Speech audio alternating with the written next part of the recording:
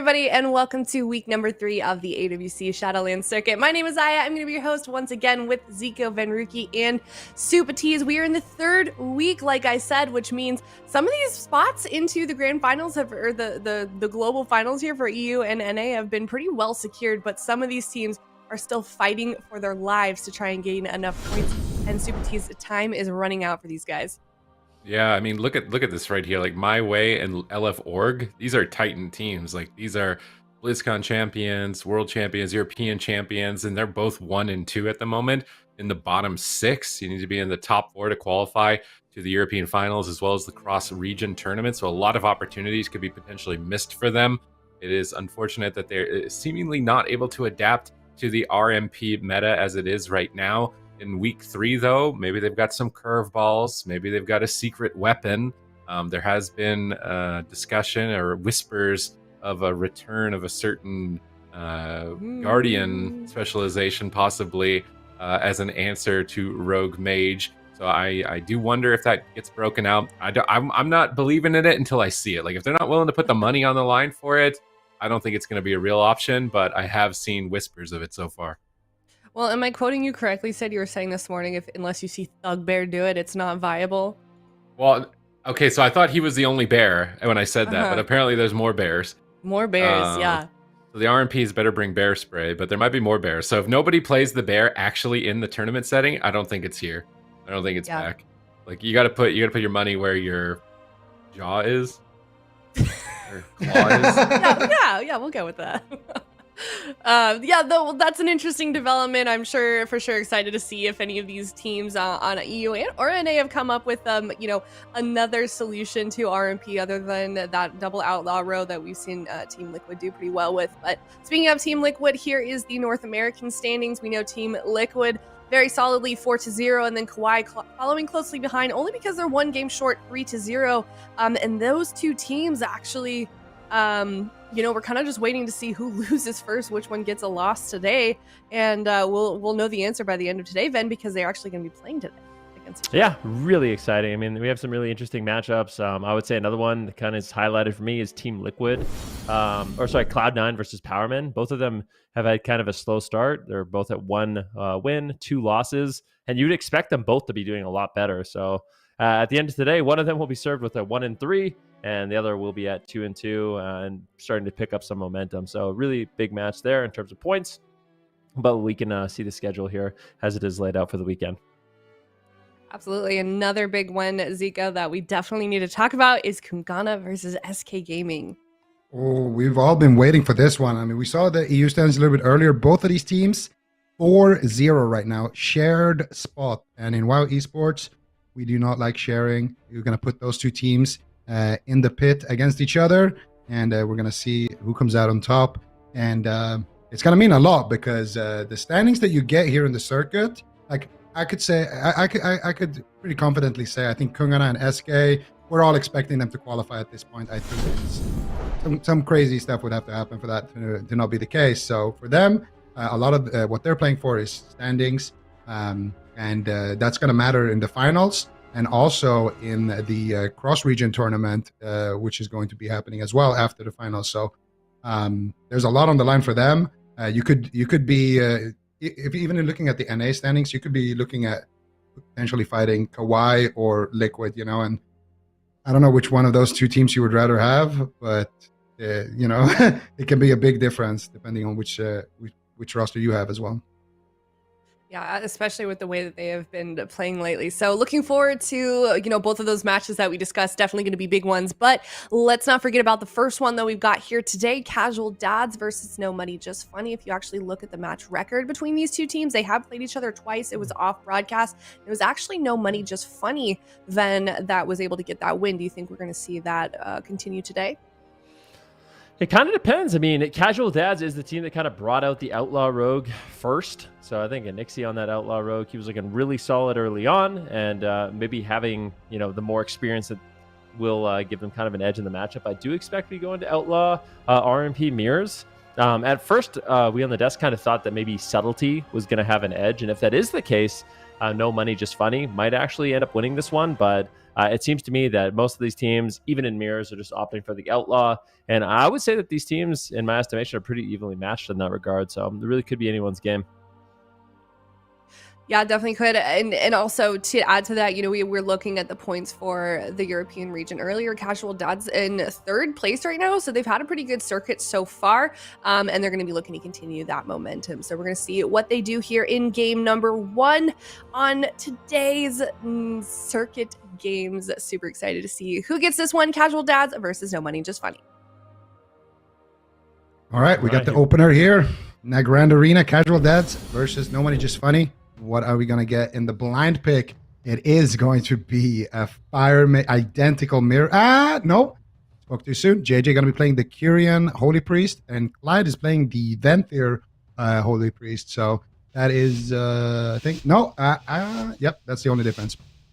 So almost an identical mirror here between these two teams, and both of these teams definitely want it. They're both on the cusp for qualifying, 3rd place and I believe 4th place. So for Casual Dads and No Money Just Funny, this one is really, really going to matter. Nixie moves in, gets the sap onto Tittery on his Invis, so he doesn't even need to resap the mage here necessarily because that Invis has been cancelled. He's going to sap the Priest, try to open up on Tittery, but Tittery gets him out with a nice Frost Nova, and now he's going for a DB Sheep. Nice counterspell from Alec. He gets the ring. They get a kidney shot onto JJ. A lot of pressure coming out from the Casual Dads here in the opener, but Tittery is deflecting pretty well so far. Full blind now onto JJ, and I think he actually used his IQD there, unless it broke to a Phoenix Flame. I'm pretty sure that was the IQD, so already a big win here for Casual Dads in the opening stages. Now, No Money Just Funny, look to pounce back. Casual Dads are surprisingly playing aggressive. I feel like their RMP style, or their style as a team from watching Alec and Nixie for years, has usually been defense and attrition, running away, running laps, and running your opponents out of stamina. But here in game number 1, they're actually the aggressors, getting on top of JJ, getting on top of Tittery. So if Casual Dads can mix in offense and defense together, they could easily level up to be one of the best rogue mages in Europe. And so far, they are showing an exemplary showcase of that as they just continue to stand on top of Tittery, blasting away fireballs, trying to push forward. I do wonder how the Covenants are going to play out here. I feel like I've been critical towards Priest running Venthyr as the only real advantage here is if you can get it on the Mage during Cauterize or on a Holy Priest swap, but I don't think Holy Priest swap with this matchup is going to be particularly on the table here. So let's see how much use Clyde can get of the Venthyr Covenant. Right now, Tittery still under way more pressure than Alec. JJ recovering with the Guardian Spirit. Clyde now going for a Mind Games. Again, this is kind of outside of his CC window, so it's not going to get too much value here unless they're trying to punish maybe on a Poly Dispel and then go for a Mind Games. But I don't think they have the type of burst damage that would be necessary to complement that. Here comes Combustion from Alec. Tittery down to half. Alter Times. Looks like they purged the Alter Time. Kidney shot on JJ. Pushing for the Cauterize. JJ blinks away. Nixie's chasing him down. Ring of Frost. Psychic Scream. Beautiful crowd control right now by the Casual Dads. Excellent offense, but still not enough. Maybe just enough. He's on 1% here. They break through the Blazing Barrier. Almost. Nixie's cheap shot away. Are they going to get the Cauterize? I cannot believe they did not get the Cauterize right there. Nice. But still momentum in Casual Dad's favor. That is so sad. If you were Casual Dads, Tittery holding on at literally 0% health. Unbelievable. But Tittery right now going to be blinking forward, looking for a polymorph, but he gets caught into a kidney shot. The will to survive will be traded out to break out of that stun, that human racial. Tittery now still just kind of, he's been doing a pretty good job trying to separate from Nixie. Nixie going to be using that Cloak of Shadows aggressive just to keep up his uptime. Both these priests playing very well also. Fading incoming crowd control. Big Fear now on Clyde, but it doesn't seem like there's much damage on Alec. Now full polymorph is going to be landing on Clyde kind of out of thin air. Nice snipe there by Tittery, but Alec doing a good job getting out of line of sight, but he gets caught into the kidney shot. Big damage incoming, but big heal connects with the Guardian Spirit. Looks like Alec will be able to hold on as Casual Dads stabilize. But the pressure is kind of unrelenting here. He does get topped off, the full blind lands, and I feel like Clyde is just getting crowd controlled after crowd controlled, and Alex is just barely holding on, but it seems like Casual Dads are going to be able to survive, not trade out the Cauterize, not trade out the Ice Block, and they can continue their push now onto Tittery. Yeah, and JJ did get some decent value there out of his Boon of the Ascended, and actually was able to generate some pressure, but Alec right now trying to get aggressive onto Tittery. They have a blind on JJ. Can they get the Sheep as well? They get a Cauterize, they get an Ice Block, they get a full Sheep. Clyde going for the Master Spell. They could maybe end the match here, and Alec going for a Ring of Frost around himself. Should be easy to secure another Sheep. They get a Sheep, triple DR here onto JJ, and JJ finally coming out of that CC chain that seemed endless. will be able to keep his mage topped up, but now caught up in a kidney shot, has to trade out the Guardian Spirit as well. So JJ has quite literally nothing to work with here, and it's not looking too good right now. They need some pressure onto Alec. They need to try to force an ice block with the CC chain. They're not able to. Clyde grips him, comes out of the CC chain, and as soon as Nixie comes out of this kidney, he's going to use his human racial there to break out of the stun, and now he's going for that CC chain potentially, and going after Tittery with combustion here onto Alec. And they get the kidney. There's the kidney onto JJ, and Tittery knows he's in massive trouble right now. Beautiful cross CC here. They get the full sheep onto JJ. They get the Chastise onto Acro as well. Ring of Frost coming in onto JJ, but Tittery with nice defensive maneuvers. He's going to cross the map and survive for now. Also still has his alter time to work with. Now Alec in a little bit of trouble, but he snipes a counterspell using that alter time here as well. Doing decent damage here. JJ now into a full blind while Clyde is counterspell. Here comes the combustion. This might be the end of the game. Now JJ with the IQD gets it back there to break out of that blind, but that was the final little bit of defense that they had remaining. That next blind for Nixie is going to be devastating unless they can even find a sheep before then. It's not looking good for No Money Just Funny. They're running out of time, but here comes the Boon of the Ascendant. Here comes the damage. Alec on fire, taking huge damage. Might have to use the ice block as well. This was the Guardian Spirit as well, but Alec will survive with those cooldowns from his priest. Still holding on to his ice block, but still pressure is slowly shifting now for No Money Just Funny, and that was exactly what they needed. This next blind from Acro could be big, and also the next blind from Nixie is going to be absolutely massive. It was a big push by JJ, getting maximum value out of the Boon of Ascended here. Who's going to be able to take out the win in game number 1? Alec on the back foot, Clyde caught and chastised. Ice block force, Master Spell from JJ. They're going for the win right now. Clyde trying to get some flash shows behind the pillar. Tittery rolling up on the right side. He's dodging on the left. Acro is chasing him down, looking to connect the kidney shot. Alec pre-Aegises, trying to blast down to veer off the offensive course, trying to blink back to the pillar, but gets kidney shot by Acro. Acro cutting him down. Clyde grips Alec back to the pillar. They blind JJ. They need to go for the win here onto Tittery. Can they connect the damage that they need? Ring of Frost out of blind. Tittery's on the run, escaping Nixie for now. Nixie still chasing him down. Acro reconnects to peel him away with a cheap shot. Alec into a kidney shot, and they have survived the blind crowd control. Now Acro, where is his crowd control going to be going? Clyde Holy Wards. They're going to need to remove that as soon as possible. They go for a kidney shot onto JJ, and they get a sheep out of it. Alec blasting out the combustion. Massive damage from the casual dads. Tittery blinks behind the pillar, trying to line the combustion of Alec, but Alec gets there. He's connecting pyro after pyro. JJ trying to power through with Apotheosis. Is it going to be enough? They grip Tittery. They're trying to stabilize here, but there's no Serenity charge. He has to cast Flash Heal after Flash Heal, managing to hold Tittery alive and keep the ship going. Ice block is coming up in 36 seconds for Tittery. Can he manage to stay alive? 33 more seconds to that powerful cooldown. They're actually getting offensive. Boon of Ascended, massive damage on Alec. It could win the game as he is getting sniped by JJ. He ducks for cover behind the pillar. More Ascendant blast incoming. Alec blinks back to midfield. JJ gets feared. Alec is trying to get a Ring of Frost out of the Psychic Scream. Is he going to get it? No, he misses it just by an inch. JJ now going for symbols, gets counterspelled. Alec blinks out of the stun. Tittery is now low. That counterspell could win the game. 10 seconds away from a block. 9 seconds away from a block for Tittery as he alter times back. Beautiful alter time. Dragon's Breast Clyde on his way behind the pillar, stalling for 3 more seconds. He will have that safety net of an ice block, although it may be ripped out very soon. I mean, that was such a close call. If Alec had landed that Ring of Frost, that might have been the end of the game. But now Tittery actually has bought enough time for his ice block, and it is Alec on the back foot. No cauterize, no ice block. Tittery still just trying to maneuver away a full kitty shot on GG. Nicely done there by Tittery, in a nice position to get the Dragon's Breath on Nixie to slow him down. A defensive Ring of Frost, just using this pillar, forcing Alec to kind of push in. But Alec has a combustion, and Tittery with no cauterize is definitely going to be a little bit fearful in this situation. He's got the immunity, but he's going to have to trade it out. Clyde with no mana, though, is just really struggling to keep the aggressive Alec alive, and he's forced to actually pull back. Acro just really ripping in right now. Full kidney shot lands, and this could easily be the end of the game. Chastise right now on Nixie, or on Acro, just to slow him down a little bit. Casual Dads doing everything they can to survive, but I don't know if Alec has enough time. Clyde somehow, some way, with his Apotheosis is keeping Alec up, and Alec is still just pushing towards Tittery, even though he's got no ice block. Tittery just wants to remain aggressive in the match. Big damage incoming. GG right now going to grip Tittery across the map. He ice blocks. I'm a bit curious on that one. I don't know if he necessarily had to. Maybe just wanted to save some mana. But now, in terms of immunities, if Alec can hold on just another 20 seconds, he's going to have that ice block, and that puts Casual Dads in a really good position. They just have to buy a little bit more time. Yep, if they can do it. Titari actually looks like he needs more time, taking massive hits right now. Can he get something onto JJ? Titari dropping super low here. JJ going aggressive here for a fear. Manages to top him up there with that Guardian Spirit. Alec will have his Ice Block coming up in exactly 3 seconds here. He will have enough time to press that if he needs to. They get a sheep onto Clyde, and actually big damage onto Alec. The boon of the Ascendant comes out there from JJ, and Alec will have to Ice Block there.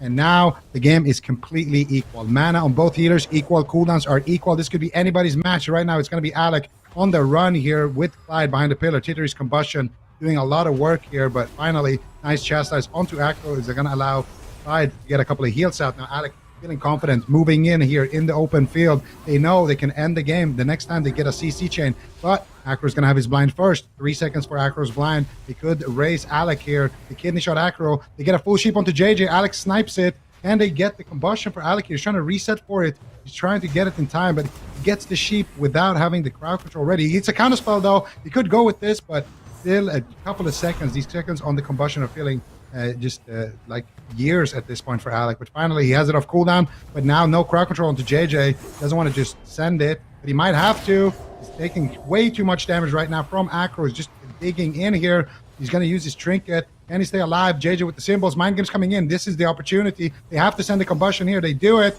Counterspell onto Tittery. Big damage coming in. Do they have any crowd control onto JJ? It doesn't look like it, but Alec super low on HP, just trying to stay alive with sheer aggression. Tittery will deflect that combustion though with the help of JJ's Guardian Spirit, and Tittery will survive another go right there. And now Alec with nothing, Clyde with nothing. I don't know how he's going to survive, but they're going to need to make something happen here. Otherwise, this game is going to no money, just funny.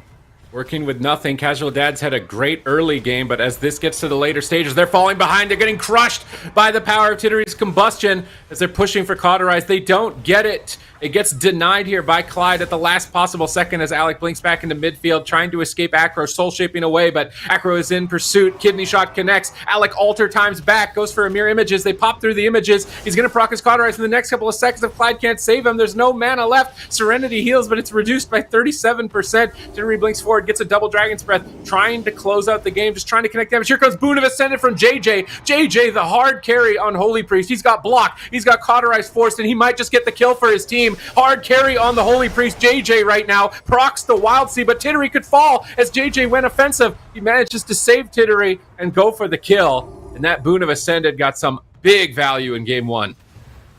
Yeah, the Boon of the Ascended looks absolutely insane. It's getting cauterized, like you mentioned. It's getting ice blocked, and it ultimately wins the game. Just that huge hit of damage, especially later on in dampening or during like a full blind sap on the healer.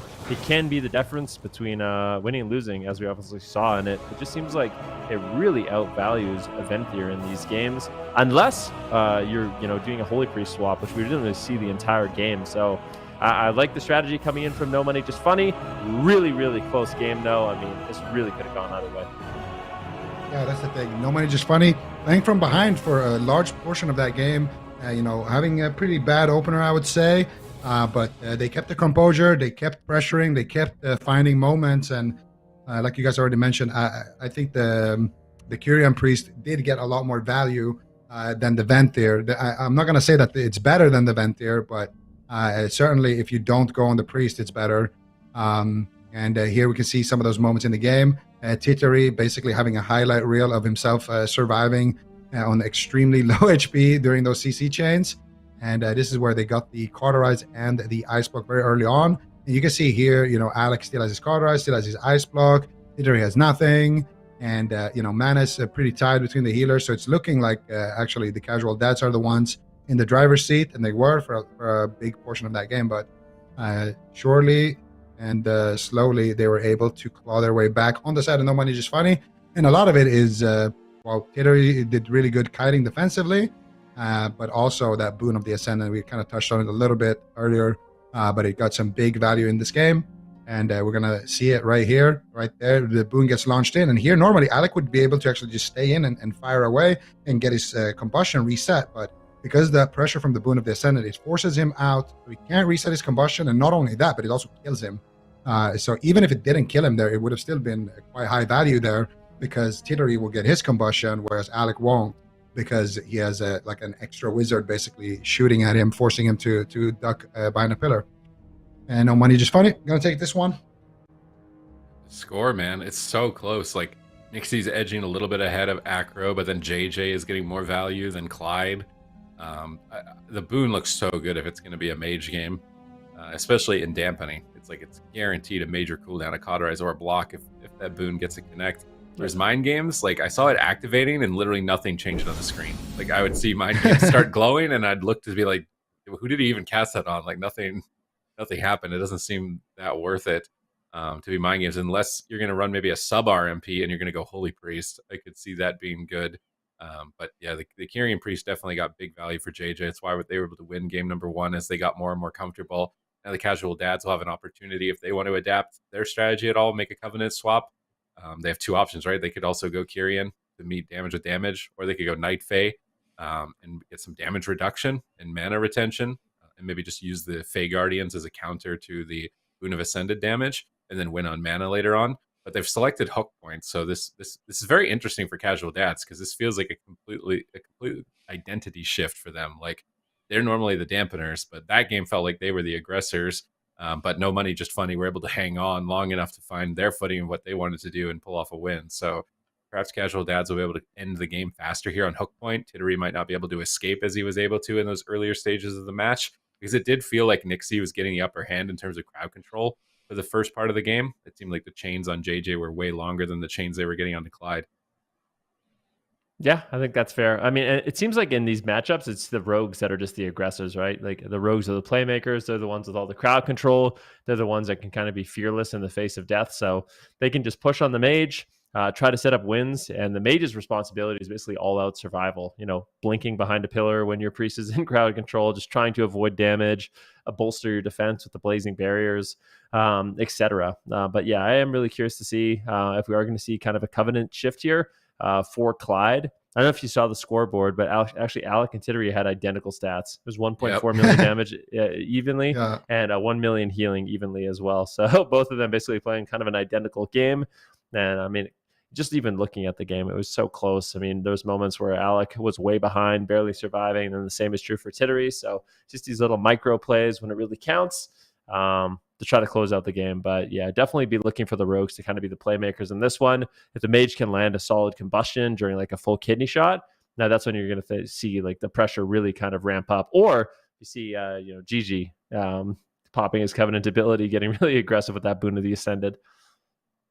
Yeah, and that's the thing. If casual dads are going to play the Boon of the Ascendant, I think they can just do what they did on that last game, and we'll see what happens. But I think if they do play the Ventir, if they get the quantum device like that basically instantly, you got a Holy Priest. He's probably not playing the legendary to Raz. He's not wearing the set bonus for his trinkets. I would like to see a swap there. Like you have Ventir, you have everything that you need to set that up. So just wait for another blind even and then blind into a swap. I think that's very underrated since it's a 3-minute cooldown on that IQD. You have a lot of options actually to set that up, give your mage a lot of time to get crowd control and put himself in a situation where he can actually do damage. So that's what I want to see if they stick with the Ventir. But to be honest, I feel like we said the same thing about, I think it was Whaler playing it on NA, Ventir, and it just hasn't looked that good in mirrors, to be honest. Just hasn't looked that good. I think Night Fae and Kyrian both just seem better in these situations where you just want to go for those all-ins. We'll see what they decide here on hook point. We'll see what they can do. I feel like there's big implications for this series right now. Like Casual Dad's match record is 2-1. They're in 3rd place. So they could solidify their 3rd place because every other team has only won 1 series. So this is like where Casual Dads can really start building a gap. They cannot afford to lose this series if they want to maintain that advantage, because otherwise it's just, there's this, what is it, 1, 2, 3, 4, like 5 teams will just be at each other's throats trying to break their ties to be able to get into 3rd and 4th. So right now, Casual Dads really need this series, and I think Clyde has assessed the value of the Boon of Ascendant by making his swap over to the Kyrian Covenant on that Holy Priest as well. So when Boon meets Boon, we're going to have to wait and see what happens. Well, I mean, like you said, I mean, it just forced out so many cooldowns. If your mage is out of the game, if Tittery is playing super defensive, he's behind the pillar, and GG's feeling confident, he can literally just use his Boon and be like the 2nd DPS for the team, or in some cases the 3rd DPS. So I think both the space going to be looking to do that. Nixie getting the game started very early on with a kidney shot on GG. It was a blind as well on Clyde. Full blind now on GG. Let's see where the damage is. Look at these mages just trying to line of sight each other as much as possible, trying to just hide. Alec and Clyde, though, in hot pursuit. Tittery, how much longer can he survive? There's a full sap on GG. They get the cauterize. It would be a disaster if the ice block is traded out this early on, but on the small map, it seems a little bit more difficult for Tittery to actually escape. Another kidney shot here on GG. Nixie, the playmaker. Can they get the ice block? There's no follow-up crowd control, unfortunately. It's a really close call. Clyde right now with his boon chunking down Tittery, trying to put out as much pressure as possible. Alec going to shut down the boon of the Ascended by GG, but he finally gets it off. Now Alec on the run. Both these teams want to force out those initial mage cooldowns. Oh, Alec, he needs to be very careful here. He's on 1 HP, but catches the Guardian Spirit. It's a big heal there from Clyde, and now feeling confident to get aggressive here. Tittery, how are you going to survive? That is a question. Full kick onto him. Counterspell onto Alec. Ring of Fire coming out. Kidney shot onto JJ. Here's the setup. Clyde keeping Alec topped. Here's the Holy Fire. Here's the damage. Do you have any follow-up, though, onto JJ? It does not appear to be the case. Clyde now in a full blind. Alec with the alter time, ducking around the corner, trying to dodge the dispels from JJ and Tittery. And I do believe he's successfully done that, and he's just rebuffing himself. He's stuck in a kidney shot, though. They could dispel it in there. I think he actually did get a dispel on that alter time, but Alec with full HP is going to be completely fine. Defensive blind coming out from Nixie, and Tittery's going to do a nice alter time right there, but he will go into line of sight of Clyde as well as Alec, so he's going to take some damage right now. Clyde in the back line here as well, just trying to keep Alec at 100% HP here and not allowing him to fall. And there it is, full counterspell snuck in onto JJ. Tittery is feeling the burn right now from this combustion, and he will have to respect it with that ice block. And Alec actually faking out the premonition here, looking for a sheep potentially onto JJ. And Nix is going to have his blind in about 30 seconds. So much like in game number 1, Casual Dads here running away with a lead early on. Now the question is, can they maintain that and actually close out the match? Yeah, winning the match is easier said than done, right? That last game was upwards of like close to 13 minutes. This one's only 2.5 minutes in, and they're maybe one setup away from winning the game. So can they get clean execution? Here they go. Chastise onto JJ. They can't get the follow-up. Now Tittery turns it around, popping Combustion with a blind and a Nixie. Polly on the Clyde. Alec on the run with massive absorptions for this Combustion. Line of sighting it here at the fence line with Acro at his heels, but Clyde's in a good position to pick him up. They've survived that Combustion of Tittery. That threat is now gone. It's time to get aggressive. Time to connect Clyde's Boon of Ascended. He could be the hard carry here in game number 2 for his team. Here's the blind onto JJ. Nixie chasing down Tittery, connecting with the grappling hook. Clyde in position, gets Dragon's Breath. Tittery knows he's a threat, tries to sheep him, gets gouged on it. Here comes the Boon of Ascended. Clyde is going for the win with 1 second left on the Ring of Frost. They need to get another sheep. They're not going for it. They're just going for damage. Can they take Tittery down with nothing but damage in this position? They're going for it. They proc the Wild Seed. Unbelievable damage, unprecedented damage from Casual Dads in game 2. And they are just shaking off that game 1 defeat. This was a quick win for them.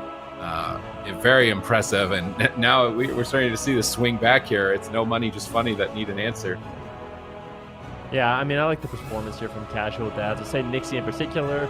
I would just say his crowd control chains were a little bit more precise, and his team was able to connect during those burst moments a little bit better, and that's what kind of put them ahead in this one. But yeah, very decisive victory, shaking off that game number 1 loss. See right now, Tittery under heavy pressure. He's got the cauterize and ice blocks. There's only 30 seconds in the game, but get the full sap on GG out of the blind. That was out of a kidney shot, so these extended chains really matter, and Tittery was kind of just on the back foot for a majority of this game. Cauterize out of the way. They make quick work of the ice block as well. And now just 3 minutes into the match, you can see a full Ring of Frost here on GG. Tittery kind of getting blasted down. And honestly, Acro did a pretty good job here. He goes for a kidney shot on Clyde, a gouge on Alec, a kidney shot on Alec, doing everything he can to peel, but it was just not enough. The damage was overwhelming. Despite Acro's best efforts, Tittery does end up falling here. Yep, and at the end right there, that was the Boon of the Ascendant coming in for Clyde, doing some big work right there. And maybe that was just a missing kind of piece to the puzzle for them. But it could also be because of the map. Maybe Tittery is just, a better player on those large maps. Because in this game, it felt like I kind of mentioned, Nixie just had his way. He got to do whatever he wanted. He got good uptime. He got good crowd control chains. And maybe that's because of the map. We'll see what they decide to pick. But it is a mirror. I mean, technically, they could do the same thing. They could have Acro do the exact same thing and just meet kind of aggression with aggression. When it comes to these mirrors, we don't usually say that map is a big factor, but it it can favor some teams, and some play styles for some teams. If you have a really aggressive team, they might prefer to play on those smaller maps because that's when they can actually execute their plan. And for Tittery here, it didn't look like he actually was able to do anything in terms of like surviving. I kind of think Acro is going to try sub for a game because I feel like Nixie can't, or at least Casual Dads can't. And if sub RMP can work for them, then it'll be hard for them to have an answer for it. Although we've yet to see 100% confirmation as to whether or not sub, is better than outlaw. I feel like that could be the wild factor for Acro. That's like where his strength could be for his team, is to play subtlety instead of outlaw, and give it a try for one game and just get the 3-2-1 setups, go for 100 KOs.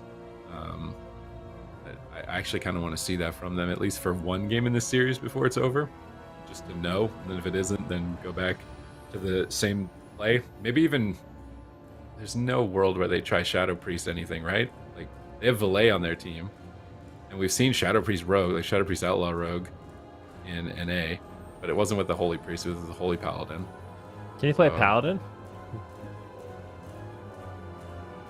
It's possible. Judging by Zika's face, probably not. I mean, at this point, maybe. They're 1-1 in RMP mirrors too. Like, do we really think they're either team? I don't know. That first win, like, I feel like Casual Dads could have won that game if they were Kyrian in game 1. They would have killed No Money Just Funny in under 5 minutes, the same way they just did on Hook Point. Okay. I don't know.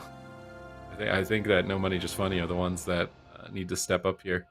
I guarantee you that No Money Just Funny isn't thinking that. They're not like, you're not thinking, oh man, if they were, Kieran, we would have definitely lost in game number 1. No, they're thinking, all right, that was a bad game. We beat them game number 1. Let's just go back to, this is how people think. Like, let's just go back to what we did in game number 1. What was that? All right, ready, break. So they're gonna figure it out, whatever it is. But it does seem to me that Casual Dads, for the most part, it seems like they have more of a control on the match. Especially in the game number 2, that was really one-sided. Game number 1, it even felt like for the most part Casual Dads was ahead. Tittery kind of just like barely held on. This is kind of awkward thing that happens in mage versus mage games, where the mage that ice blocks first, so like sometimes what happens is the mage will ice block really, really quick, and you'll cauterize really, really quick, and then you kind of just like barely hold on, and maybe like 3 minutes later they get the ice block from Alec. But that actually puts him in a position where Tittery gets his second ice block way faster. I think that's kind of what happened. Like, Tittery's cooldowns just rotated back up before dampening really got too deep, and that's what ended up taking Alec down. So, yeah, Casual Dads' early pressure in game number 1 ended up hurting them a little bit. They weren't able to really seal the deal, but a lot of that, I think, comes down to the fact that they weren't playing that Kyrian, and that added damage seems to really help with these priests. Yeah, I think so too. And it's kind of like what you're talking about there. I feel like in the RMP mirrors, it can definitely be bad to force that first block sometimes. If you can't capitalize, obviously, if you can capitalize on it, great, you're gonna win the game. But if you can't, it can definitely come back. And I think that's one good thing that we're seeing here as well from No Money Just Funny. They're not afraid to pick out those larger maps and kind of play a little bit more to their style. It's kind of what I anticipated after seeing how crushed they got on Hook Point. And I think it's going to come down to maybe No Money Just Funny. They want to probably play on the large maps and kite around and try to like win a late game. Whereas Casual Dads, they just want to go in and kind of just try to land a CC, outplay, and have the damage to back it up. We'll see which style is better in these mirrors. As we are 1-1, this is No Money Just Funny's map selection. And we'll see. Ooh, both rogues there. Almost, I think Nixie saw Acro because he just did a U-turn right there. Definitely think they saw each other there for just a second. Both rogues hooking in and then immediately kind of running back. I'm going to see what they decide to do. Both mages right now in this. And we're going to see Tittery get combat there from Clyde. And Alex actually still in Invis here, but he's going to come out now as well. Get combat. Nixie gets disarmed. Acro gets disarmed. And now both rogues are going to look to build up some roll the bones, some slice and dice, and send that first CC chain. Let's see who gets it first. Tittery gets counterspelled. Alec popping the combustion immediately. They don't have any crowd control on the JJ though. Nice fade there by JJ, knowing that there's a kidney shot most likely coming there, allowing him to get a couple of heals off before the kidney shot into blind happens. JJ now used his quantum device. Honestly, I would love to see it if they just swap to JJ here, because he doesn't have the 2-set bonus as well. The next blind, maybe throw it onto JJ and actually just go for a a big setup out of that with combustion. But we'll see what they do. Right now, Alec was in a little bit of trouble while Clyde was sitting through a long CC chain. And it's got... Ooh, Tittery, though, taking huge damage once again. JJ in a counterspell. That will be the cauterize of Tittery here. So Alec was the one there kiting while Clyde was sitting in a blind sap. And Alec is the one who turns that situation around with a counterspell and gets their first major objective there. Really nice play from him and from the rest of Casual Dads. And now they have an opening in the mage race, but they also have an opening to potentially just clean out the game on the priest. Counterspell again on JJ. Tittery with the combustion here, looking to get aggressive, but Alec ducks around the corner, and he will try to avoid that boon of the Ascended for JJ. He knows there's two wizards trying to kill him, and right now he will try to survive, and he gets a nice sheep onto JJ, chastise onto Acro. Big damage here for Tittery. This could be the ice block. He doesn't have the cauterize. Nice alter time from Tittery. Still dropping quite low here. Alec with the combustion gets gouged. Nixie gets blinded. Acro MVP saves here, but it will put them one blind kind of behind now, so still not the worst situation to be in if you are Casual Dads as they continue to build up on their lead. Yeah, Acro is forced to play defensive here, and I'm not sure if that's going to be advantageous unless they can stay alive for a 13-minute game. And being down cauterize already, not even 2 minutes into the game, and very close to getting ice block a couple times. I'm not sure if they can stay alive that long with this defensive play style. Alec is moving forward, gets a Ring of Frost, pushing for the ice block. Clyde is moving in, massive damage incoming. Tittery line of sighting, Nixie chasing him down. He Dragon's Breaths him away for a moment. Is it going to be enough? Frost Nova breaks out, reconnect onto Tittery. JJ's out of crowd control, trying to power through, but only has one charge of Serenity. Blasts through that to try and stabilize. Nixie's trying to cut through it. Alec in a kidney shot, off kidneys, Acro on the kidney. Tittery gets gouged on Ring of Frost, denying the crowd control for now as Nixie waits to dismantle Acro out of that kidney shot, making sure that he can't evasion it. Good idea to chain those crowd control abilities one after the other. Tittery down to half health once again. Combustion coming up for Alec. This could be the cooldown to either win the game or force this ice block. And then Boon of Ascended is coming up for Clyde in 45 seconds, which could line up for the win. Here comes the combustion. They really need to get a block here on Tittery. Are they going to get the ice block full blind on a JJ? I feel like there's no way he's not going to block here. Blazing Barrier goes up. He Dragon's Breath defensively. He's trying to polymorph. They kidney shot Alec. Alec breaks out. They manage to connect the Guardian Spirit on the Tittery. And Tittery has managed to stall long enough to get that cooldown. Nixie's trying to force the block, but JJ gets a massive heal. I think Tittery should be recovering. Now Clyde in a blind. Good opportunity for No Money Just Funny to try and even the cooldowns now. Polymorph onto Clyde. Can they get cauterized from Alec here? Down to half with 2 seconds left on the polymorph. Clyde coming out in 1 second.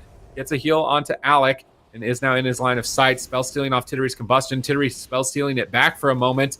Now trying to take him out. Who ended up with the combustion? Looks like Alec did, but he's stunned up. Not able to capitalize too much. Nixie gets dismantled. Not able to finish Tittery here. Force the block. Can Alex solo force the block? Doesn't look like it. JJ stabilizes, pulling around the corner. No Money Just Funny. Behind on cooldowns, behind on mana at this point. Casual Dads are establishing their lead. Yeah, I mean, they definitely are. Alec had really good position there, and Tittery kind of wasted that combustion. Alec was like one step beside the pillar, and as soon as the combustion got popped, Alec just line of sighted him, and basically Tittery got zero value. Big Boon of the Ascended here by Clyde. They're trying to just push him over with damage. There's no crowd control on Clyde whatsoever right now, or on the GG as whatsoever. So Tittery ultimately will hold on. That was a big push of damage by Casual Dads. They committed quite a lot, but with no crowd control, it just kind of seems like that was wasted. So not sure if I'm the biggest fan of what the Casual Dads just did, but at least they burned through some of the mana. There is a slight mana lead here for Casual Dads. GG right now does have his Boon of the Ascended. Might be an opportunity for them to get aggressive here onto Alec. Let's see if they can do it. GG, he's got it. He's pushing forward. There's a full blind on Clyde. Alec right now just line of sighting, using his will to survive the double Dragon's Breath, and will blink away to safety. Boon of the Ascended is traded out. Alec across the map. Who are they going to go after? Looks like GG will be into a blind. Nixie just going to throw that out kind of both defensively and offensively to protect Alec during that big cooldown push. I'd say both these teams right now playing very well around that boon, just trying to avoid the damage and really limiting what these priests have been able to do in game number 3. Yeah, definitely good stuff so far. Tittery gonna have his cauterize coming back up in about 38 seconds. Alec ducking away from that combustion of Tittery. I don't like that Alec hesitated on that last combustion. He hit a counterspell onto JJ, and he got scared from the boon, and he didn't send his combustion. And then at the end of the lockout, he sent it, but at that point, it's just too late. Either save it at that point or just send it right away. I think he actually would win that trade, but either way, they're still getting some good pressure here, forcing out the Guardian Spirit onto Tittery.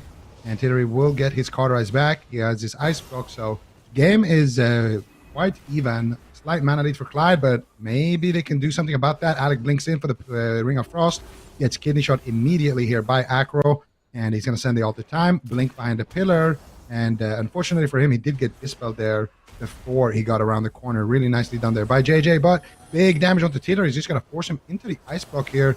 JJ in a full blind now. This is potentially match point here, or game point, I guess. Can they get any follow-up is the question. JJ will come out of that crowd control there, but that was a scary situation. Clyde was hunting him down. Full Kidney Shot onto JJ, full Kidney Shot onto Clyde. Alec goes for the sheep. Can he get it? It looks like he's not going to get it. Clyde actually will be put into a sheep.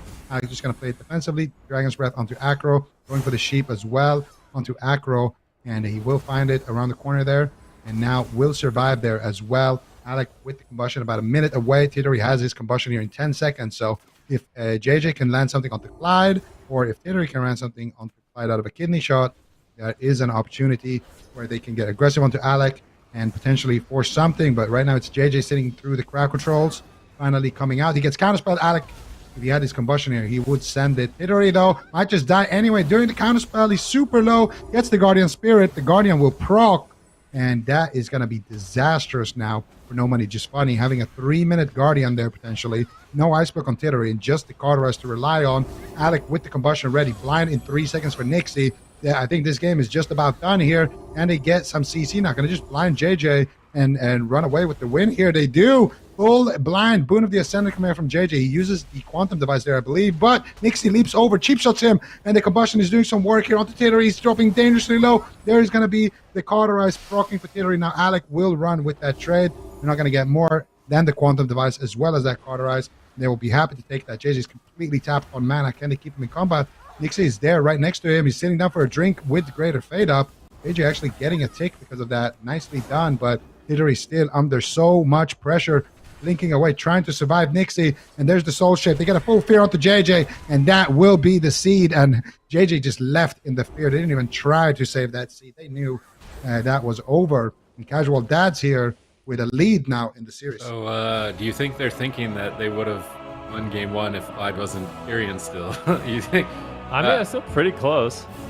I really don't. I don't think so. I feel like Casual Dads are going to take this if we don't see like a major shift, whether it be a spec or a strategy here from No Money Just Funny, because their chains are just better. Like, they're getting more CC out, they're getting more damage out. It's just more value overall in the exchange in the mirror right now from their team, and you can see that from like the very beginning of the game, getting these major cooldowns like Cauterize right off the bat, and then continuing their aggression, still able to stay on top of Tittery without trading out too much defensiveness on their side. Like here, they get Cauterize a minute into the game. Like these types of matchups we've seen sometimes go upwards of 10 to 15 minutes. So getting powerful cooldowns like that, and still in this position when the cooldowns evened out, managing just to net the block. Boon of Ascendant from Clyde, big value on that ice block.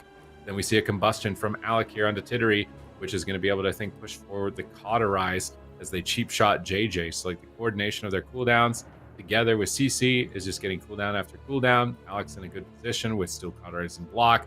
Clyde has a slight mana advantage, and like this is the drink JJ got, which is like, okay, he gets like an extra little bit of mana, but you're playing with no ice block and you're playing with no Cauterize, and you haven't gotten them all game. They even get it in the last game. I feel like it's been 2 games since they got Cauterize from Alec, if I'm not mistaken. So it seems like there needs to be a shift at this point. And when we look at the scoreboard, they're just getting ahead on all fronts. Nixie's ahead on damage, Alec is ahead on damage, Clyde is ahead on damage. So something needs to step up here for No Money Just Funny, or they need to make a change.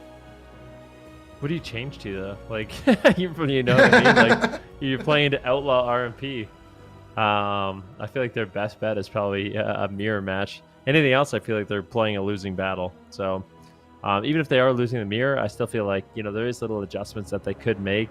Potentially, we see a Shadow Priest brought in, but I think it has to be paired with the Paladin to have any kind of chance. And I just don't know if he does play that Paladin. So yeah, it's going to be interesting to see what they do for game number 4. But I would say the Casual Dads right now, they're kind of establishing a clear lead. The last game, the scoreboard kind of tells the tale of the match, and the fact that Alec really didn't have to use any defensive cooldowns. Yeah, No Money Just Funny is going to have to step it up in a big way if they want to win this one. Yeah, absolutely. I think Casual Dads are just getting a little bit more comfortable in the matchup. Game number one, they were Ventir and they had a good start, but they weren't able to find that like big snowball. Whereas in the last two games, they've been able to do just that. We're not going to see any changes, at least not here in terms of classes or specs. Both teams are going to be sticking with it. And I'm just going to go on a limb here and say I think Outlaw is just the best in Mirror. I think from what it looks like, all of these rogues, there's so many rogues that are really bad, worst on sub, and they're not picking it because I'm guessing they like to have the off kidney shots. They like to have gouge. They like to have insta long range blind with the really low CD.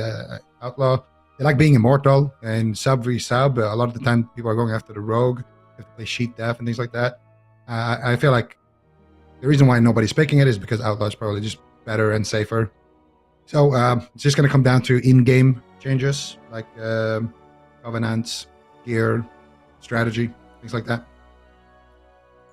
What is it specifically, though? It just feels like Nixie is able to get CC and still attack Tittery, whereas Acro is focusing all of his CC on Nixie, which I think last week was the strategy that we kind of all liked. It was like, just CC the rogue, just peel for the mage, just enable the mage more and win in dampening, right? But now Casual Dads aren't doing that. They're playing aggressive. Most of their CCs going into JJ, occasionally kidney shotting Acro, but it feels like a lot more kidney shots are going into Nixie on their side, and that's like one of the major differences. So is it better to play offensive? It seems like it is in this series so far, or is it better to try and play for dampening? I think if you're gonna do this, it's also important to think about the execution, because you can't be like, if your strategy is to just CC the rogue and win on like mana and dampen them, you have to throw every blind on the rogue, every sap on the rogue, every kidney on the rogue. But we're seeing kind of like some of them are going to Clyde, some of them are going on Nixie. Like if Nixie is having a really good go offensively, like that one time during last game, we saw, okay, he blinded Nixie, he gouged Alec, he peeled the setup, but then he was still trying to set up offensively on the priest sometimes. So I think if your strategy is to dampen, just go all out dampening. Don't even care about, even if there's no danger, just blind to do it. You know, if it's off CD, just send it. If that's your game plan, because otherwise you're playing a worse version of the style that Casual Dads is playing. All right, let's see, offense versus defense. What's going to be the deciding factor here as Casual Dads look to secure their third place position, or at least a massive advantage over everybody else in the region? This would be a big win for them. Alec and Nixie coming together, BlizzCon champions. Can they close it out? They pop Combustion immediately onto Tittery here. Kidney shot on JJ. They're racing him down on match point. They're unafraid to play aggressive here. And they have that advantage. They have that wiggle room to play with. Now a kidney shot onto Alec. Acro trying to set up some damage. He gets peeled away on it, though, by Nixie. Unable to connect. Nixie going to get dismantled. It overlapped with the Guardian Spirit onto Tittery, though, in this position. Maybe that could also be the deciding factor, is overlapping CC with defensive cooldowns. If the rogue can't attack, what's the point of mitigating damage? Clyde going in with a Boon of Ascended. Massive damage onto Tittery here. Pushing for the Cauterize. And once again at the 1 minute mark, are they going to get it? Kidney shot. They get it. They get the block as well. Master Spell. Coming in from Clyde on match point. This could be it for Tittery. Dragon's Breath on JJ. I think he IQ'd a Dragon's Breath. He's caught into another Polymorph now. They're racing down Tittery. It's match point. He cannot afford to go down here. He blinks, gets the Blazing Barrier, trying to stabilize. Apotheosis from JJ. And they managed to hold it together. But man, the offense of Casual Dads is blowing no money, just funny away. Yeah, I mean, it's really clean crowd control, and also all three of them are connecting with damage right when they need it. Alec, though, pressured away right now. Let's see if they can force out the Cauterize or the Ice Block. They haven't been able to in what seems like many games. So Tittery right now, once again, going to be on the back foot. He's got the Alta Time. He trades out his Will to Survive, and now has nothing. So there's no human racial to break out of stuns. There's no Ice Block. There's no Cauterize. GG's playing Relentless. He has no IQD. One good setup chain, but at the same time, they do get the Cauterize of Alex. So a bit of a good push here. Buy no money, just funny. If they can even it up with an Ice Block, they could actually end up tying up this series. But I would still say Casual Dad in kind of a commanding lead. The full blind on Clyde. Kitty shot on Alec. He blinks out of that one. No problem whatsoever. Going to be bolstering his defense. This is the Combustion as well. Big damage here on Tittery as they're looking to make a push.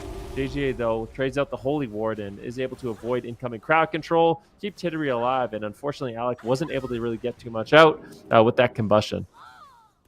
Yeah, and now we're going to see Alec going for a Ring of Frost into JJ. JJ going to use the Premonition there, and Alec will fake it. Kidney shot onto Clyde. Acro looking to set up aggressively here. Sheep on the Nixie. Tittery is going to swap it to Clyde. This is a really nice setup from Tittery and Acro. Alec in a lot of trouble. We'll have to use the ice block. JJ is there with the massive spell. Boon of the Ascendant is there as well. Back it up with the damage. Blind onto JJ.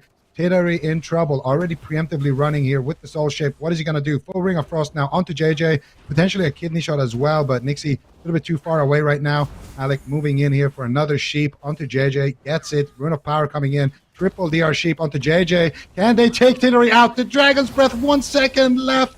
And JJ will connect a massive Guardian Spirit Serenity heal there. And that was so close to be the end of the match, but they keep their cool. Tittery with some good kiting there is able to stay alive barely. Now full blind onto Clyde. Clyde going to use the IQD on that one. Does not want to fall too far behind. Alec blinks the fear there. Nicely done by him. Tittery now using that shifting power. Nix is going to gouge it. JJ is there, and Nix has combo points for a kidney. They could set up with a kidney. Get Sheep. They dispel it. And Nix is looking for it here potentially. Can they get it? Ruin of the Ascendant. Counterspell secured. Big damage. Where's the CC though onto JJ? You can't find anything. Kick onto JJ. Beautifully done there by Nixie. Running in with the disarm. And that is it. The seed has been cracked. And no money, just funny. Unfortunately, will walk away with a loss here. Casual Dads solidifying their position in that top 3. That was such an insane series by Casual Dads, because I feel like my main criticism for them throughout the cup stage to the circuit was, why aren't they playing Rogue Mage? Like, they're playing Rogue Lock all the time. Alec and Nixie are never playing. Like, do they just never practice Rogue Mage? Are they just bad at it? Like, what's going on? Why aren't they playing, like, what is considered the best comp in the game here? And in this series in particular, they really stepped up as a team. Like, they weren't just playing the try and run away strategy and just stay alive. Like, they're getting in their face and playing defensive. Like, the coordination from this team, they really leveled up for me in terms of like power rankings. They could be a team to make this not just kind of a 2-horse race that we see between SK Gaming and KUNGARNA. This is very impressive from them, despite going into the competition, you know, from the casual standpoint. They had a great performance. I mean, Acro and Tittery have been playing Rogue Mage for a long time. Like, this is a phenomenal roster. They had a really good game 1 with that win, and here in game 4, they managed to get the cooldowns that they weren't able to get. They came very close, but just came up short in the final seconds of this game. But yeah, I think KUNGARNA and SK Gaming could have some challenge here from Casual Dads, and you'd love to see that.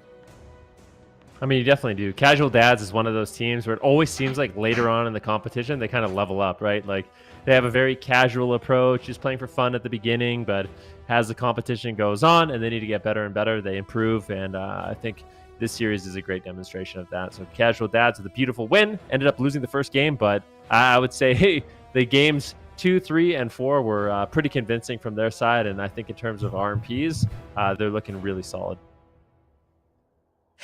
Yeah, and if that was them playing casual and now they've, you know, they were able to step it up in that match, like, I wonder what the future for them means. They've got 3 more matches left in the circuit in its entirety, and I wonder if they take that momentum that they just got from that win and just keep it going, because they're already in 3rd place.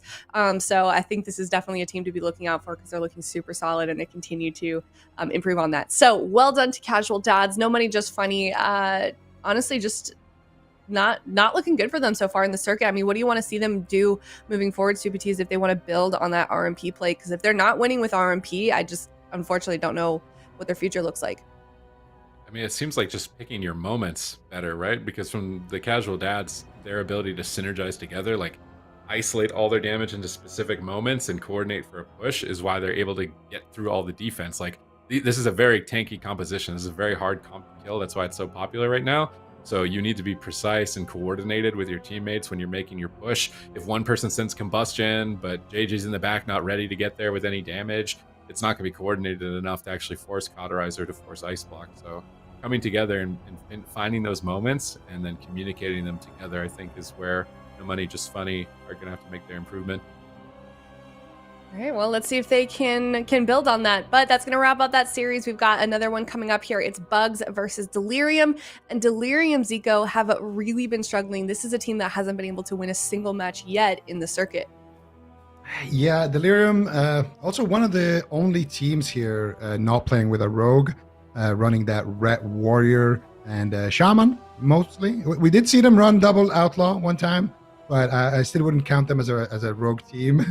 Bugs, however, they've actually been Bugs, the only team to pick off a map, I think, against KUNGARNA, first of all.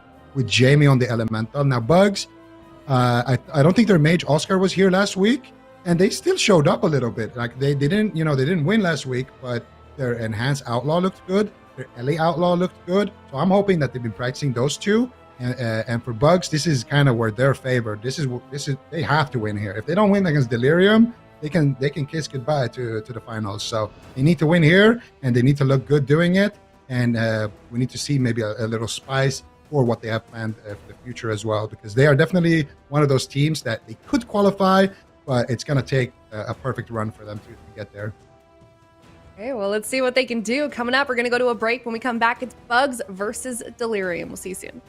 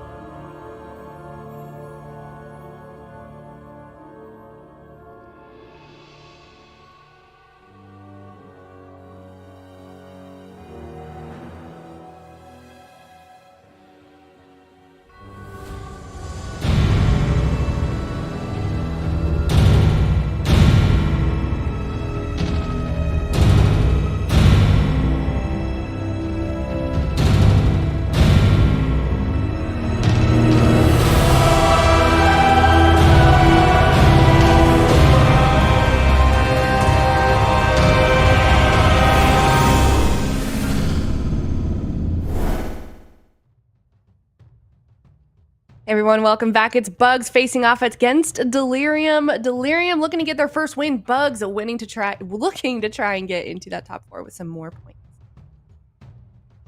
All right. Well, it is going to be Bugs with the Rogue Mage Priest bringing to the Outlaw. And Delirium has kind of struggled. You know, the Ret Warrior, it's a composition you see a lot on ladder.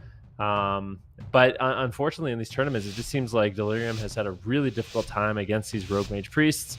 But we'll see. Maybe they have like some sort of adaptation. Punter going to be playing the Holy Priest in this game.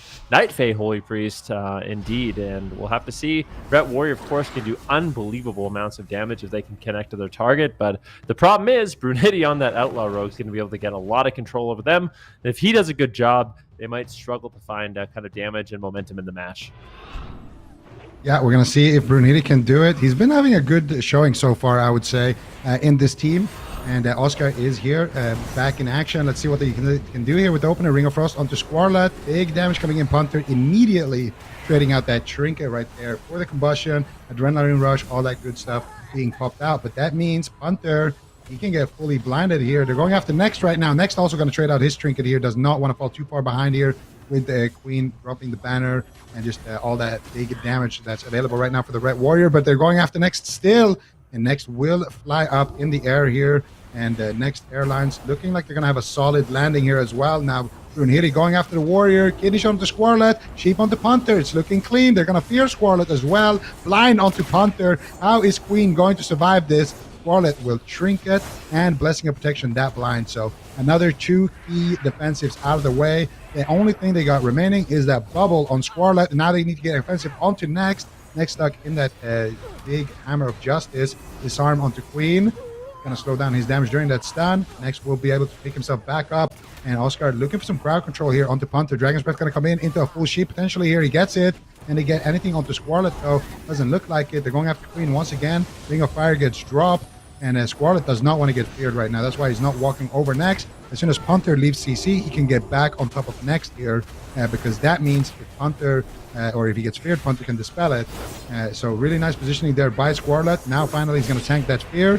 Punter actually dispelled a sheep there. So he doesn't have sheep. He doesn't have a dispel for that fear now. And as a result, Queen is going to take a decent amount of damage. Once again, disarm on that Hammer of Justice to protect Next. Next taking damage though. I might need to fly up in the air. I'm going to use the Guardian Spirit there. And should be safe with that. Big damage onto Queen here. Full sheep onto Punter. That's going to be Queen's Trinket. Enraged Regen. Looking to stay offensive here with the Recklessness as well. Big damage onto Next. Next surely will fly up in the air here if they connect onto him. And Next, there he takes off. And what a beautiful sunset he has to look forward to up there. And as his team looks to set up that next attack. Oh, he lands down into a Hammer of Justice, but Brunhilde peels away both Queener and Squarlet with Stun Lock. They're just having such a tough time connecting onto Next, and now he's going to have that Trinket Fade for the Avenging Wrath. So how are Squarlet and Queener going to play this position? Do they just pop the Wings and Banner again at the same time? Are they going to split up their cooldowns? Right now they need to focus on living. They can't. And Bugs will squash them here in game number 1. The Ret Warrior not able to penetrate the defense of this Rogue Mage Priest, and it's just looking...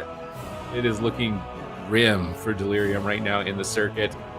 They're a 3-player roster at the moment. Seems like really only Ret Warrior is their option. They tried Double Outlaw, which honestly maybe is what they should have invested in. It's so surprising to see the differences between tournament play and ladder, because on ladder, I mean, even at myself, I think you guys can attest to experiencing it. Ret Warrior is very popular and can really crush people. But when they come into these tournaments, like this RMP is just looking invincible. Like they get a Guardian Spirit here. It's like this is a full Hammer of Justice. They just get peeled with Disarm and Sheep. They can't connect enough damage. Maybe the targeting is wrong, but at the same time, you really want to, like, if you can't kill a Holy Priest, I don't think you're killing a Fire Mage with a Holy Priest healing them, or an Outlaw Rogue with a Holy Priest healing them. Like, I don't think you're doing it. So the all-in, it makes sense, but they have so many tools and they're so durable that they just can't. Queener's doing his best here. They want to get offensive. It's like, I've got my banner, we've got wings, we need to be playing for the win right now. But they just get CC'd out. I think Punter absolutely needs to be playing Relentless and IQD in these matchups. Like there's absolutely no doubt about it in my mind. So the amount of crowd control he's going into, he ended up not even using his trinket in that last game. He had it available at the end. So if I was him, just go with the Relentless. You kind of have to against Outlaw. It just has so much overall crowd control. you need that reduction in order to like play the game. You can see Punter wasn't able to really get out that much pressure as well, but I mean, you just CC'd so much. You're behind, trying to keep your warrior alive. It definitely is a struggle. But I think with small adaptations, I could maybe see this working. There was moments in the game where Next was under pressure. And I mean, a Holy Priest, very durable, of course, but if you have a Retina Warrior on you for long enough, especially that Fury Warrior, you will fall behind. Like, you have to make the right cooldown trades. If you overlap, you can mess up. So I think if we see Queener, Scarlet, and Punter just play a little bit better, maybe make some small adaptations, I could see them maybe putting up a point on the board and maybe coming back in the series, but it's definitely going to be a long road for them. Yeah, definitely going to be an uphill battle. And yeah, that's kind of what they have to pick right now. Do they want to do small adjustments like that? Go for Relentless, go for IQD, swap Covenants, whatever, like small things like that, maybe gear. Or do they go for the double outlaw like Sid was talking about? I like, what is their score right now in the circuit? It's 0-4 or 0-3? Delirium game score is 0-9 right now going into this series. So if you're asking me, I think it's it's definitely time to just you know, I'm sure all of those losses are into Rogue Mage as well. So I feel like we have a pretty big sample pool here of the Red Warrior just not working. So maybe it could be time to bring in the double rogues, because the double rogues, I think, especially if you're not ready for it as a mage, it can be really, really tricky to survive those double rogues. You know, we've seen it on NA as well with people like Wealthy Man and stuff, really being tested to the limit to be able to get those wins. So maybe you can target the mage, see if Oscar is experienced enough to survive that kind of thing, and maybe you can grab some wins that way. Because that's the nice thing about beating the RMP. If you beat it, there's probably not a lot of other comps that are going to give you that much trouble if you're Delirium. So I think that's could be a viable line of play, but maybe their Outlaw Rogues just aren't that polished, and it would be kind of suicide. Yeah. I mean, this seems not like that much better of an option, but sometimes I guess you kind of just want to like ride or die with your mains, see if you can make it work. Scarlet's going to be playing a Necrolord. Queener is going to be playing the Kyrian. So they're going with the Spear of Bastion this game. Spear of Bastion as well as a Necrolord Retribution Paladin. Let's see if that ends up working out for them. Queener right now looks like he does want to go after next once again. So I think it makes a lot of sense. The Fire Mage, pretty durable. The Outlaw Rogue, pretty durable. So just go after what's considered the weakest target, but you got to survive the opener. And it will be Punter trading out his Trinket immediately. So already trading out his Trinket, his Guardian. That's a lot of cooldowns to be used so early on, but Delirium wants to get aggressive on this smaller map. That's the reason why they picked Runes of Lordaeron. They just want to get on top of Next and force him to use that fly, and then once he lands, essentially, you know, ground him and take him down. Yeah, let's see if they can do it right now. Next, looking like he's going to be completely fine in this situation. He's going for some flash heals, though. Maybe not. Going for it. He fakes the kick of Queen, and he will be able to stabilize himself there with the Apotheosis to get a sheep onto Punter. No resheep to be found. Kidney shot onto Squarlet, and here's the Hammer of Justice. Nice disarm there coming out from Brune Hitty. And it's going to be Next once again here. He's going to fly up immediately as that wreck gets popped by Queen. Now they're going to go after Brune Hitty. Kick onto Punter. Queen taking some damage. Next going to top himself there before he lands. And it doesn't look like a crash landing just yet. And Next going to be working his way towards that room, trying to make sure that Punter is in open field if they want to get some pressure onto Next. Nice Dragon's Breath Sheep. Here comes the combustion of Oscar. Big damage onto Queen. Fear onto Squarlet. Do they have anything else onto Squarlet? We have a Chastise stand. Resheep there coming out onto Punter. Big damage here with that combustion. Nice mind control there as well by Next, but it's going to be Squarlet with the off heals, keeping Queen alive. But now finally Punter needs to do something here. We'll trade out the Guardian Spirit, and here comes the counter aggression. Stun onto Next. Next actually going to trade out his Trinket there, while there was a kidney on Squarlet and a disarm onto Queen. I'm not sure if he actually had to there, but there was big cooldowns being committed, so maybe he just wanted to respect it. And now they have an opportunity again to get aggressive here on the side of RMP. They just need to find the CC. They fear Squarlet, but they don't find a kidney shot or a Dragon's Breath Sheep on the Punter. So this setup, it won't be that significant. Queen also with those Fey Guardians on him is going to be completely fine.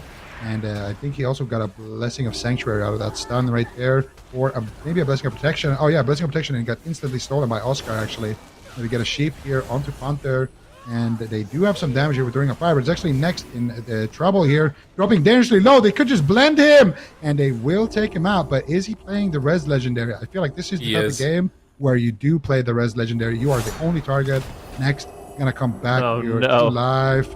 And Squirrlet and Queen, they can't believe their eyes right now. They had the win, but they have to kill him again. Can they do it here? They're trying to race him down. Next gets a big heal. Goes for the Apotheosis. Is he going to be saved, though? Spirit Bastion, full Hammer of Justice. They might kill him twice here. Combustion coming out from Oscar. He's trying to counter-aggress, but it might not be the opportune time. Guardian. Somehow, next stays alive. The Guardian Spirit likely proccing. Gets an interrupt on Mind Games. He can free cast Flash Heals to try and heal through the recklessness of Queener here. Now turning it around with Holy Fire damage on the Queener. Forcing him back for a moment, but he's just trying to stay on target. They force so many cooldowns. They need to stay on target. They need to close the game out. 26 seconds. Can they reset that Hammer of Justice in time to win the game? 8 seconds away from a fade. 20 seconds away from a trinket. Can Next escape? He needs a Door of Shadows right now. He needs to get away. They use the Kidney Shot before the Hammer of Justice. This is great news for Squalert and Queener. Queener trinkets out, trying to charge over to Oscar to fear him on the Polymorph chain, but will it be enough? He leaps over to pummel Next. He's shut down so much to try and stay on target here, but it might not be enough. He goes for a Spell Reflect at the last second, but Mind Controls onto his healer. He gets dismantled. He can't connect the damage on the Hammer of Justice.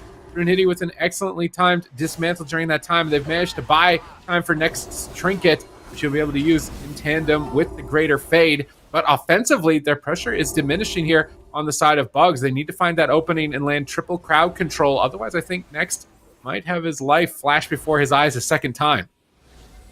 Yeah, I mean, Next right now, he's had a lot of kind of get-out-of-jail-free cards. Big aggressive push here onto Scarlet. Can they take him down? He's got no Divine Shield, and they do. I mean, Delirium, this is probably their best game.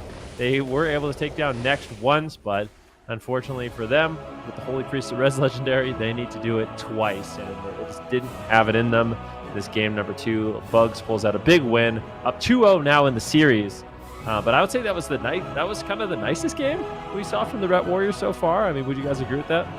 100%. I think that was their best game we've seen in the entire circuit. Into an RMP, they almost killed Next after the Res Legendary. He was so low when he got that War Stone. Yeah, they proc the Guardian. He actually would have died. It's crazy because they have barely enough damage to kill him, and then if the Guardian procs, well, that's just another thing that's going to save him, and that's going to mean that they have to wait for the next Recklessness and the next Hammer of Justice and the next Wings, to actually be able to do something. And that's what's so devastating here for Delirium. They actually have to kill Next 3 times because of that. And Queen here taking some big hits. And this is, I think, where they forced Next Trinket. This is actually where I kind of criticize this Trinket, because there, I don't think it wasn't that much of a problem, because there was a Kidney Shot and a Disarm. So nobody was actually hitting him. And as soon as he used that Trinket and he comes down here, he gets a little bit of a crash landing. And there's a nice Blaze Storm by Queen here. And Bubble all in by Squirrlet. They get the kill, and they proc the Res Legendary. And now I think the next clip is going to be that clip where Next almost dies. If we have that clip, we'll see. But he comes back here, and I think this is going to be the clip that we're talking about here. Next, he has a Guardian. Look at his HP. He is so unbelievably low. He pops the Guardian. I'm pretty sure they procced it right there, as you can see on the frame here. It's 3-minute CD, and if they don't proc the Guardian there, I think Next actually could go down and just straight up die there. And maybe Punter should play Venthyr. I actually feel like he has to play Venthyr in this matchup. And then here you can see clean setup, clean all in. Squirrel used his bubble to all in Next. Next came back to life after that. Squirrel's bubble didn't come back after that, so Squirrel down in a bubble in that exchange, and at the end gets absolutely blasted as a result. I feel like Delirium right now, their first step is just winning a game in the circuit. Like, let alone a series. Like, they got to break this slump. Like, this is a 0-11 slump right now for them. They got to kill this game, sort of, right? They managed to actually get something from the Holy Priest. It didn't look like an unbreakable wall where they're just hitting their faces into concrete. So they're showing that they might be able to start breaking through with their little plastic spoon from the RMP prison. They might be able to escape. They might be able to see the light of day at least once here. But it's so tough. They can't get tilted by that. They've just got to come back here into game 3. First step, try and win a game. Because this is the first time we've seen this team on broadcast, and they made it through the cup stages running this Ret Warrior the entire way through. So hopefully they can get a win here. I would hate for them to go out of the whole thing without being able to at least say they got a dub at one point in the circuit. So coming here into Dalaran Sewers, another small map, trying to chase down the priest is likely going to be their strategy. I don't know if I liked the Spear of Bastion from Queener. I swear I only like Necro Fury. If you're playing any other Fury, I don't like it. I feel like Necro Banner is just so much overwhelming damage. Maybe he's playing it because it lines up perfectly with the Trinket if he does. Like, you can just Trinket every Conch Banner. Whereas the Spear, you'll get a Spear every once in a while, but you can just Greater Fade out of the Spear. Is it really that much damage on top of the Hodge? You fly out of the Spear too, right? You can also fly out of the Spear. This is why I'm like, the Spear makes more sense if you're going Mage or Rogue. And then if you're going Priest... Fenrir Fury? It got buffed. I haven't tried it, actually. And I was actually super diehard on trying to make Fenrir Fury work this patch. I haven't tried it to be able to say if it actually is any better after the changes, but it would give you more consistent damage here in the matchup. Maybe he's also running... Nightfit. You just want to see the Aftershock Shockwave? Yeah, I feel like that's a Bajira random BG spec. I don't know if it's I don't know if you'll be seeing it in the tournament or not. We have seen it in the tournament, actually. There was a game. What? Blizzo played it. Blizzo played it. Yeah, Blizzo did play it. He got Shadowy Dueled and then died, but because the seed spawns outside the Shadowy Duel, he lived he and played they it won for the game seed, because of though. it. Yeah, he played it for seed. All right, Nex taking a lot of damage early on. He's going to Trinket and Fade instantaneously, so doesn't want to mess around, but there's a lot of cooldowns that the Holy Priest can rotate through. He's got the Guardian Spirit still. He can fly up in the air when he's in trouble. It's actually Queener now on the back foot as Brunhilde and Oscar getting really, really aggressive, but Queener and Scarlet throwing caution to the wind. They're going for it, but Next will fly up into the sky, avoiding a lot of this incoming damage. That just buys a little bit of time for Brunhilde to get stun DRs, for Fade to come off cooldown. But Next now actually in a little bit of trouble. This Hammer of Justice could easily get the Guardian Spirit. Then the next Hammer of Justice is going to have to get the Res Legendary. So still a lot of work ahead of them. If they can get multiple cooldowns in one big push, I think that would be obviously ideal for Delirium. They had their closest game in the last match. Let's see if they can at least take Next down once to get that Resurrection Legendary. Let's see if they can do it here. Big damage coming in onto Next. He gets kicked on the Mind Games. Going for the Flash Shield. Going to top himself with that Apotheosis. Kidney Shot onto Squarlet. Hunter here with the Holy Ward. Oscar trying to steal it. Mind Control onto Queen. This is the RMP trying to get a setup here. Dragon's Breath Sheep potential here for Punter. And it's going to be Next actually stuck in Hammer of Justice with the Spear. Here comes the Meat Blender. There's the War Stomp. But unfortunately for them, that's a Gouge. That's a Kidney. That's a Disarm. Brunhilde on the Outlaw Rogue, just being as annoying as possible. And now triple CC setup coming out. And that is going to be the Trinket there of Punter. Nicely set up there. They already forced out the Blessing of Protection from Squarlet there as well. I'm pretty sure that was overlap. It looked like Queen did remove his stun in that go as well. So pretty sure they overlapped there defensively. The Bop as well as that Trinket from Punter. And Next, going to survive another Hammer of Justice here. Going to have a Guardian Spirit in about 39 seconds. So a little bit of an opening here for Delirium if they can get that next Hammer of Justice before that and actually make it count. But it's going to be hard with Brunhilde being as annoying as he is. And it's also going to be hard because another setup is coming in here for the RMP. Let's see what they got. Any crowd control on the Punter. They snipe a sheep. And it looks like a Queen will be completely fine here. Squarlet with the wings, actually Kidney Shot. Actually Trinketing here, Squarlet. And to get a couple of big Word of Glories maybe. And now here comes the damage. Next in a lot of trouble. This is Next actually in massive trouble. He doesn't have the Guardian Spirit for a couple of seconds, but he does connect with Greater Fade. Able to run out of the Spear. And now he has that cooldown to rely on. He had to use it though, which is really big because now he won't be able to use that in a Hammer of Justice. And that's one of the things that actually can block a kill. However, that was Squarlet's Trinket. And Squarlet's becoming a little bit of a target here for the RMP of Bugs. So Next, now he can't access his Guardian Spirit. This is one of those moments where he might want it. Do they have the damage to take him out? There's the War Stomp. Barely hanging on. And Next will lift off right there. It's like when you're on the kind of runway and, you know, the plane is taking off. And in the movie, there's a car like next to it chasing it, trying to catch up. And unfortunately, this time around, the airplane Next does escape with his life. And I don't know if I can say the same for Squarlet, but Next actually dropping to about 50% here. And will survive another Spear of Bastion here by the looks of it. And once again, it's going to be Delirium in trouble. All right, secret agent next. How many more escapes are you going to make? Double O next. Oh no! He's kicked here, going for flash shields, trying to stabilize. Manages to, turns it around with a mind game. Hunter trinkets out to save Squarlet here. Now they're trying to race down next once again. Are they going to be able to finish him? Hammer of Justice connects. He trinkets out of this Hammer of Justice. Queener was peeled in a cheap shot. Perhaps he's going to regret this trinket later on. Wants to save the Guardian Spirit for the next stun lock. As Brunhilde reconnects onto Squarlet, trying to push for the Divine Shield here. Punter with no trinket. They disarm Brunhilde. They're chasing down next at the pillar, trying to reconnect, but he's just going to fly up into the air. Another clean getaway by Next, but he will meet Squarlet on the ground here as this kidney shot is about to subside. And will they connect the Hammer Justice? He fears the whole team. Excellent setup by Queener here. Pre-fade by Next, anticipating the Hammer of Justice. Did he actually hit the Hammer of Justice with the Greater Fate is a better question at this point now. Defensive Chastise on Squarlet, trying to predict the Hammer, trying to get some distance away from the Ret Paladin before the stun lock. Here it comes. Hammer of Justice, Spirit Bastion, massive damage incoming. Brunhilde gouges Squarlet, but I don't think it's going to be enough. They're going to be able to take him out here. And he is running the Res Legendary, of course, here. Now they're turning it around onto Squarlet. Can they tap Next here? He's got massive stacks. It's really unfortunate. I was hoping they could maybe leave the other players at low HP, but he's coming out with 49, 55 stacks. He's going to have massive HP when he comes out. Squarlet did not have time to reset the stun. Full blind on the Punter. They're pushing for Divine Shield. Squarlet gets intervened, but Mind Games is up for a long time. Punter needs to dispel this as soon as possible. Looks like he's just saving the Mind Games on Squarlet here. He's not going to be able to help out with Word of Glory at all. Next is just drinking behind the pillar, trying to move away with the Angelic Feathers, and he's got a lot of distance away from the Ret Paladin here. But they still have Trinket. They still have Divine Shield. This is their best game yet from Delirium as they kind of dig inch after inch through the brick walls with their plastic spoons. They might be getting closer and closer to daylight. It's definitely possible. Next still has some tools left to work with, and Scarlet, you know, he still has his Divine Shield and his Trinket as well. So, I mean, both sides got cooldowns, but they are making a swap here on Queener.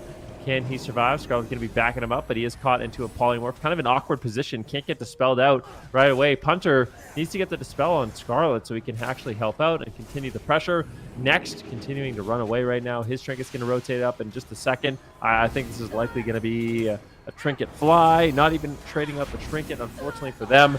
Looks like Next going to be completely fine, trading out the Guardian Spirit and kind of just healing through all this Ret Warrior damage. Brunhilde trying to get some cleave pressure here onto Queener, onto Scarlet. Next, almost out of time. Delirium might actually be able to do it. This could be their first win in the circuit, their first round that they're able to actually claim, but Scarlet has to hold on a little longer. 1% health? Really? Did it bubble? Not going to bubble. You did have the Guardian Spirit, so sometimes, you know, that greed is going to be able to pay off, but really, really close call there. Next, going to fly up into the sky. Still has his Trinket fade, so there's a lot Delirium still has to kind of get through at this point. I would say Next is doing a good job surviving. There's been good peels from Oscar, good peels from Brunhilde, but I'm sure if you're Queener and Scarlet, this has got to be frustrating. You just cannot take this priest down.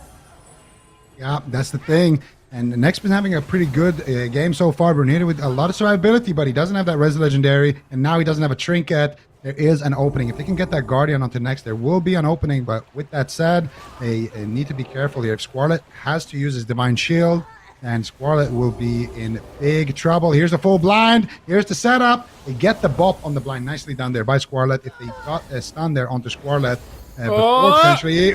Next! Had to use his Guardian. This is fantastic for Delirium. They might pick up their first win here with the next Hammer of Justice, unless they can take somebody down literally right now. If Squarlet has to bubble, there's still hope here for Bugs, but he bubbles and he goes aggressive with it, and that's exactly what you want to see here, but they don't have the damage to back it up. Queen is not ready here, and that is the problem as well. When you are forced to bubble there, you want to use that bubble aggressively, like in that previous game, to try to close out the match if you're the Ret Paladin. But now he won't have that, which means Brunhilde will have an opportunity to gouge, kidney shot, and disarm these melees and save his priest for that next Guardian Spirit. And if they can't get a kill before that next Guardian Spirit, things are not going to look too good for Delirium. But now Next, with nothing here, he's got no mana. Queen is all over him. I think he's done. Can he do it? Nice Chastise. He leaps over. One execute, two executes. Queen trying to stay on target here. Can he do it? Next on 1 HP. Getting absolutely blasted by Squarlet, and Delirium have done it, ladies and gentlemen. Taking a game here in the AWC circuit. Squarlet super low still. Can they do it? They do it. There it is. They will take Brunhilde down. It was a hard-fought battle, but what a game here from Delirium, making its count here. And you know, they're slowly but surely starting their comeback here. Not bad, not bad. I mean, that's a start, right? That's that's definitely what you want to do, Delirium. It is such a slow grind. When you're training down this priest, you're getting through, you know, the trinket fade out of the spheres. You're getting through him to be able to use the divine ascension to fly up in the sky. You're getting through the guardian spirit. And after, you know, minutes and minutes of him rotating through cooldowns, you finally take him down and he resurrects. And then you have to get through all that stuff again until next. Actually, the reason why he went down, in my opinion, is because he just kind of ran out of mana. So Delirium was able to hold on long enough to get next out of mana, but a big part of that is these smaller maps they're able to use. So I wonder how Delirium's going to pivot when we go to a larger map. But I mean, we could kind of take a moment here to celebrate Delirium's first win. Yeah, what an uphill battle. Look at that. They had to force the res legendary, multiple trinkets. They had to survive multiple situations like this one right there. That is some big trust there in your healer, Squarlet. Definitely manages to survive, you know, without using the bubble, just having full faith. And then here, Queen with the big chase down. And next also with a nice chastise there, trying to get around. Next, barely hanging on here and getting that desperate prayer, getting the apotheosis, really trying hard there to keep himself alive. But unfortunately for him, not able to do it. The setup for the RMP, you know, if the game is at 22% dampening, you've had a lot of setups to try to land a kill, and unfortunately they've been blocked, and that's maybe because your setups weren't clean enough, or because Delirium maybe predicted them and did preemptive moves to stop them. Either way, if you play the game for this long as the RMP and you don't find a kill, I think it's a well-deserved victory for the Red Warrior. Does anyone else think it's kind of humorous that we're showing sympathy for Ret Warrior? I feel like we're like, come on, you guys can do it. You can beat RMP, and it's like Ret Warrior's been just dominating all of Shadowlands pretty much. So. I'm not gonna lie, like when I've tried to play like my ults, like my ult Shadow Priest and my ult Elemental Shaman, I just died to Ret Warrior in the opener at 90% of games. It's definitely rough, but in these tournaments. Because that's actually a question that I get a lot while I'm streaming is like, why isn't Ret Warrior doing well? And I mean, a big part of that is just so many of these teams have kind of the best Fire Mage comps. Like there's two comps that are difficult for the Ret Warriors. It's going to be the Rogue Mage, especially with the Outlaw, and Mage Lock. And that's what a lot of teams ran into these Ret Warriors early on in kind of the cup stages. So a lot of them didn't even make it, but the one that did is now faced with basically every single team in the tournament picking up an Outlaw Rogue and playing with a Fire Mage. So it's definitely an uphill battle, because I would say you kind of feed on some of those other casters and other compositions. Like Ret Warrior is going to be good into other melee cleaves. It's going to be good into some of the other casters like a Shadow Priest or an Elemental Shaman or a Moonkin, but you're just not seeing those in these tournaments. You're only seeing the Fire Mage, which is pretty effective into Ret Warrior. Yeah, that's the thing. It's been the same kind of that matchup for a really long time now between the Fire Mage and Ret. You just have such solid answers, instant crowd control, big burst damage. You can shut down their hybrid healing as well. And Bugs, they had some clean setups in those first two games. In that last game, they kind of dropped the ball a little bit on some of them, and Delirium will take that and snowball that into a win. Now, can they do it again? Because that was still on Valorant Sewers. That was still, you know, one of their best maps. And we're not going to go to those type of maps. Delirium, it's going to be rough. But I think getting that first win is probably the hardest thing, because it kind of gives you that confidence. Okay, we can do it. We've been close. We just need to play on that same level that we did last game, and we can do it. But at the same time, all it takes is one clean combustion for Oscar here, and it could be lights out for Queen. It could be lights out for Squarlet. Could be lights out for anybody really on the side of Delirium. We got game number 4 here live on Tiger's Peak. Next, gonna be immediately getting chopped up here. Brunhilde with the disarm. Actually, Queen now getting aggressive, get counter disarm. Here comes the meat blender, and next will Trinket in trade for basically all of the cooldowns from the Red Warrior. Offensive Bob coming in here. Next will fly up in the air, and he will cast out some smites here, resetting some of these cooldowns here, and doing some damage. Next now again in some trouble. He still has the Greater Fate to work with, and this is the setup. He needs this to actually get a breather, to get a sheep onto Panther, to get big damage onto Queen, and it looks like Queen will survive so far with the heals of Squarlet. Maybe not. He's super low. Can he get anything more? 1% HP, and he will just get blown up in the opener. No. Punter, every single game. You have been the one who does the trade here with the trinket in that first go. I wonder why they didn't do it. Maybe Scarlet wasn't that CC'd in this go and said, it's fine. I got some off heals, but looks like he ran out of holy power. And then next, Oscar kept CCing. And then they had just about enough damage to actually grab that kill. That's devastating for Delirium. They worked so hard in the previous match. The hope is a little bit short-lived here, as they're gonna fizzle out to the Bugs in the final game here. Still unable to win a circuit round. Only one game so far. At least they have broken that curse, they can say today. They had decent pressure on next. They got his trinket. They're looking like they're in a solid position. They've traded Enraged Regen for Combustion and Adrenaline Rush. It's looking good for Queener here. They've used the Guardian Spirits as well to reduce damage, so Queener's feeling stable. But then Oscar gets on top of Punter and gets a Polymorph. Scarlet's in a Fear, so 3 versus 1. And now this is where Scarlet's not CC'd. So he's using Holy Power for Word of Glory, gets one on Queener. But he was just overwhelmed through Scarlet's off healing. It was not enough, and Punter gets sheeped on his trinket with 1 second left. So Oscar definitely carrying. Good to see Oscar back. I feel like he wasn't available at least last week because we saw a lot of Jamie's Elemental Shaman and Enhancement Shaman. But now if Oscar is back, this could be trouble for the teams trying to get into that top 4, because when they were playing this RMP, they were looking like an unstoppable team. So we'll have to wait and see. Bugs now getting 2-3 in their match record. I think that is making a lead now for them. They're ahead of every other team in that 4th place position. It's going to be up to the other teams to get wins to catch them.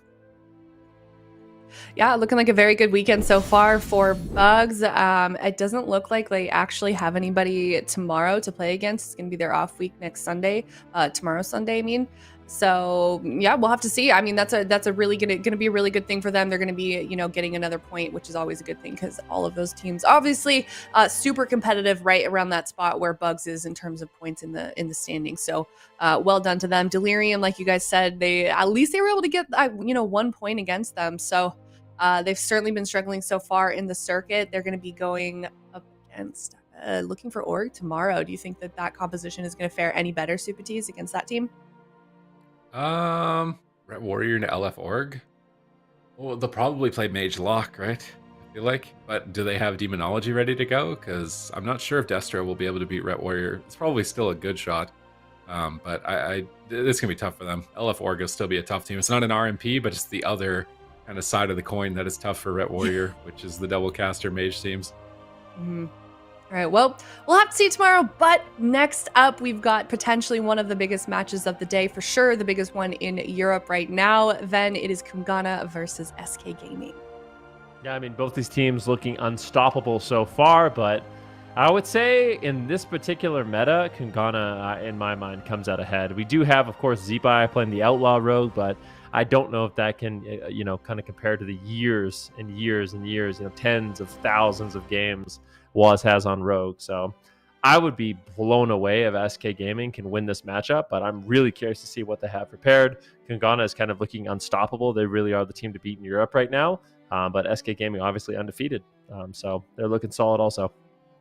Most definitely. So make sure you guys are sticking around for this one. We're going to see who finally breaks that winning streak. It's going to either be SK Gaming or KUNGARNA. So we're going to go to a break and we'll be back. See you soon.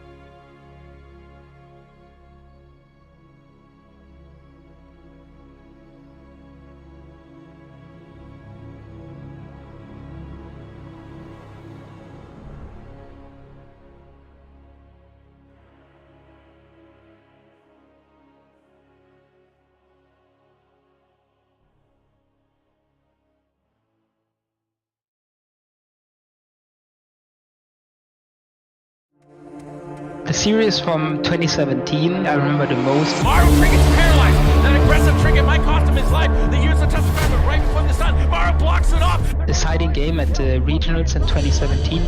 Arcane missiles connecting as well. Maro putting. We win this, we're gonna go to BlizzCon. Maro getting gripped back. Stun over on the Jazz. Can they take him down? And I honestly think I've never been so disappointed. I do think a lot of it was my fault. I genuinely haven't been that sad many times in my life, but also something that taught me a lot going forward. The first thing is not trying to make too many flashy plays. That aggressive Tricket might cost him his life. That's it! Stun over on the Jazz.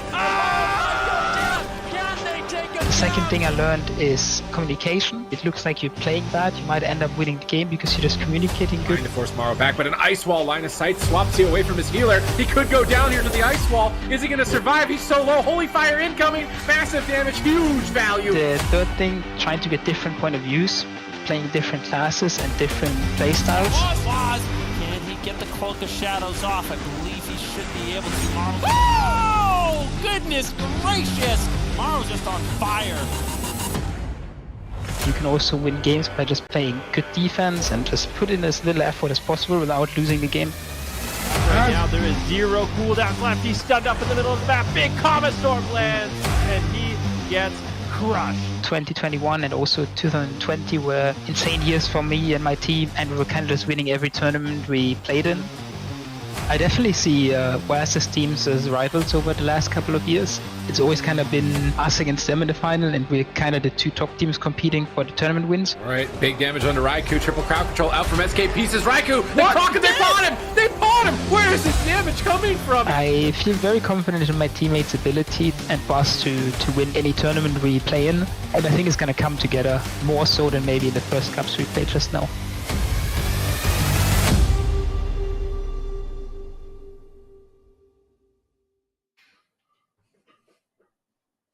Everybody, and welcome back. Super cool video there on Maro. Obviously, dude has always been a legend in the scene, and we are about to see him kick off right now in this series, KUNGARNA versus SK Gaming. And the big question here is, we know KUNGARNA Zico has been dominating for so long, but SK Gaming also super solid series. So, who's your money on in this one? I would say I think SK is the underdog here. Okay, so we got some backstory here. The 4 cups, SK and KUNGARNA are tied 1-1 in head-to-head matches. SK Gaming leads with 5 wins out of 9 games. I would still say in this particular case, they are definitely the underdog, because I'm thinking, actually I don't know what they are going to run, but I think it's going to be with Zeepai on Outlaw Rogue. And, Van already kind of mentioned it. I think Zeepai has been doing really, really good on the Outlaw Rogue, but Waz is Waz. Yeah. Yeah. Waz is Waz. I mean, that's true. Come What on, more do you need to say? Yeah. All right, well, let's see what they can do here. Big determining game right now. Game number 1 of KUNGARNA versus SK Gaming. And look at that comp as well. Oh, they're Bring doing it it, up. Ben. They're Yes. doing it, Ben. The demonology, yes. This is what I've been talking about. They're actually going to be playing the Elemental Shaman Demonology Warlock. Zeepai returns on the Elemental Shaman. I'm really curious to see how this one plays out. Elemental Shaman can put out a tremendous amount of damage right now.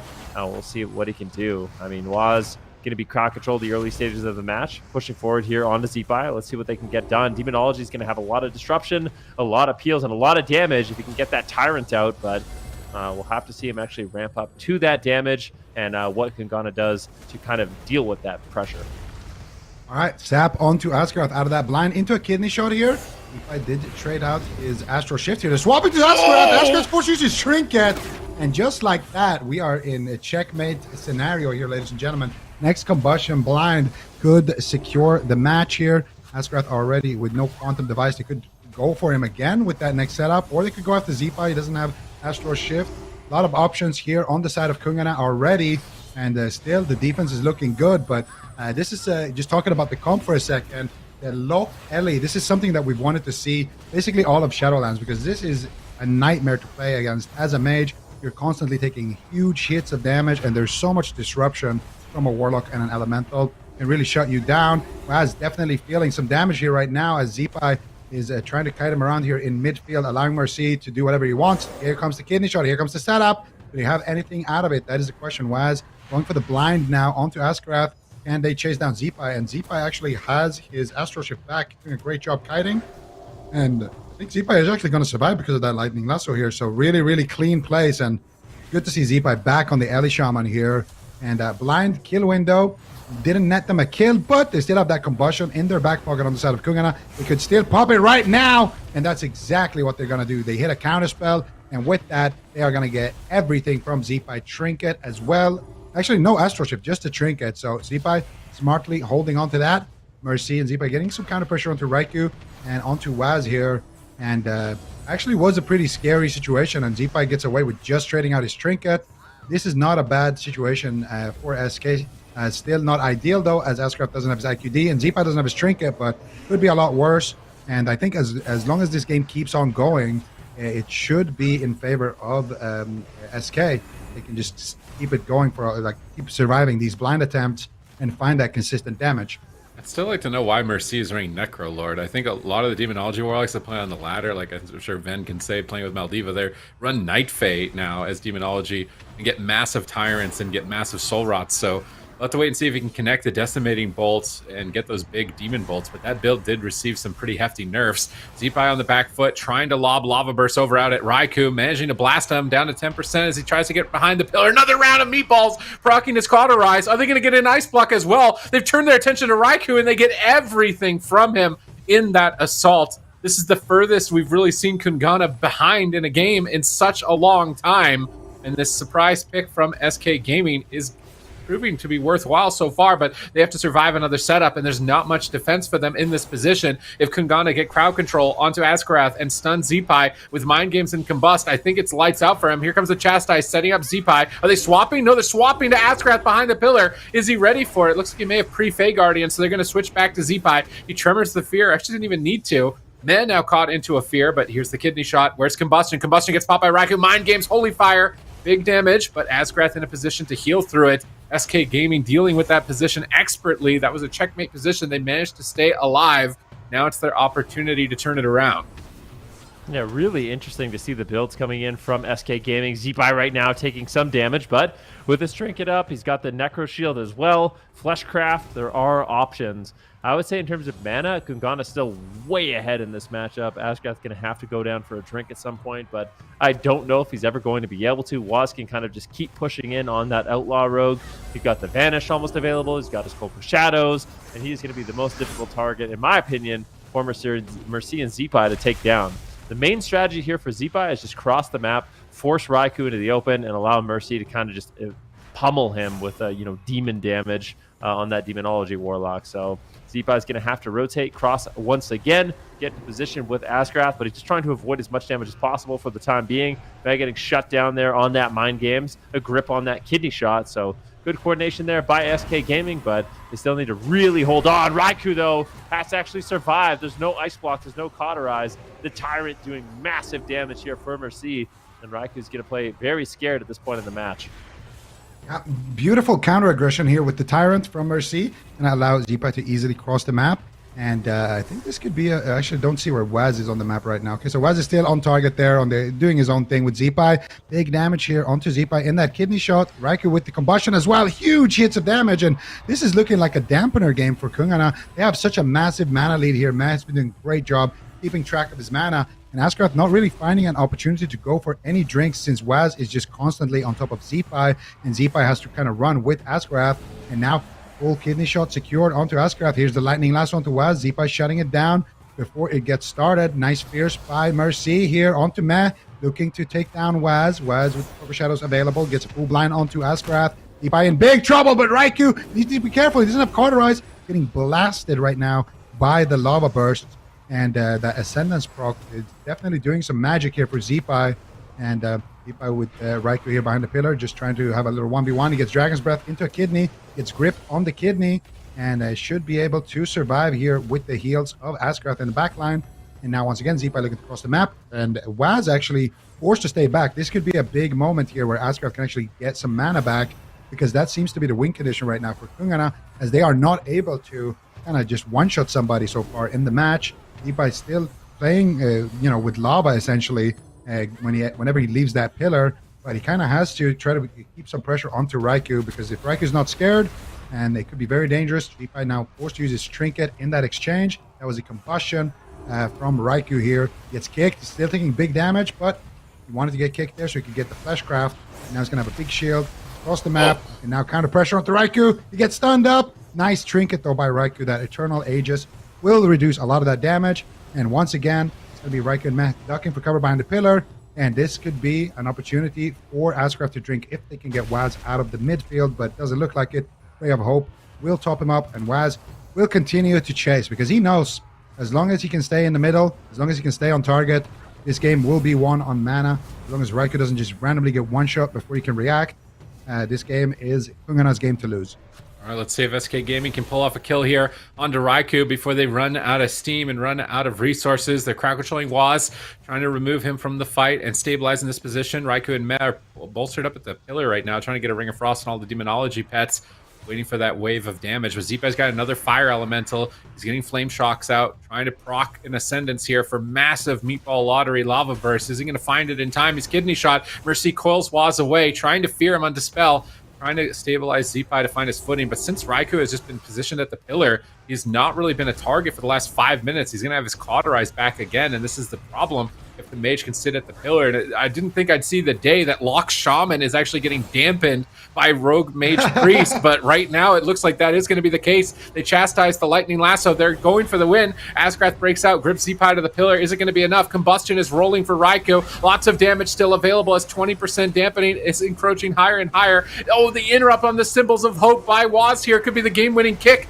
as Zipa trades out Astral Shift at possibly the last second. Is it going to be enough? Phoenix Flames flying in. They fear Waz in desperation. Raikou gets blasted by Zipa in return. Down at 30% there, but it looks like he should be stable, just ducking around the corner with fireballs, working to reset the combustion again. How is Asgrath going to pull this off? He's caught into a fear. Zipa is gouged up into a kidney. Smite after smite from Meh, but he's got to heal Raikou. Demonic Tyrant incoming from Mercy. Mercy needs to carry the game right now. Raikou knows that he blinks back behind the pillar, but now that they're pinned, this could be opportunity for Asgrath to drink. I think Waz used Distract there on Asgrath's drink behind the pillar, denying the drink. Zipa Lightning Lassos Waz. They fear Meh. They're trying to slow down the assault, trying to pressure Waz away. Gates to Asgrath at the pillar. Asgrath working with nothing here to try and pull a win off KUNGARNA. Both of these teams tied in the circuit and looking to establish who is the #1 team in Europe. Yeah, and right now KUNGARNA is looking like the team to beat. Waz just isn't being forced back, but a big swap here on Meh. Midfield, can they take him down? The Ray of Hope, it gets knocked away. It's negative. It is. It's negative. The Fade comes in. He fades the incoming damage. Good play there by Meh, but he is still in trouble. At the same time, though, Zipa is going to get dropped. A blind on Asgrath. That was a great push there by SK Gaming. I actually really like their blind pick here. I mean, to a different RMP, a little bit of a lesser RMP, this could have really thrown them off guard, but I have to give a lot of credit to KUNGARNA. They played it cool. I think Raikou did a really good job controlling the Tyrant and the Demons, so when they was able to get the Tyrant off, it was getting Dragon's Breath, it was getting Counterspell, it was getting Nova in Line of Sight, it was getting Ring of Frost, and that really slows down the damage you're able to do on Demonology. And KUNGARNA, slow, steady, pulls out ahead, and it is actually the Outlaw RMP that dampens the Elemental Shaman Warlock, which is something you don't traditionally see. Yeah, traditionally, the Lock Shaman has been such a counter for Rogue Mage because you win late and you have the most amount of shutdown. But this swap here onto Asgrath was absolutely filthy. They force out the Quantum Device right there. And honestly, I kind of respect that KUNGARNA didn't go for it a second time. They know that they can kill Asgrath, but the safe play would be to just relax, play it slow. You're winning on mana. Just don't do any crazy aggressive things, and you're going to be in a good spot. But this was a nice counterattack, though, from SK. They got those big lava burst procs there, and they were able to get the Cauterize, and then they were able to follow it up, and force out the Ice Block. And that's a big reason why Raikou kind of had to play a little bit passive in this matchup. He just stayed back, popped his Combustion on CD, kind of at the pillar. This was an absolutely insane swap onto Meh, and it just goes to show, like, Meh here, if he doesn't have his Greater Fade right there, he's dead. He dies to the Ray right there, but he lives, and as a result, they get the blind, and then they have the damage to take down Zipa in the cross there. So really, really nice game. from SK. I like that they did this as well. They didn't go into that alt territory, because that's what we were talking about in the pregame. Waz, he's going to play Outlaw. Zipa is going to play Outlaw. It's like, it's like Waz playing LA Shaman and Zipa playing LA Shaman. Like, Zipa is going to win that and Waz is going to win that. So I like that they just locked something in where they play their mains, and it is a little bit oddball, something that we haven't seen before. Unfortunately, though, for SK, it didn't work out. I think if they go to Runes of Lordaeron, like open map, no pillar, Raikou dies. The only reason Raiku's able to stay alive is because he just sat at a pillar the whole game. The one time that he wasn't sitting at a pillar, he almost died. And then for the rest of the game, if he was able to sit at a pillar, he survives. But if he doesn't have a pillar, I think the lock Ellie overwhelms him. So Runes of Lordaeron is going to be a good pick for that. Maybe Blade's Edge. The pets are going to get annoyed by Blades, though, I think. But Runes is definitely... If they don't pick Runes if they're going to play this combo, I think it's a mistake. What does he think his decimating bolts on? Like, he wasn't getting a lot of value, it felt like. Yeah. His build is really weird. He's like a mid build. He's like some pet talents, but then some demon bolt talents. Like in North America, all the demonology warlocks play Night Fae, and they all just play massive tyrant, big dog damage. The Fellhounds or the Dreadstalkers, pardon me. So I'm just curious to see Mercy kind of play a little bit of a different build. I'm not sure how much I liked it in this game, but I just like the fact that they're playing this comp, because it definitely seems like it has potential.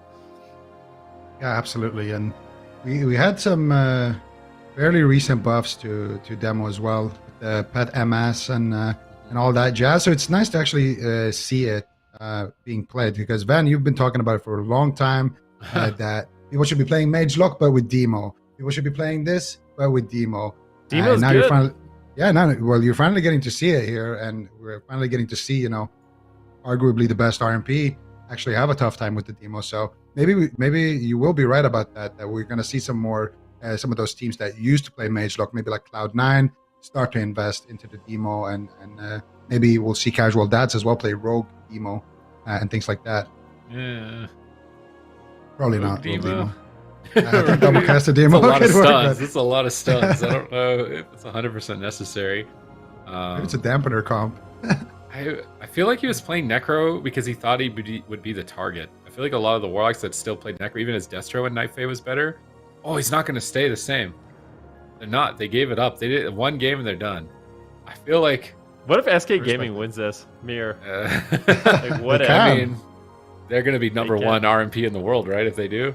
Does anyone... Do we change honest, the rankings? Yeah. I don't want to count SK Gaming out, because they're obviously a phenomenal team, but what are the chances that they win this? Like, what are the chances you guys think they're going to go toe-to-toe in mirrors against Raikou, Waz, and Meh? I feel like I think the biggest difference might actually be Meh. I don't even think Waz Zipa is the biggest difference in this matchup. I think Meh, and then literally every other priest is the biggest difference. I feel like Meh is just... This is actually something I talked to Waz about as well. I asked him, because we talked about him playing as My Way, and they said that My Way, like jungle, isn't actually that bad into RMP. They're beating the other RMPs, but they're struggling with us.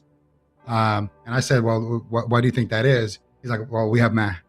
And I kind of agree with that. I think Meh is been a great addition to the team, and I think there's very few priests that can compare. I think having like a playmaker, holy priest of this caliber on your team, you just get free win conditions out of like an area, Just shadow melding every blind, deathing every blind.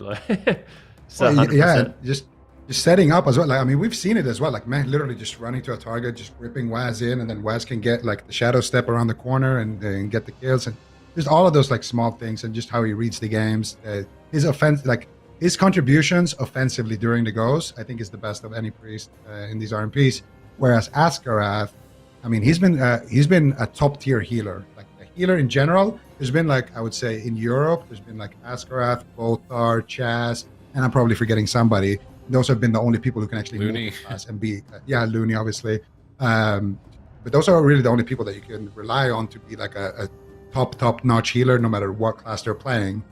Unfortunately for him, we've seen him a lot on the Druid, kind of showing that he doesn't maybe have the biggest confidence on his priest. And now he's going against somebody who plays only priest, like literally since he was like 10 years old. He's been playing RMP mirrors. So I think that's going to be the big difference. Fair enough. I mean, I think you could absolutely be right about that. And I think, honestly, just the amount of games that this team has as RMP is also like something that really sets them apart from the rest. Is they've been playing and practicing this comp for expansion after expansion after expansion. You know, they probably play in the Burning Crusade as well right now. It's just they have mastery over it, I would say. So I'm curious. The RMP mirror, obviously, SK Gaming has phenomenal players on their roster, and the Outlaw games are a little bit different. Like if we were going into like sub mirrors, I would say that SK would have no chance, quite honestly. But the Outlaw games, they're a little bit different the way they play out. It's not as, I wouldn't say it's as fast paced. So I feel like there is rooms for the individuals to shine, and maybe the team synergy isn't as big of a difference in this particular matchup. So SK Gaming definitely has an opportunity here, but you can see KUNGARNA right now, they have an average dampening of 3% with their RMP and a 94% win rate right now. That's pretty good. And most of that positive win rate comes from the Outlaw. So Outlaw is looking really solid right now. This is a crazy year for KUNGARNA. X as a pickup here was definitely paying off. And now we can see Zeepai's team. They're not sold on the Demonology Ellie Dream. Part of me can't blame them, because how many years has Zeepai been trying to win as like an Ellie comp? Like I think back when we played with Ulrix and they were trying to win as Ellie comps, and it just wasn't working for them. So they're probably going to be pretty quick to write it off. And at the same time, I don't think Ellie Demo is something they could blind pick, because Waz can just go sub if it's even necessary. Yeah. The fact that they could win in dampening as Outlaw makes me think Outlaw might actually even still be better than sub, but sub would be able to allow them to end the game way faster. I would like to see the Outlaw, though, into Demo Ellie one more time on Runes of Lordaeron, and I'd really like to see Mercy play Night Fae Demo, because that way there's no way they can line of sight the pets. They can keep the pets out of crowd control, run in and do damage to Raikou. I think that would work out. I think we saw Jamie win a game against RMP on Runes of Lordaeron as well, for the same reason, because Raikou couldn't get away from the damage, and so that could be a way for them to get a win in the series. But ultimately, I think they have to blind lock this. They have to blind lock Outlaw RMP. So they're going to have to win this mirror twice. Now they have to win it 3 times because they volunteered into this. They would have only had to win it twice. Now they have to win it at least 3 times. So I don't know. If it looks horrible for them, maybe they have to ride Demo Ellie the rest of the series. But I think Mercy should change the build. Yeah, I'm really not sure, but we'll be hopping into Ashamane's Fall very shortly. I mean, in these games in particular, the main strategy has been basically the rogue sets up the crowd control, and then obviously, with the kidney shot, a blind is sap, and then Raikou or Meh or the mage and the priest are going to try to follow up that initial crowd control and coordinate their damage. We've been seeing the Holy Priest play Kyrian for that extra hit of damage, and the mages in general just trying to play as defensive as possible, essentially using most of their Dragon's Breath, their Ring of Frost on the opposing Outlaw rogues to deny their damage, deny their crowd control, and try to just take them out of the game. So it's an interesting playstyle in this particular match, but we'll see. I mean, this is a big statement here, or big statement by SK Gaming, the fact that they're going to go toe-to-toe in a mirror match with KUNGARNA, but I think KUNGARNA is going to be super happy to walk into this matchup, and I bet they're feeling confident. Yeah, absolutely. But they can't be feeling overconfident, though, because this is a matchup that could easily tilt you as well. Like if you lose to, what's considered like a lesser RMP, it can definitely cause some tensions. But we're going to see what happens here. Asgaroth right now in a blind. Raikou going for the Ring of Frost. Gets denied here by Zeepai. Zeepai now put in a sheep shot. Raikou looking to get aggressive right now with his combustion onto Maro. Big damage here onto Maro right away with that combustion. And Raikou's going to spell steal it back from Maro. Maro actually stole it there for a second, and that first combustion actually didn't really net them too much. Now Meh getting kidney shot into a full fear. Can he get anything out? Maro, can he find the polymorph? He's looking for it. Waz kicks it very late right there. Beautifully done. Meh also with the greater fade. Here comes the mind games. Meh is playing that Venthyr priest, so we're seeing Night Fae from Asgaroth and Venthyr from Meh. No, neither priest playing that Kyrian that we saw in the previous RMP mirror. And so far, I would say both teams forcing out the Guardian, pretty even. And Zeepai looking to potentially grab a lead for his team. Can he get the Ring of Frost? Mars looking for it, and he finds it, but it's on diminishing return. Meh, though, in a full blind now as well. Raikou in a little bit of trouble, but he has the alter time. It almost got spell stolen there, but he is able to alter back and gain a little bit of HP. And now it's going to be Maro again on the back foot. Huge hits of damage. Chastise onto Asgaroth.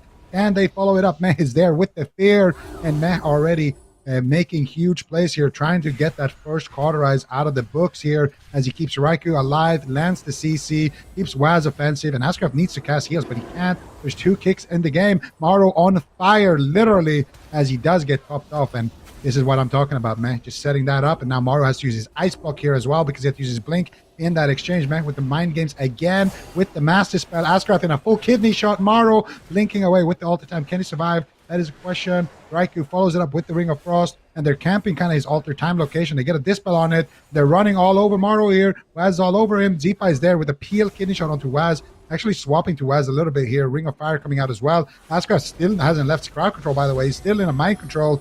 Finally able to play his character a little bit, and it looks like Maro will recover from that, but that was an absolutely massive push, and most of it was just Waz and Meh kind of setting that up. So big lead now for KUNGARNA as they force out the Guardian Spirit and potentially put themselves into checkmate. This is a blind on Met and Maro's Combustion, and they're getting nothing with it here. It's Maro on the back foot. Could be going down here in game number 2 as Waz is pushing for the kill. 10% remaining hit points of fear onto Ascraft. Can they close it out? They're cutting him down. Ascraft gets a heal. Will he get another, though? Maro is still being pressured. They grip Maro back to the pillar. Waz chasing him with the grappling hook. Looking to reconnect and just stay offensive here. Maro blinks behind the pillar, desperately rebuffing on the kidney shot, trying to protect from some purges. We see symbols of hope from Meh, resetting some cooldowns, trying to get some mana back and maintain that lead. Ascraft in a kidney shot. Opportunity for KUNGARNA to get crowd control and win the game. They intercept it with a kidney shot, preventing the Sheeps on Ascraft. Zipai dismantled by Waz on his kidney shot. No damage going to be found. Maro trying to reset cooldowns, gets gouged on his shifting power. Really important gouge there. Raikou finally taking some damage from SK Gaming. Can they even it out here and force a cauterize? Doesn't look like it as Raikou blinks back to the pillar with Met, line of sighting his opponents for now.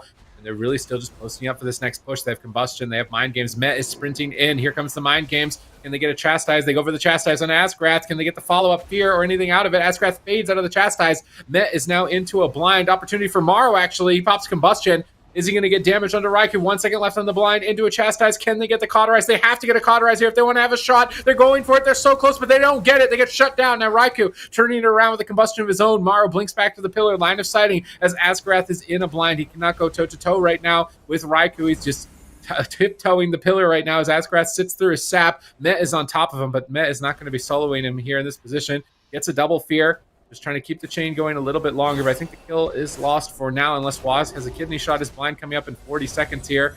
Zipai's blind coming up in 30 as he uses his Vanish. He's trying to set up damage into Raikou, but Maro is just getting overwhelmed constantly. Ascraft trying to reposition, and oddly enough, Ascraft is playing the mana build of Holy Priest. He's running the Night Fae, and he's actually behind Meh, who is playing Venthyr, which we thought that Kyrian was the best build for Priest, but Meh, you know, debatably the best Priest right now, is actually running Mind Games, so we'll have to wait and see how it plays out for them here as Maro blinks back to the pillar. Met is moving up to get Ascraft pre-fades the Fear, but I think Met baited it. He still has his Fear available, so fade out of the way here. And Ascraft repositions. You can see his SK Gaming on defense trying to just rotate around the map and trying to stay alive. Yeah, really interesting. Right now, Matt will be into a full blind, but a Dragon's Breath on Zipai will slow him down. Does he get the Vanish Sap? Doesn't look like he does have it available. Maro just holding on, though, and he's only got 30 seconds left on that Ice Block, getting control of Waz with the Dragon's Breath, Ring of Frost into a Frost Nova. Ascraft obviously positioned very far away right now, but Raikou taking a huge hit of damage will get gripped back to the pillar. And SK Gaming, they're not making this easy for KUNGARNA. KUNGARNA kind of struggling here in this moment. Maro's back caught up with Ice Blocks in just a few short seconds. If he can hold on just another 5 seconds, he will be caught up. And with that shifting power, puts SK Gaming back into the game. Raikou, with his Combustion, though, wants to force out that Ice Block as soon as Maro gets it, but Ascraft getting interrupted. Mana still hugely in favor of KUNGARNA in this game. And I would say that they still do have the lead. Maro's been on the back foot for a significant portion of this game, and it just seems like he's one mostly under pressure. Zipai, though, doing a good job ulting on that Rogue and really kind of testing Raikou here, putting on a lot of pressure in the midfield as both mages kind of meet in the middle and exchange blows.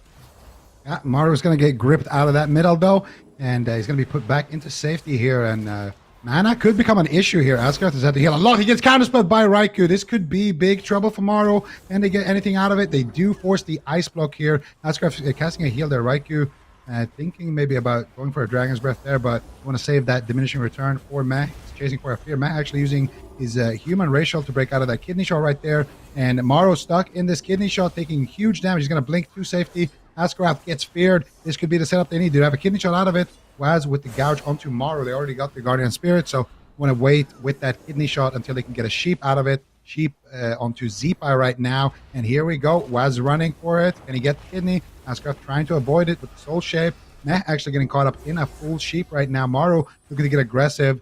And that was his combustion. Raikou, though, able to deflect. And using his trinket right there. Ascraft on 0 mana. The Fey Guardians are on Maro right now, keeping him nice and safe. But as soon as those are over, I expect Maro to be in very, very dangerous situation here. He gets gripped. He blinks as well. Ascraft trying to avoid the CC.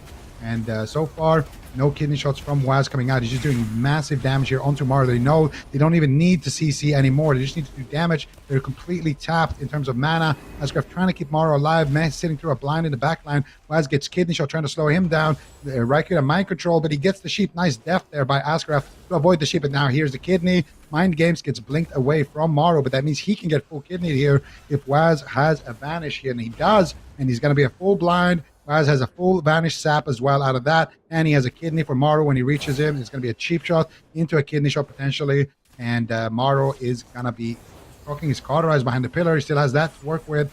Full Guardian Spirit coming out here as well. Meh getting feared, but that Guardian probably going to proc. I think that was a big Serenity. I don't think it proc just yet. Maro will stay alive here. Guardian will not proc for Ascraft, but mana not looking good. Cooldown's not looking good. Maro has 1 combustion. He has 1 shot to try to turn this game around and get something out of Raikou's spellbook.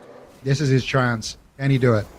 Yeah, one more opportunity, but Death's door is knocking. No defense left. They've stunned up Meh. They're going for it. Can they find it? Maro's in Pop Combustion. He's trying to get a ring. He gets shut down by Waz. Meh goes for a Mind Games. Big connect on Maro. Raikou is still taking some heat as he blinks away from Zeepai.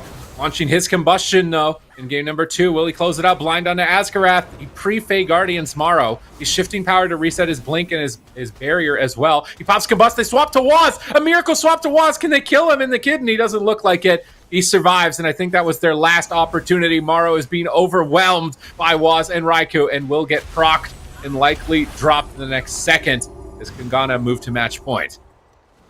I mean, that was pretty well fought by SK Gaming. Honestly, they did not make that easy. It was almost a 9-minute match. I'd say the initial pressure from KUNGARNA was great, and it did seem like they were just going to win it really quickly.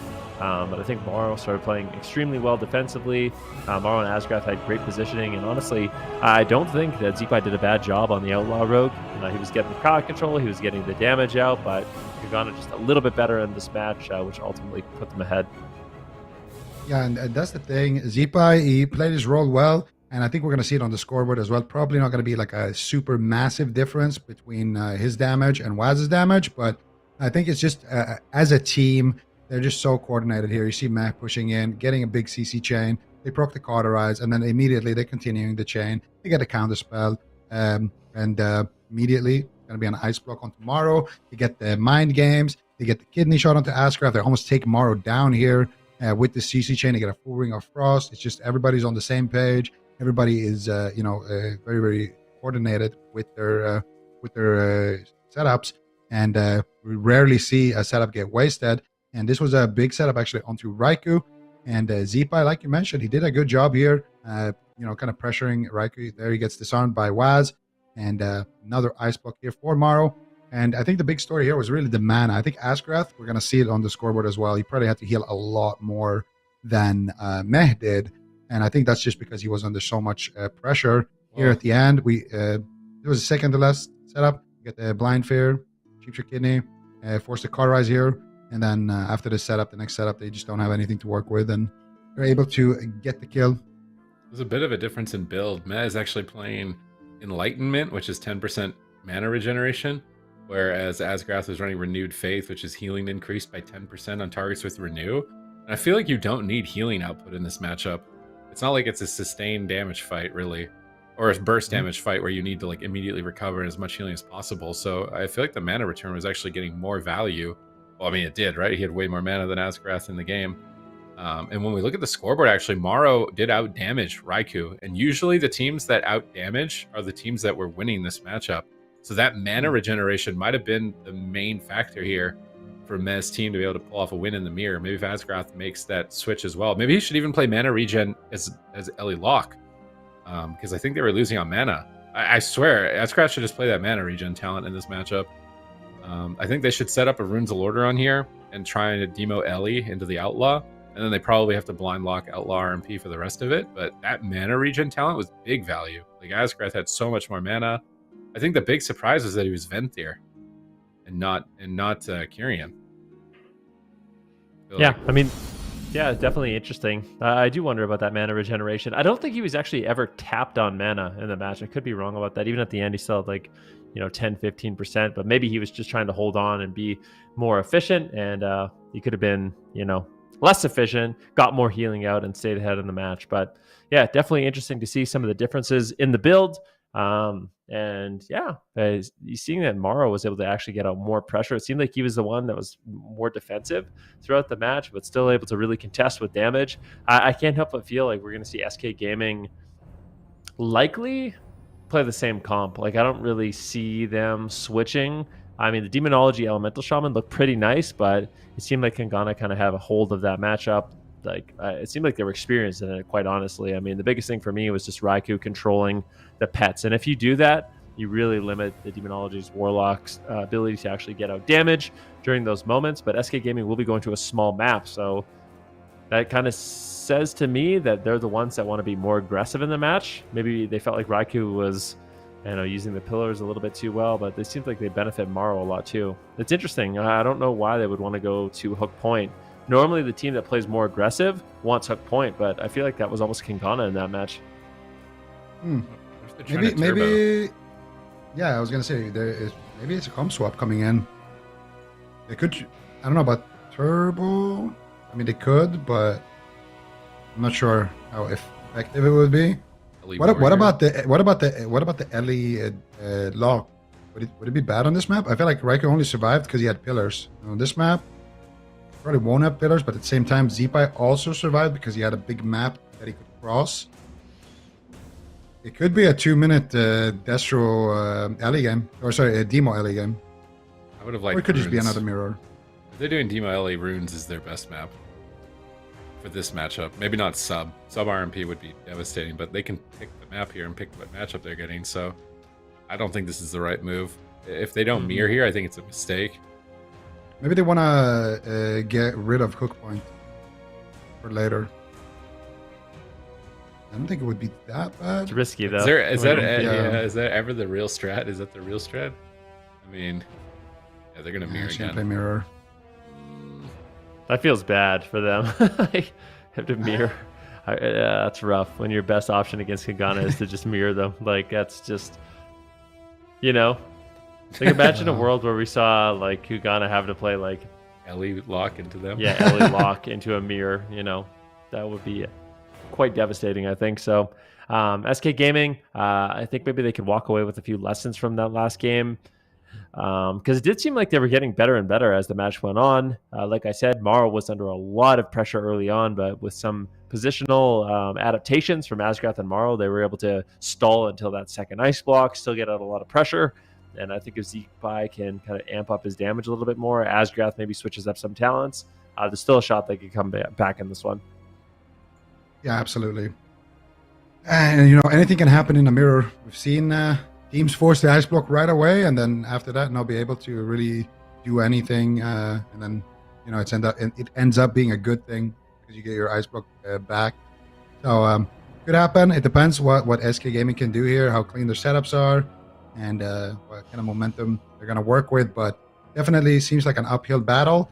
And it's interesting to see, like, the priests. We've seen some Venthyr, we've seen some Night Fae, we've seen some Kyrian, and for me, I think Kyrian has looked the best.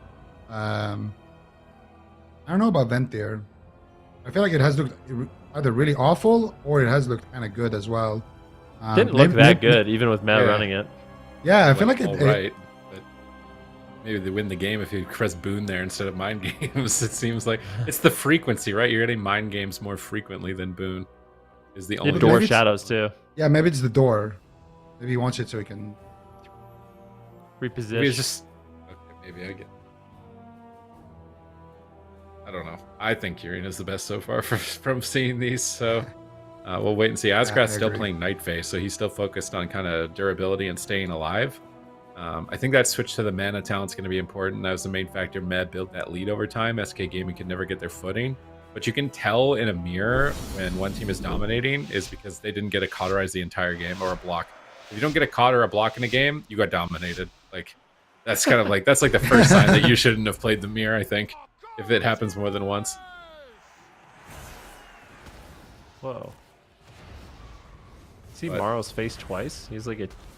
Like it was Waz's back there before. Now it's No. I think it's production having some fun. Zipai right now in a Dragon's Breath. Raikou going to be pushing forward, following up the initial crowd control. Potentially, right now, Kungana is just swarming all over Maro. They're looking to set it up, but Zipai is going to say something about that. Dismantle on Waz. Waz returns the favor with the dismantle on Zipai. When they cross paths, they will just dismantle each other, slow down damage, and limit it as much as possible. Maro taking a huge hit of damage, but does get recovered very quickly by Asgrath. Raikou is the one on the back foot as Zipai lands a full kidney shot, but man, not in any crowd control right now. Should be able to top him off, and it looks like he will be able to. And during the initial stages of this match, I wouldn't say either team is really that far further ahead. Seems like they've been able to find sap on Asgrath. Maro behind the pillar right now. This is big damage potential here. And that is going to throw in a little bit of extra damage. Maro tries to get away with his soul shape, throws in a blink, and that blazing barrier bolsters his defense enough. Maro goes for a polymorph on Meh. He fades it, getting out of line of sight. And unfortunately for Maro, he does not find the crowd control onto Meh, but he does lock him out. And that's an opportunity for SK Gaming to actually get some pressure here on Raikou. Oh, Raikou could be in a little bit of trouble. He blinks out of the kidney shot, though. Asgrath in a full fear into a sheep here. Setting it up. Maro preemptively, alter-timed, preemptively dropping a ring around the corner and trying to reset his cooldowns here as well. Maro just playing really, really ahead right now. He's got the Fey Guardians on him, and he's going to be completely fine with that. Most likely, Asgrath now going for the Holy Fire. He's going for some damage onto Raikou. Waz ducks over, puts him in a kidney shot. Raikou has maybe a sheep DR. He gets to wait there for the DR. They're going to blind him out of the kidney shot, and they're going to sheep Zipai instead. Now a sheep onto Asgrath, while Waz is just having a field day. Mind Games gets linked here by Maro, but that means he's going to be put in a full kidney shot. Has to use his human racial to break out of it, and now he will connect with that Guardian Spirit, and it looks like Maro should recover now with the help of Asgrath, but that was a long CC chain. They got his human racial. Next time around when Mech casts that Mind Game, and he blinks like that, he's going to be stuck in a full kidney. So Raikou now in a little bit of trouble here. Mars combustion, but he does get clothesline with a kidney shot himself. And it looks like Raikou will survive that attack without actually having to use anything. Nice peels by Waz, nice counter pressure. And once again, it's going to be Kungana looking to set up here, looking to get aggressive. And both of these mages so far holding on to their cooldowns. Both of these teams so far pretty evenly matched. But this could be the moment where Kungana pulls ahead. If they can get something, Raikou blinking out of a kidney shot, Waz in a sheep, gets Dragon's Breath, gets sheep shot, gets Snowbud. Waz finally about to start playing the game. No, he gets disarmed as well. And now he can finally hook over. Kidney shot onto Asgrath. Here's the pressure onto Maro. He blinks out, and they get anything out of it. Raikou gets kicked. He doesn't get the Ring of Frost. Man gets the fear. Raikou going for the sheep now. Does find it. Maro running around with the soul shape. Here's the sheep shot. Here's the damage. And he kidney shot Maro here as well. He just blinked. Could be potentially a nice Dragon's Breath to slow it down between the cheap shot and the kidney shot. Asgrath with the Fey Guardians in between the gap there in the CC, and Maro will survive another sneaky situation with some excellent kiting. Now forced to use his human racial, and Raikou proccing his combustion there, Sid. So they dodged domination. They dodged domination. That was the question I was asking. Is can they dodge being dominated by Kungana? And they have right here in this position by forcing the cauterize from Raikou, keeping their hopes alive here to potentially reverse sweep what is arguably the best RMP in the game. Is Zipai going to be able to step up on the Outlaw Rogue and deliver victory here? Raikou now rolling with combustion, trying to tear into Maro, but Maro looks stable, and Maro has combustion of his own to turn onto Raikou to go for that ice block at any moment. When are they going to commit it? They grip Maro on the kidney shot, pulling him back to safety. Raikou still being pressured by Zipai. Polymorph now. Met is moving in aggressively towards Asgrath. Asgrath pre-fades. Met pre-Holy Wards. A bit of a mind games between the priests to avoid each other's chastise and fear. It looks like they've managed to wane away from each other at that moment, not wanting to commit. Curious to inspect the counts to see if Asgrath has made a change for more mana regeneration this time around.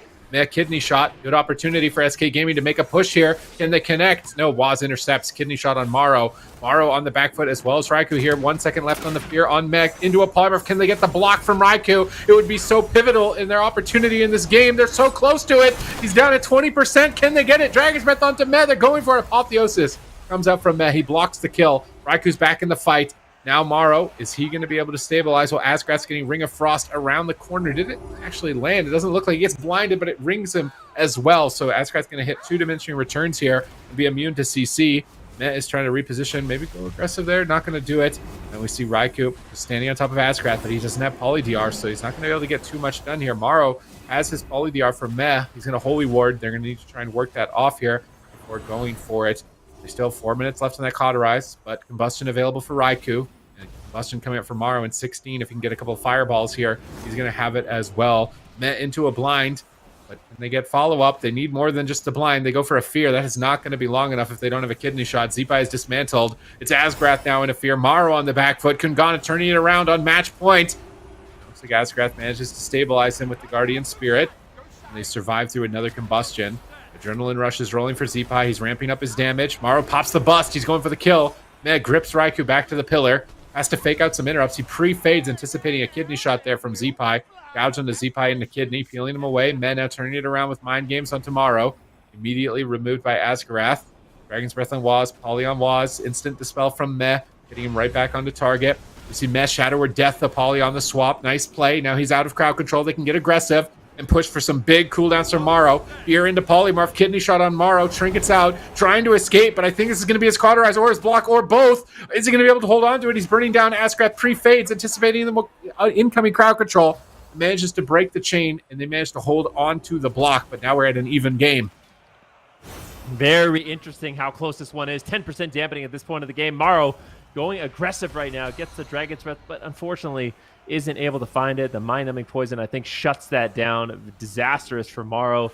Trades out, very aggressive blink and isn't able to find the crowd control. But Med now actually finds himself in a Ring of Frost.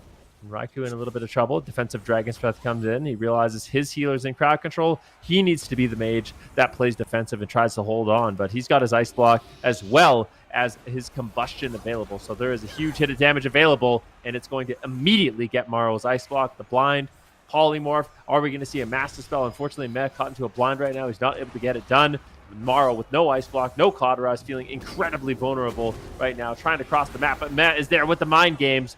Big damage coming in from all three members of Kungana as they want to close out this game. Kidney shot on Asgarath. Is there any follow-up crowd control? Raikou gets locked out on the Polymorph, not able to find it. At the same time, though, Raikou taking a huge hit of damage as he is forced to get gripped back to the pillar by Meh. Both these teams exchanging blows, but it's still Morrow slightly behind. If they can get the Ice Block with this with this Combustion of Morrow, would be massive, but unfortunately, with the positioning of Raikou, with the grip of Meh, I don't think they're going to be able to get it done. A kidney shot now on Meh. He trades out his will to survive. Deaths the Ring of Frost, pushing forward on Morrow. I think Kungana smell blood in the water. They have a win condition here, just 15 seconds away from not only a Vanish, but a blind. So Waz has a blind sap, too close at the game. He's going to go for a cheap shot, but I don't know if I'm the biggest fan of that. I feel like he could have held onto the Vanish for a full blind sap, and that could have easily been a win condition there for Kungana, but it kind of gets wasted.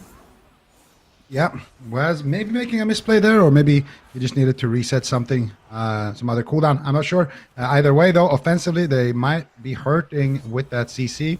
Raikou surviving another CC chain. This is the pressure. This is the damage. Morrow blinks. He could secure a full kidney. There's the IQD by Asgarath on the blind right there. So they're not going to be able to access his or the kill here on Tomorrow, because he's able to block it with that trinket and with that spirit.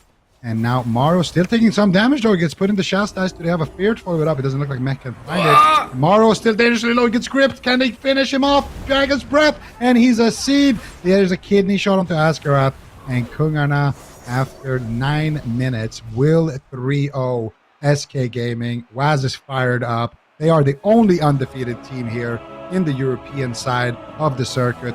Kungana will be taking the first place. Jamie might be the only one to get a game off of Kungana at the end of this entire circuit. They've only lost one game to Ellie, so I mean, maybe Ellie is going to be the answer. They got to work on it moving forward. but they're not going to get a shot here for the rest of the circuit. SK Gaming likely qualifying, I would say, for I the think top so. 4 for EU. So they will likely get a rematch there. And if they do, I would really like to see that LA Demo comp polished a little bit more, try and experiment with some of the builds with that time leading up to the potential rematch. But yeah, KUNGARNA looking unstoppable as ever. In this game, SK Gaming at least dodged domination from forcing a cauterize in the game. Otherwise, it would have been like a clean series where they just were impenetrable. So they do at least walk away with wounding KUNGARNA throughout this in the mirror. Perhaps they do actually just invest in improving the mirror as well. Moving forward, they're going to have a lot of practice partners, I can imagine, with War Games. How many teams have this composition prepared? So perhaps this matchup even evolves further. It seems like the Covenants are still not 100% locked in for the Priests either. There's like a battle of the Covenants for Holy Priest, which one's going to be the best.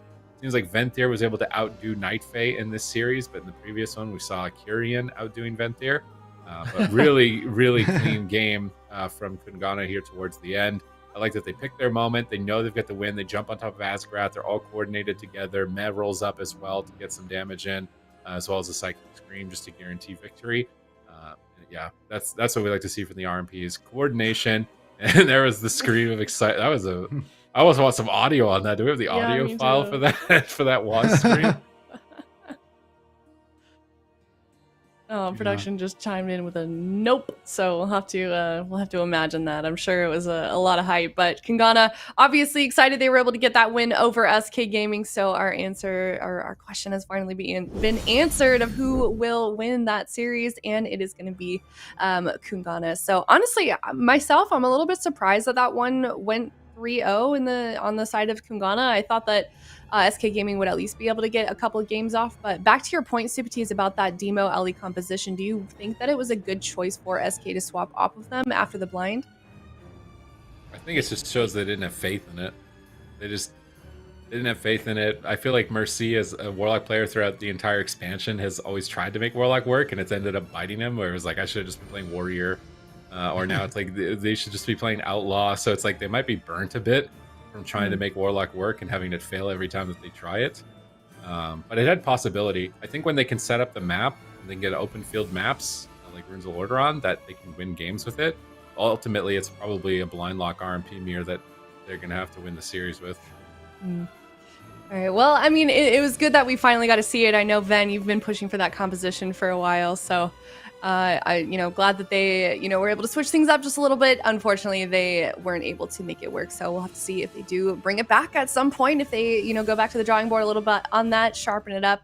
But that's going to wrap that one up. And the next one we have coming up here is going to be My Way versus Looking for Org, Zico. Another big one here. I mean, LF Org is just one of those Titan teams, Everybody knows that the players on that roster, absolutely insane. BlizzCon winners all around. And then you got My Way, reigning champions. Also, both of these teams desperately need a win. I think they're tied on score with, I think, 1-2 apiece. Yeah, they're 1-2 apiece. So after this one of them is going to be 1-3. The other one is going to be sitting a little bit more comfortable at 2-2. So this is a big game. And especially with one of the teams that they're competing against being Casual Dads, Bugs. Those teams picked up wins today. You have to pick up a win here if you're on either one of these teams. So definitely a lot of pressure in this one. And, if one of these teams didn't make it, that would be absolutely crazy, right? So, yeah, definitely big stakes here. Yeah, would certainly be wild. Both of these teams for sure making a statement so far in the circuit. So we'll see what we can do or see what they can do when we come back to the series. It's going to be a quick break, and then it's My Way facing off against LF Org real soon.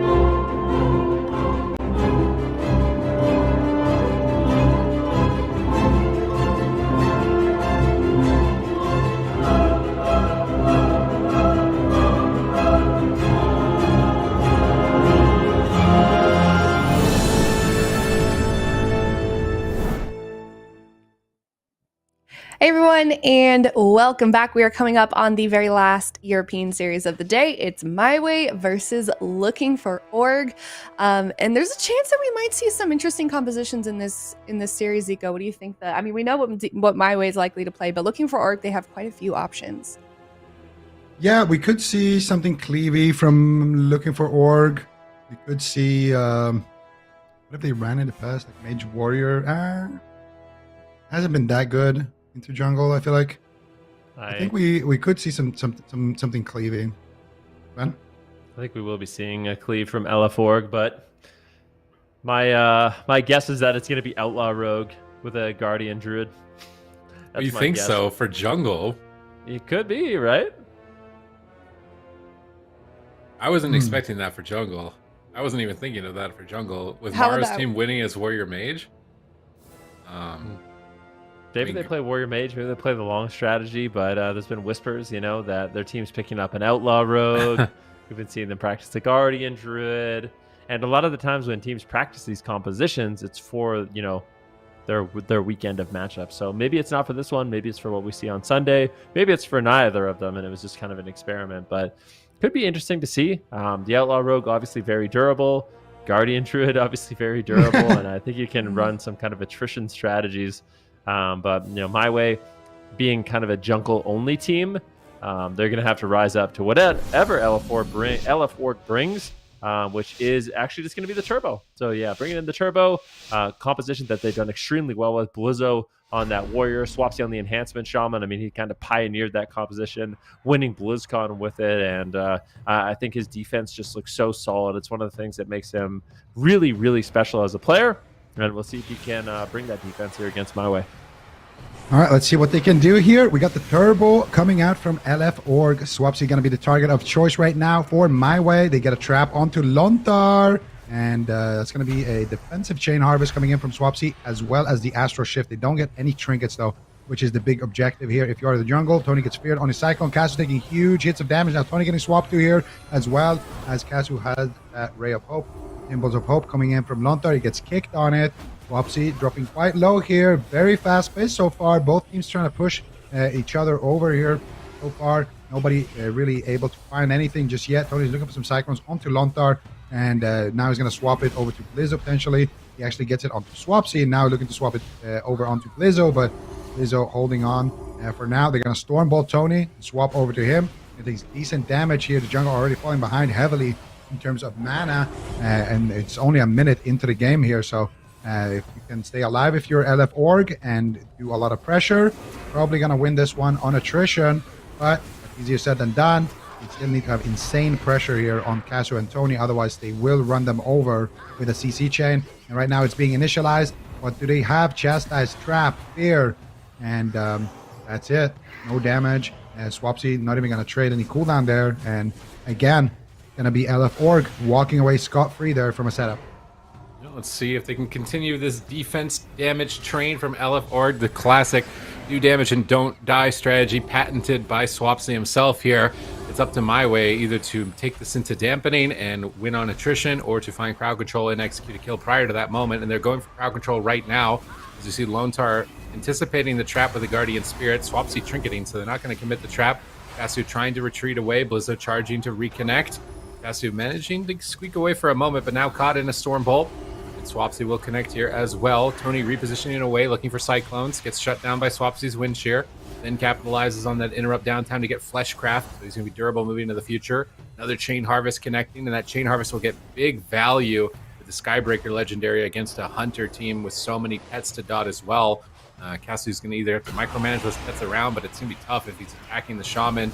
Keeping the pets next to him means Flame Shock's going to spread. And look, Chain Harvest is almost off cooldown again for Swapsy. And every time a Chain Harvest hits, that's a big chunk of mana out of the way. Massive damage incoming from Blizzo. What a monster here. Aspect of the Turtle going to be forced from Casu, and they are getting shredded.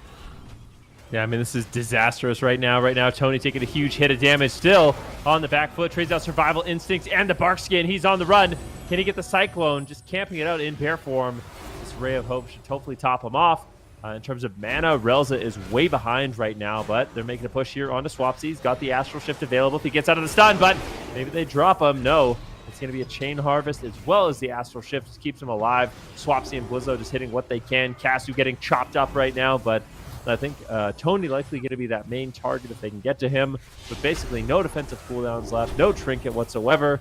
I think going after the Feral Druid would probably be smart, but it seems like Swapsy and Blizzo just want to go after Casu as long as possible. I think they may have actually taken down his pet. I don't see it. Oh, no, there it is. Okay, so it is there. It is an option. Trap on Lone Star. He's forced to trinket out to save Swapsy, as there's really no defense available to him. But that Ray of Hope is going to top him off, as both teams exchanging blows in the middle of the map right now. But LF4 making a huge push onto Cassie once again. And keep in mind, there is no turtle for quite some time. Casu could be in trouble, but another trap, and they might win the game. They're going for it right now. Can they snipe it out of the bash? Doesn't look like Casu is able to land it, unfortunately, and that is going to be a little bit of a disaster for him. They still get the trinket and the Astral Shift though from Swapsy, so the next trap still has kill written all over it if Casu can stay alive to that moment, and that is going to be the question here as he gets stunned up. Blizzo, Swapsy tearing in. Chain Harvest ready to be launched here soon as well for Swapsy, and we see Casu just trying to stay alive. Here comes the setup, double stun, chastise, full trap. Can they push Swapsy over? And that is a Guardian Spirit now onto Swapsy. Tony going out with Cyclones. Blizzard shuts it down. Swapsy looking like he might survive, but he's being greedy. He's stayed out in the open field for too long, and he just tanks the damage there while Lontar is being put in crowd control over and over again. Swapsy probably thought he was safe there, but guess what? Casu, he still had more damage left. That turned around. These teams are packing quite a punch here. Well, Blizzo's going for the kill. Is he going to get it? No way. He's stunned away. Blizzo got stunned when he was at 1 HP. So close. That Conqueror's Banner Fury Warrior just so... Oh my god, he's doing more damage again. He's proccing Recklessness over and over. He gets in-capped away. Oh man, that's why I'm saying, like, if you're a Fury Warrior, you're not playing Necro Banner. It seems almost troll. Like, you do so much damage during that time, but kill gets denied. My way pull up a win here, and this is devastating for LF Org and their qualifications, because this is the tiebreaker series. They're tied for 4th right now, and they could fall out of the top 4 to My Way if they lose this series. Offensively, they looked good, but defensively, My Way left them in shambles right there, pulling it together past that previous burst moment as we saw in game number 1. And now, as LF Org, are they going to start questioning, like, is Turbo actually the best comp? Is this what we should be playing? We have so many other options. Do we switch? Should we play something else? I don't know. Maybe just play the same thing. Like, I feel like there's going to be a lot of questions for them on their side, whereas My Way are like, yeah, we're going to play jungle. Like, we're not going to change anything. And this was that big push from Blizzo. This Conk Banner got the turtle, almost killed him, and then the next Conk Banner, if Swapsy was alive, Casu is dead. So if they could have just stayed alive a little longer. Yeah, look at Rel's mana as well. I mean, Swapsy, they were literally at the finish line. I mean, this is close to when Swapsy does end up going down, but Relza literally tapped 0 mana left whatsoever. If they did not take down Swapsy, I think it was very soon, right around this time. If they did not take down Swapsy right around this time, I feel like it was just a GG. I mean, Blizzo almost entirely soloed. I think if Swapsy had just kind of realized how dire that situation really was, then just like ran to a pillar and tried to keep himself alive, Blizzo could have just basically closed out the game with like a Frost Shock assistance from Swapsy. I mean, literally after Swapsy went down, Blizzo almost took him down about like 30 seconds later, multiple times. So I still really like this pick coming in from LF Org, and I think this is going to be a really scary matchup for My Way. Yeah, I completely agree. I think that's why I was so confused as well when I was casting it, because he got the Guardian, he was full HP. I'm like, okay, Tony's in a Stormbolt, it's over. The go, that's it. So Swapsy probably thought the same thing, got too aggressive, and then he's like, oh, wait a second. Gunther, where you at, bro? And then he's like, oh. And then he ran back, and Casu's like, oh, perfect. He's staying in the open. I can just have my fun here. I would say LF Org looked like they were in the driver's seat that pretty much the entire game, and then yeah, they messed up that one setup, and of course My Way gonna take that and immediately run away with it. So we'll see what happens in game 2. I wouldn't put too much stock in that loss. If I was an LF Org, and I would just send the same comp again, take whatever map I think is the best, and just go again. So I think that's probably what we're gonna see from them, unless they have some super counter planned. Like a double caster or something on Dolvir. I don't know. I don't think we're gonna see it. Hook point. This has Turbo written all over it. But I don't know if Hook Point is that good. I feel like it's pretty good for jungle too. I don't know. Keeping Swapsy close to Relza so he can ground traps, I think, is the main thing for LF Org. Like at the end, he tried to ground the clone and he was too far away. So as long as it's a small map and they're clustered together, Swapsy can break crowd control, Tremor Totem Fears, ground traps, ground clones. I think it's just about keeping LF Org close together as a unit. It's kind of always been the strategy for Turbo, so that each person helps each other. It feels stupid, like I'm a priest running into the middle with my team, but you'll have the protection of the warrior and the shaman, so you rely on their strengths. And that's kind of the unique synergy of the comp that you need to play around. So I think it makes sense to go for the smallest map to enable that. Yeah, it's maximum uptime on Casu, because I do get the feeling that if Swapsy and Blizzo have uptime, Casu will inevitably go down, or Relza at least will be burning through a ton of mana. So small map makes sense to me. Relza's opportunities to drink as well are going to be severely limited. And I mean, even though My Way always does this though, so it's not like a fluke, but it's always just so close to them losing. Like the other team gets right at the finish line, they're almost there. There's no cooldowns left. There's no mana, and then that setup comes in, the game-winning setup where they end up closing it out. So you can never count them out. But I mean, just watching that game, it felt like LF Org, that was their game to lose. And I think on Hook Point, it's going to be potentially even worse here for the side of My Way. So let's see if they can kind of figure out another way to win. In this a bit of a dire situation. Yeah, that's the thing. We'll see if they can do it here. You can get a lot of pressure, of course. You got a small map to work with. They can tremor and ground and be in range of all those totems. So this is a great map to do it on. But at the same time, I feel like My Way can also kind of crank it up a notch in terms of offense. If they ever do land a trap onto Lontar and they play around those kind of counters, they can definitely find a lot of pressure, because Tony probably will be able to, cast Cyclone and still do damage to his target. So it's a map that just will snowball the game in general. And we are live with game number 2 here. What is going to happen? Casu immediately doors in on top of Lontar, gets a freezing trap out of nowhere. Swapsy has to trinket, Astro Shift, use everything right away here. Lontar still in crowd control, and Casu already retreating here, and Tony already retreating here. They got what they came for. They are out of there. Nice grip by Relza, and Blizzo trying to get some uptime here. Shane Harvest connect. Tony with a nice bark skin here. He actually gets the Guardian Spirit very, very early on, even though Casu appears to be the main target here. I don't know if, I guess he has the Ray of Hope still for Casu. I don't know if it's negative though. Can they shock Relza? It doesn't look like it. If they cast it, Casu will stabilize, and so will Tony most likely here. Casu still taking huge hits here. The map doing some work, definitely allowing them to stay offensive onto Casu. Mind control onto Lontar, but look what's happening here with Swapsy. He's taking some damage. They're setting up for the trap. Here it comes. Full freezing trap. Full stun onto Swapsy. Stun onto Blizzo. Do they have the damage to back it up? Intervene comes in from Blizzo. Should be enough here potentially. They get a fear onto Lontar. Do they have a Tremor Totem? They do have the Tremor Totem. Catches the Ray of Hope from Lontar, and he gets cloned on it though. I think actually that Ray of Hope will time out during the Cyclone, so Swapsy's still going to remain low on HP here. Really nice clone there by Tony, but that's just a big, big Serenity heal there, and will all be for nothing as LF Org once again get back to full HP and look to aggress onto Casu. Oh, swap to Tony, Barkskins. It looks like it will be enough, but it's costing Relza so much mana. Maybe he's not all right. They're just crushing Tony at the moment. Trading Survival Instincts now on top of Barkskin, and this is just like game number 1. LF Org have all of the pressure, all of the momentum. They're looking like an unstoppable freight train. Is My Way going to be able to hold together and find that miracle opportunity to kill Swapsy again in game number 2?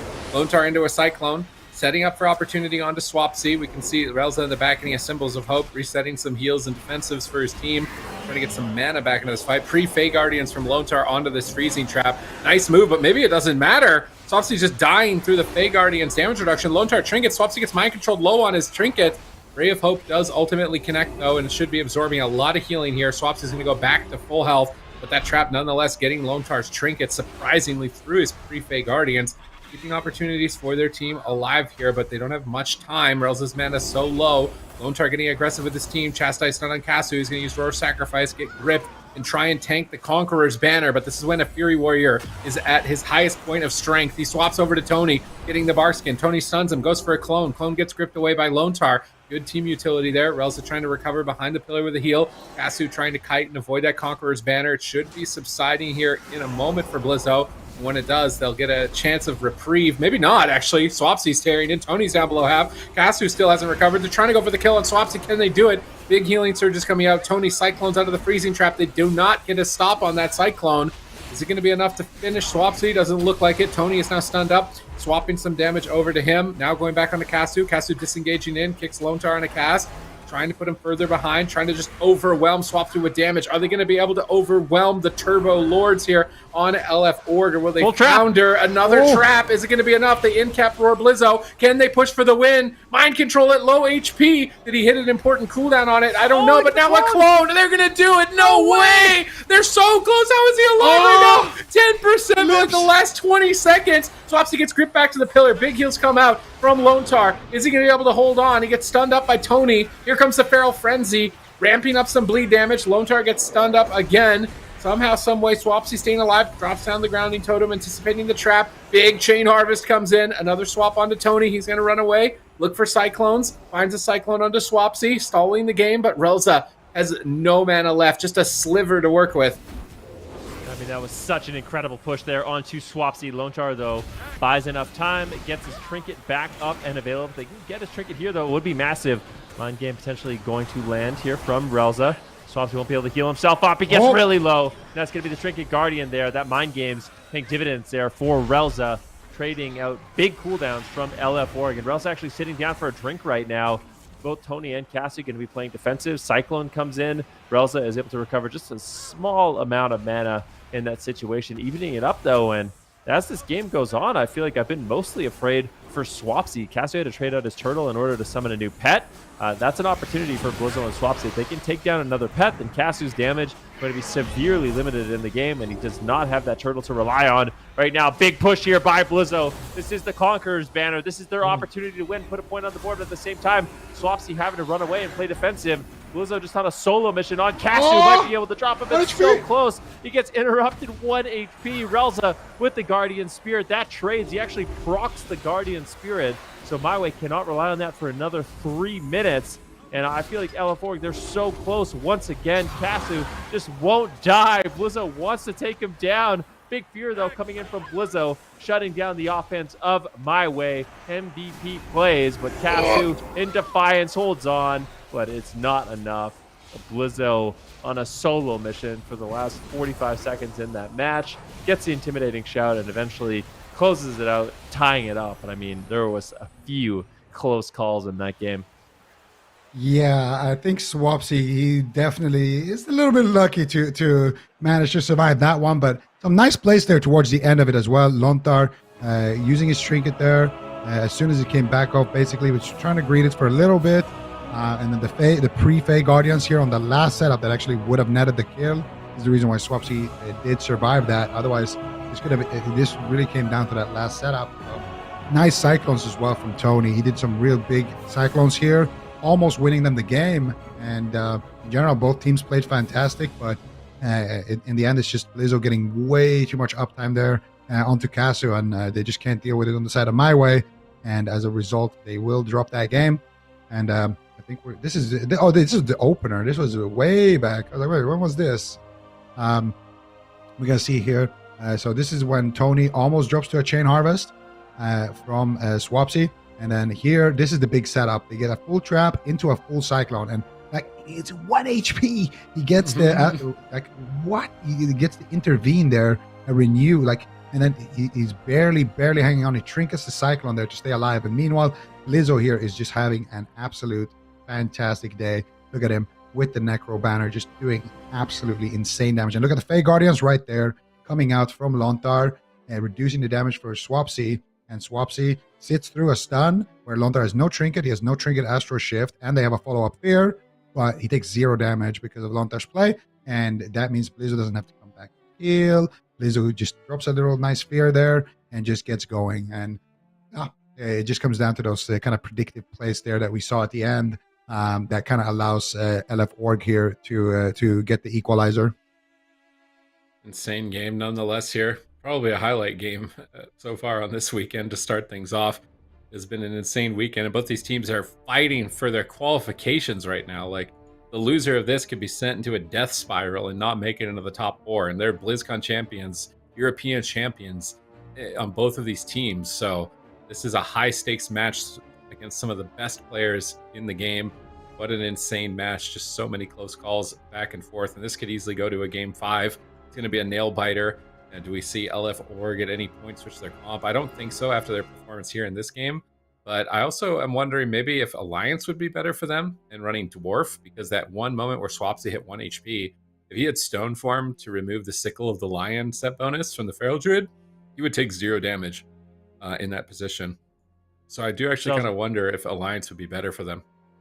Yeah, but you trade up getting 100 out and a stun, right? Like a lot of the time Swapsy's getting out of a stun and just, topping himself off with the big healing surge or chain harvest. I think the warrior can that's keep what you alive I'm in saying. There's a few times where Swapsy's barely getting off his astral shift and those heals at low health coming out of a stun. I don't think he should die outside of the Sickle. I really think the Sickle of the Lion is like, unless the lone target's CC'd for like 30 seconds, I think Sickle is like the only time where he can die. If he has Stone Form to remove it every time, he'll be good. All right, fair enough. Well, maybe they do make that adaptation. But yeah, one thing's for sure. I think at this point, it's pretty safe to say, based off the Game 1 performance and based off the Game 2 performance, I feel like LF Org, this is going to be the compositions we see for the rest of the series. I don't really see them making any kind of changes. Maybe on a large map, if we see like too large of a map, they might try something else, as Swapsy's uptime might be limited, and maybe they just run the turbo on the smaller maps. But mathematically, that doesn't exactly work out. I guess it could actually, if they go to a large map, maybe there's some sort of like wizard comp that they could run into the jungle and do okay. But traditionally, that doesn't really work out. So I think we're going to just see the cleave. Yeah, I think we're going to just see the same thing. I think for both of these teams, Game 1 didn't look that convincing for my way when they won it. And LF Org, they're just going to lock it in every single time. I think that's the right move. But we are seeing now kind of what the players prefer. LF Org, they want the small map. They want to get those, always be in range of intervene, grounding, tremor, etc. And just have a short distance to run to their target and get uptime on Kasu. Kasu, he wants the big map here where he can kind of deny Blizzo some of that uptime by just running around a lot. And I think that's going to be the adaptation that we probably see from My Way, because it feels like their offense is good. I feel like it's more about their defense. Like it's very, like they fell over I think at literal 5 minutes, right, last game, and it's kind of uncommon actually. I feel like My Way finds a lot of their wins kind of deeper into dampening. They're very good at outlasting and just surviving with nothing, and then finding a kill in dampening as the jungle. So I think if we see them try to slow this game down a little bit, I think that's how they're going to find the success, because I don't think My Way can necessarily get those kills on LF Org before dampening is somewhat deep. And that's because, they got so much defense with the Blizzos intervene, with Swapsy's trinket, and the Fey Guardians reducing his defensives, and just all that extra damage reduction, etc. Plus the Holy Priest cooldowns. It feels like there's a lot of cooldowns they need to get through on the side of LF Org, or on the side of My Way needs to get through a lot of cooldowns from LF Org. So I think for My Way, probably just going to slow the game down, kite, prioritize keeping Kasu alive, and potentially getting a win in dampening, or maybe just a target swap altogether to the warrior. But it's also kind of risky to do. I think just drinking. This will be a much better map for Relza to drink. Kasu and Tony focus on surviving, just drinking, get the game into dampening. Relza's also playing mind games. It's not very often he actually plays Venthyr Priest, I feel like. More often than not, he's the Night Fae Priest trying to dampen his jungle. So maybe he even goes Night Fae for this game. Try and just win on mana, extend it. You're going to have the Fey Guardians for every conch banner, and then you have like a more reliable cooldown that isn't your aspect of the turtle to trade during that window. But creating distance and preventing uptime from the Shaman is going to be really important, and this map should enable that, so it makes sense for them. The series could be decided by the blind pick winning that, and so LF Org are going to have to win on one of these big maps. If they win here, I think LF Org are going to take the series. If they don't, then My Way could still run away with it with their map picks.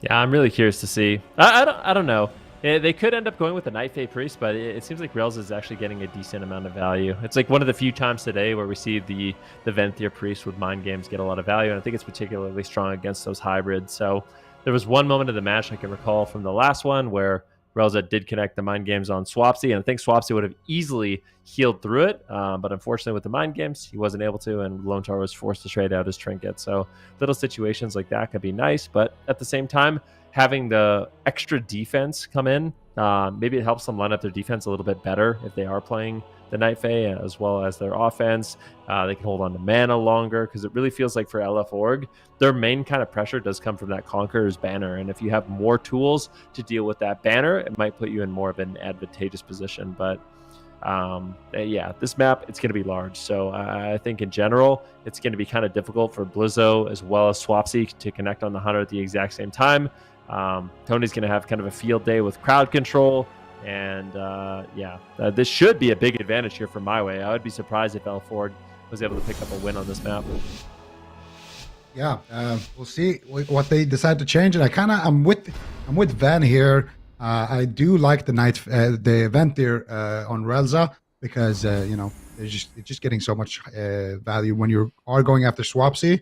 He's going to stay with the Venthyr, and Kasu actually is going to swap to the Venthyr. We'll see. Actually, no, he was Venthyr last game as well. And going to see the same opener here, immediately getting that freezing trap out of that Venthyr disorient. And Swapsy going to respond instantly with his trinket, as well as his Astral Shift. He gets Cyclone on it by Tony. Tony trying to slow down the damage here onto Kasu. And nice Sundering, they're actually connecting onto Relza as well as Kasu. Relza now in the backline trying to fake cast Swapsy. I think he actually was able to there, or maybe Tony soaked it up. Either way, Kasu should be surviving in this situation, catching some good heals. And now, once again, they're setting up for another CC chain. There's the stun, there's the trap, there's the stun onto Swapsy, and there's the Mind Games. Big damage here connecting onto Swapsy. Tony with the Cyclone as well. This is a big push. Can they get Lontar's Trinket? That is the question. They get the Mind Control onto Swapsy. Do they have the damage? Blizzo denies it with a fear, but Guardian will come out as well. Ooh, nice Mind Control there, but it does get purged. And Swapsy with that Ray of Hope should get full HP here. But so far, great opening for My Way, forcing out a lot of cooldowns early on here. Only really Lontar's Trinket left in that checklist. Again, that was the sickle of the lion moment. I feel like if Swapsy's Trinket Stone forms, it probably has to wall too. They can hold on to the priest cooldowns in that assault. So I'm just staring at Berserk for Tony. That it's got a 2M next to it below his health frame. When that 2M is gone, it's going to be available, and that's when we'll see another big push. Every time, I think that's going to be the kill window for My Way if they win the game. See if Swapsy can get a kill before that point. They're chasing down Kasu, stunning up in midfield. Tony's supporting with regrowth after regrowth, getting mind controlled on the off heals. Good crowd control by Lontar, but ultimately now counter shot. Kasu getting blasted and torn apart right now. Trades out Roar Sacrifice with Ray of Hope. They're trying to cut into it. They stun Swapsy. Blizzo moves over to assist with the Cyclone. Now Tony's trying to Cyclone Lontar, trying to fake out Swapsy's Wind Shear. Doesn't fake out Swapsy. Denies the Cyclone. Lontar's now out of the chain. Gets a Ray of Hope. Gets a Greater Fade. So Tony's still looking for Cyclones. Gets grounded on it there. Trying to find another one. Swapsy is really owning these Cyclones at the moment.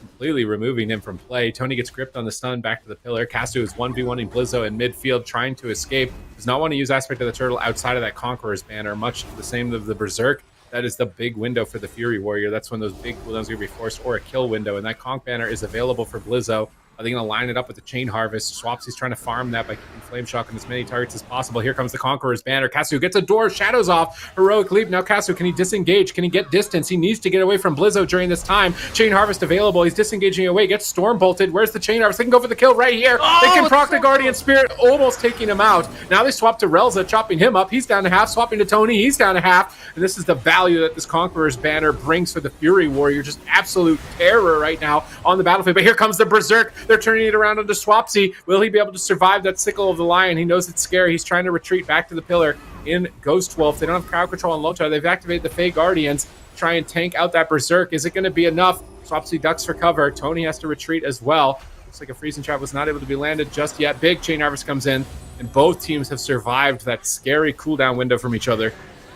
I mean, really horrifying moment, and Blizzo's going to have that cooldown up in another 2 minutes. So that's what My Way has to be looking out for. Relza burned through so much mana in that last exchange. At the same time, Swapsy down to half health. and we'll have to see if they can actually take him down. I feel like he's taking a much more kind of defensive position this game, kind of just camping at this pillar, doesn't want to overextend into the open that often, but KAWHI just seems to not be able to get away. Finally going to be leaping away, but a maim stun onto Swapsy. Beautiful. I mean, this is what I'm talking about for Tony. Doing a really good job with his crowd control. He gets the maim out on Swapsy, gets a Cyclone on Blizzo. KAWHI's able to resummon his pet, and Swapsy just doesn't even try to stop it. Doesn't want to get off the pillar for too long, realizing they're winning on mana, realizing if they can just stall a little bit more time for Blizzo to get that Conqueror's banner up once again, that's going to be their ticket to a win. Yep, now let's see if they can buy that ticket. Lontar right now getting kicked into a Cyclone. Nice fade there by Lontar, avoiding it. Gets a mind control onto Tony. Relza pushing in though. And he's going to get a fear onto Lontar. This could be the setup they need. Swapsy trinkets out immediately. Can they find any follow-up? There's a stun. Do they have a trap as well? Tony looking for Cyclone here. Can't find it. They do find a trap, and Lontar trinkets as well. This is huge. They get Swapsy's trinket and Lontar's trinket in the same go. This is going to give My Way a lot of time to set up that perfect kill. And now they just need to stay alive, though. KAWHI taking huge damage here. Ray of Hope should block it. You get a nice Cyclone onto Swapsy, as well as that Ray of Hope with that sacrifice from KAWHI's path. KAWHI still just taking huge damage here. Blizzo is a monster with the power infusion right now, going absolutely ballistic here onto KAWHI, chasing him down, not allowing him to get away. He kicks the door, and KAWHI actually trying to meld Vanish there, but he's still just not getting away from Blizzo. Finally, Tony is going to be able to shut it down for a second. They get a freezing trap onto Lontar, but this is supposed to be a window where My Way is getting aggressive. This is supposed to be a window where My Way are forcing out things like the Astral Shift, things like Trinkets, but it's actually them just on the run constantly here. They're just using this map so perfectly, running around, trying to find that perfect moment. Now, there's nobody with a Trinket on the side of LF4. The problem, though, is that Swapsy has the Astral Shift, and there it is. He's going to pre-Astral Shift. Is it going to be enough? They got a full freezing trap, Swapsy, and they keep him alive. Lontar breaks out of the trap somehow and connects with the big Master Spell. They kick Master Spell, and Swapsy gets a big heal with that Guardian Spirit regardless, and as a result, it's going to be KAWHI once again on the back foot. That was really the final nail, or the final attempt, I think, from My Way. I think at this point, this is looking like the Blizzo show. Yep, Conqueror's banner coming up in 27 seconds. T minus liftoff here, 27 seconds. They get Turtle before the banner. He has to res his pet in the Turtle. This should be GG. 19 seconds away from that Conqueror's banner. They got Chain Harvest. Relza has a sliver of mana left to heal through the onslaught of LF Org here as they look to march to match point and steal away the swing match. The very important moment here. Chain Harvest connects. It ravages KAWHI and Tony down to half. Tony's trying to assist, spamming out Cyclones, trying to connect them, not able to find a Cyclone just yet. Conqueror's banner gets popped immediately. Blizzo is juiced up and ready to tear, and he gets Cycloned on it. Amazing Cyclone from Tony. Lontar's not going for the Master Spell on it. I'm really surprised. Blizzo finally out of the Cyclone, gets rooted. Bladestorm's out of the root to connect. He knows he needs to win the game at this moment in time. Exhilaration going to do nothing as he's getting cut down by Roar of Sacrifice. Will he hold on? He goes for the freezing trap. KAWHI goes for the Hail Mary to try and win the game on Swapsy, but he's not taking any damage. KAWHI is still on the back foot. Relza is trading everything to keep him alive. Trading everything he's got. Somehow, some way, KAWHI stays alive throughout the attack of the Conqueror's banner. Now Swapsy on the back foot. Another opportunity for My Way to win this. Lontar has no mana. Swapsy's fishing for kicks here, casting Hex to bait it, and then Dwarf Shadowing to reconnect. Good mind games there from Swapsy. KAWHI disengaging away. Freezing trap onto Lontar. Relza in position for fear. Is Swapsy ready for it? No, it's Cyclone instead. KAWHI stunned. Tony stunned Swapsy away. I cannot believe that My Way survived that. That should have been the end of the game. Tony had insane Cyclones during that moment. Swapsy getting Cycloned again. Tony is carrying at the moment with that Druid utility. Can they protect KAWHI long enough to get into dampening to finish Swapsy here? Another Ray of Hope forced. Are they going to Cyclone the Ray of Hope? Tony's not in position to do it just yet. Just keeping bleeds up on Swapsy. Stun Swapsy. Ray of Hope about to fade. This could be it for him. Insane damage. They don't even need CC right now. Dampening's getting so high. They've Roar of Sacrifice. Can they do it? Can they kill Swapsy here? It's a race to the finish of these final moments. Astral Shift trades, but that's a full freezing trap, and I don't think Astral Shift is going to matter. Here comes Berserk, and My Way have done it. They have chewed through LF Org in Game 3 and moved to match point. I feel like we're going to a Game 5, 100%. This is an insane game. KAWHI, he lived at 1% health like multiple times. How is he alive? Like at one point, I didn't even see his health bar. It wasn't like a ray. I don't even know how that happened. Like a lot of the time you see those 1% health saves with like a ray of hope, and maybe like, you know, the shout fades where you lose your stamina, or, you know, the emblem falls, something like that. But yeah, I really don't know. I feel like My Way, they they pulled off some miracles in this one to hold on that long, pulled out a win, but it's just, they're so consistent with these miracles. It's what makes this team so impressive. Yeah, I mean, it's just insane to watch. And we're going to see some of those moments. I mean, this right here, if that Chain Harvest connects a little bit sooner, Kasu's dead. And here, this is a setup onto Swapsy. A pre-Astro shift. They get the full freezing trap. Swapsy. And how did that trap break on Lontar? I actually don't understand how that broke, because I feel like this should have been the game already for My Way. But Swapsy there to 1 HP as well. Let's not discredit anybody here. Cassie wasn't the only one living on 1 HP there, and here they did get the turtle. And I just gotta say, Blizzo looks like he's having the most amount of fun ever in this matchup. It just like here's where he drops to 1 HP. Here, what's that? What was that heal after? Yeah, how did he drop? That was insane that he lives that. That is actually absolutely crazy. And then here, Tony gets the kick on the symbols, and they chain it. They get the damage onto Swapsy here. Swapsy pre-Astro shift, tries to stay aggressive, but the CC chain is too long. And look at Lontar's trinket. 3, 2, 1, dead. So he could have trinketed late there and maybe done something, Serenity or whatever. But he died when it was like 1 second left on that trinket. Very, you're not going to see a closer game than that. 2 absolute titans right now battling it out. And for good reason. They're both 1 and 2 right now. Reigning champions in My Way. And, you know, BlizzCon winners, BlizzCon finalists, the entire team is packed on the side of LF.org. So these are 2 teams that at the start of the year, if you don't look at the meta, you don't look at anything, you just look at the names of the people on each team. This is both of these teams here are teams that you would expect to be making it here. And you're probably right, Van. I think we're going to go to a game number 5. And it's gonna be a long, hard fought battle for whoever wins between these 2 teams, because they are both playing absolutely fantastic. It's so, I mean, Sid, you mentioned this already. It just is unbelievable. I mean, both these teams, I think their score is 1 and 2, right?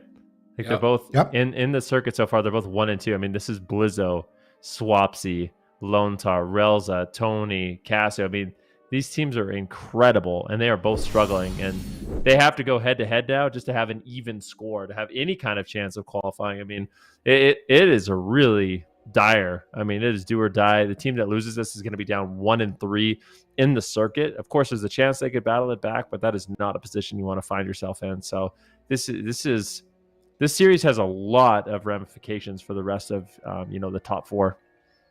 Absolutely. Considering they can't beat RMP, right? Like both teams, like this could be the qualifying round if they all lose every series from now on to RMP. Like this could be the qualifying. These are the series. only 2 non-RMP teams, right? Yeah. Yeah. So. Well, no, we have Delirium as well. But you know what? I think actually in that replay where Swapsy was dead and the trap broke, I think he healed Lontar with Mind Games. Mind Games broke the traps. Yeah. I think that is what happened there. So that should tell you how insane these players are, doing absolutely everything to stay alive. Jesus, what a matchup. Yeah, I mean, it's intense. We're going to Ruins of Lordaeron here, Sid, as well. So, I mean, yeah. For LF.org, really no surprise. I want to go to a map where Cass is going to have a much more difficult time running away because he did a great job kiting. And like I said, I mean, Tony Farrell as well, having a field day with crowd control, getting clutch, MAME stuns out, bashes, cyclones, roots at all the right moments, barely keeping his team alive, and then pulling off a win. So, I mean, if Tony wasn't playing so well, if Cassie wasn't playing so well, I feel like LF.org would just be absolutely stomping them out with this composition. But they're finding these miracle moments. Let's see if they can hold on Ruins of Lordaeron. Yep, here we go. Fitting final resting place, as it is a cemetery on match point here. LF.org want to try and clutch it out. I'm not sure if I like this map. Would there have been a better map for them? Like Dalaran Sewers even? Because having the open field and the access to drinks, you can kite so far if you're just going like side to side on this map from room to room. There's way more distance than Dalaran. So I'm not sure if I'm the biggest fan of it. I still would like to see Swapsy play Dwarf. Like every time he's dying is during the Berserk window. If he could just counter that every time, even though he's getting value of an extra second off of every stun, pretty much, I think guaranteeing that you don't die to that cooldown is more important in this matchup. So, but if he didn't change it last game, it makes me think he's not going to. Possibly doesn't have one, but I feel like Swapsy would. He's like one of the most prepared players in the game. He's always the one making sure everyone else on the team has like the right talents and stuff. So you must think the value of the stun reduction is going to be more here. But if he doesn't have Dwarf, it means every Berserk from Tony could be lethal. Astral Shift is not even guaranteed survival. He's going to need his own cooldowns as well as Lone Tar to be able to survive those Berserk windows. On the opposite side, it's the Conqueror's Banner of Blizzo. This could be a qualification game right here between My Way and LF Org, because they have struggled with pretty much every RMP. So if My Way win here and LF Org and My Way don't win any from this point onwards, like they're going to qualify. So a lot of pressure here, make it into the top 4. Can they manage to pull it off? You can see LF Org just staying at the pillar, trying to wait for the stealthies. Kasu in camouflage, Tony in stealth. As they're trying to find their targets. They're marking Swapsy. Unlike that, we see a switch to Blizzo, I would imagine here. Kasu door shadows in to try and get a freezing trap. He's trying to bait a grounding totem with the door shadows. Gets a double door and gets the freezing trap. Relza gets the fear. Good cross here. Mind Games gets shut down, but Holy Fire is going to connect. Mind Games now for follow-up. He's going to go for Chain Harvest. They fake out the Mind Games. They get Astral Shift for the Berserk.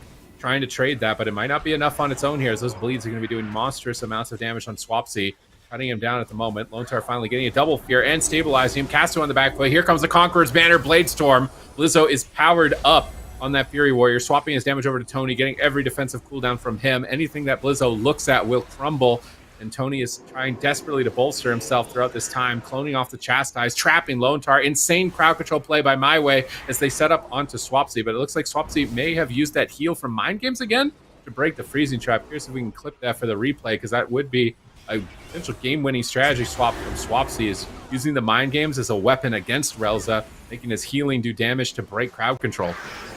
I mean, that's really smart if that is what's going on.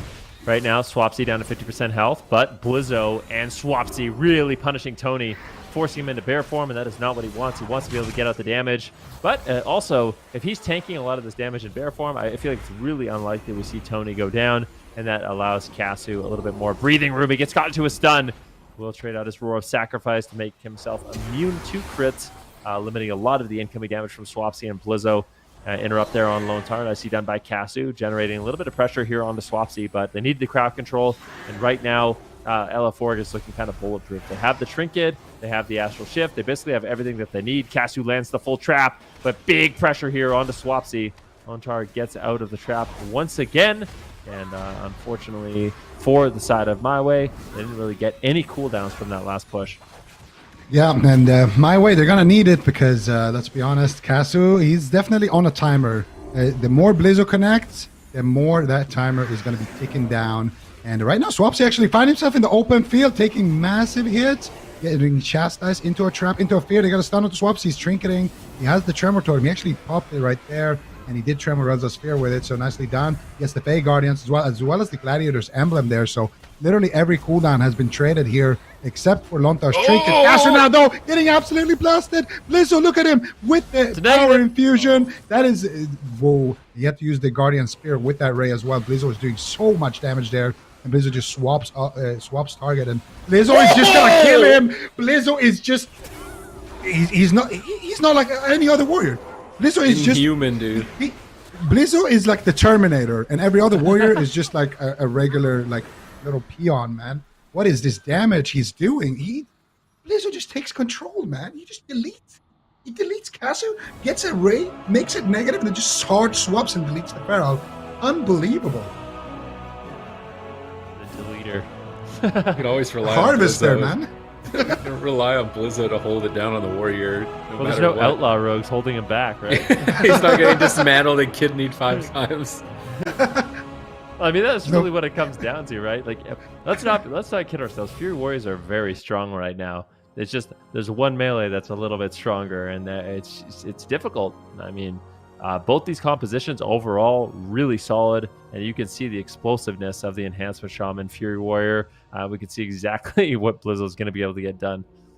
I mean, this was just crazy. Like, Blizzo connects on his target, and this is where, like, this looks good actually for My Way. They force out basically everything at this point, and then Blizzo, War Banner or Necro Banner, gets the PI, sends the recklessness, forces out literally everything from Kazu. And then look, he just tap targets to Tony, he kicks him. Tony's in bear form right now. And then Tony swaps to Cat for some reason. He thinks he's safe. Bye. And then whoop, he just gets absolutely crushed. Tony was messing around. I mean, that was a rare mistake from Tony. He's got Blizzo on him, PI'd, Necro Banner, full ramp, like everything available. And Tony just shifts out of bear, doesn't use the bark skin, goes into cat form. And I mean, even in the replay, Tony, he gives himself a little bonk on the forehead, realizing that was a bit of a mistake.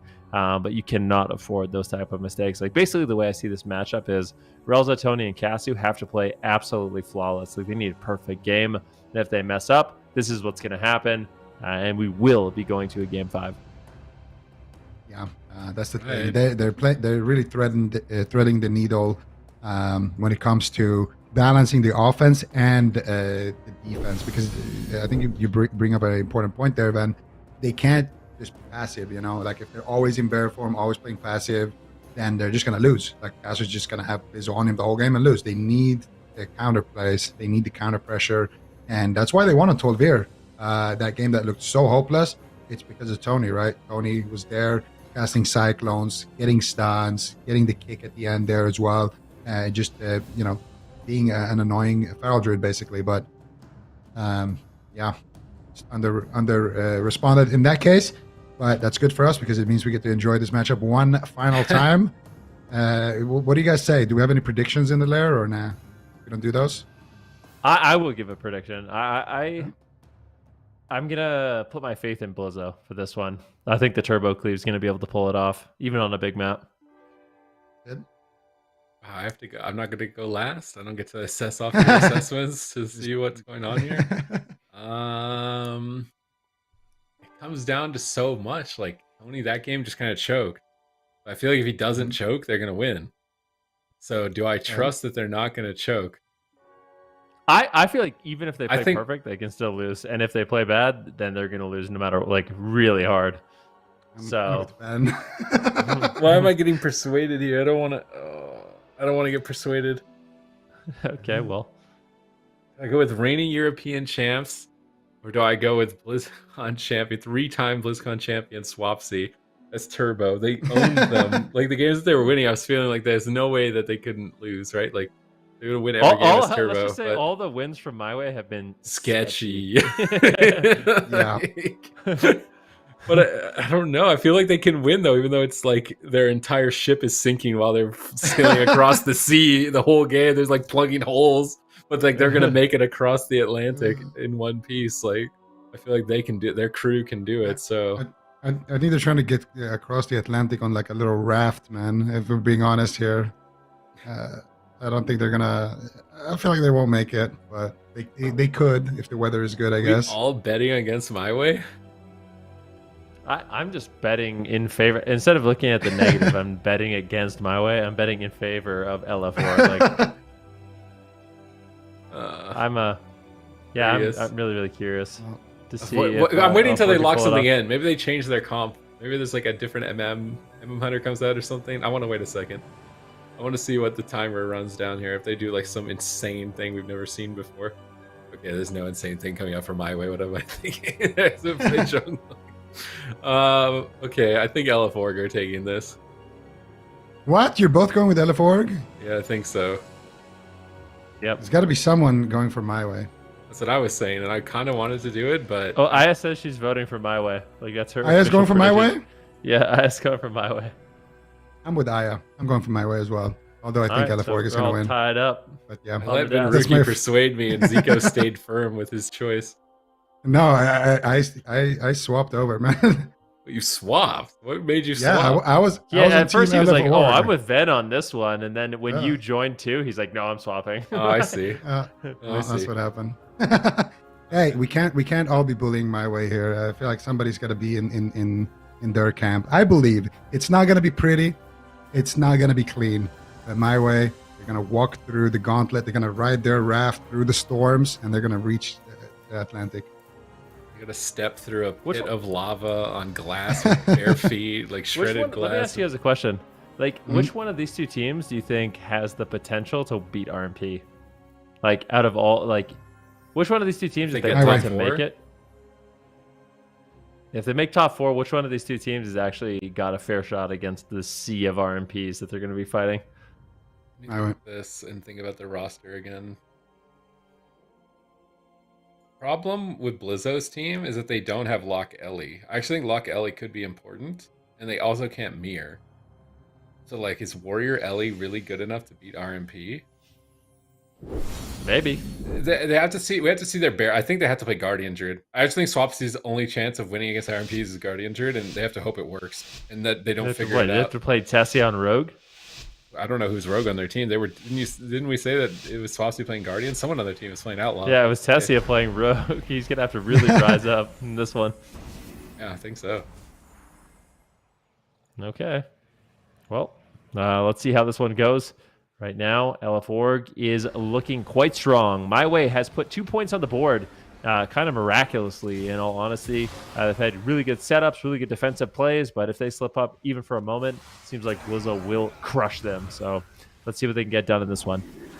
All right, let's see what they can do here. Game number 5, ladies and gentlemen, My Way versus LF Org. Both of these teams tied at 1-2 apiece in the standings. Both of these teams expected to qualify for the finals, but one of them might not, and this could be the game that decides it all. Tony right now in a stun, running for his life, this time in bear form, this time with the skin, as well as that frenzied region. Tony should be okay with all of that defense, but they are just cracking through it, and it looks like we are going to see a setup here potentially being launched now onto Cass, who's taking huge damage. We need to find something onto Lontar soon, but Lontar is making it difficult. Tony's looking for the Cyclone. Gets line of sight by Lontar. Excellent positioning.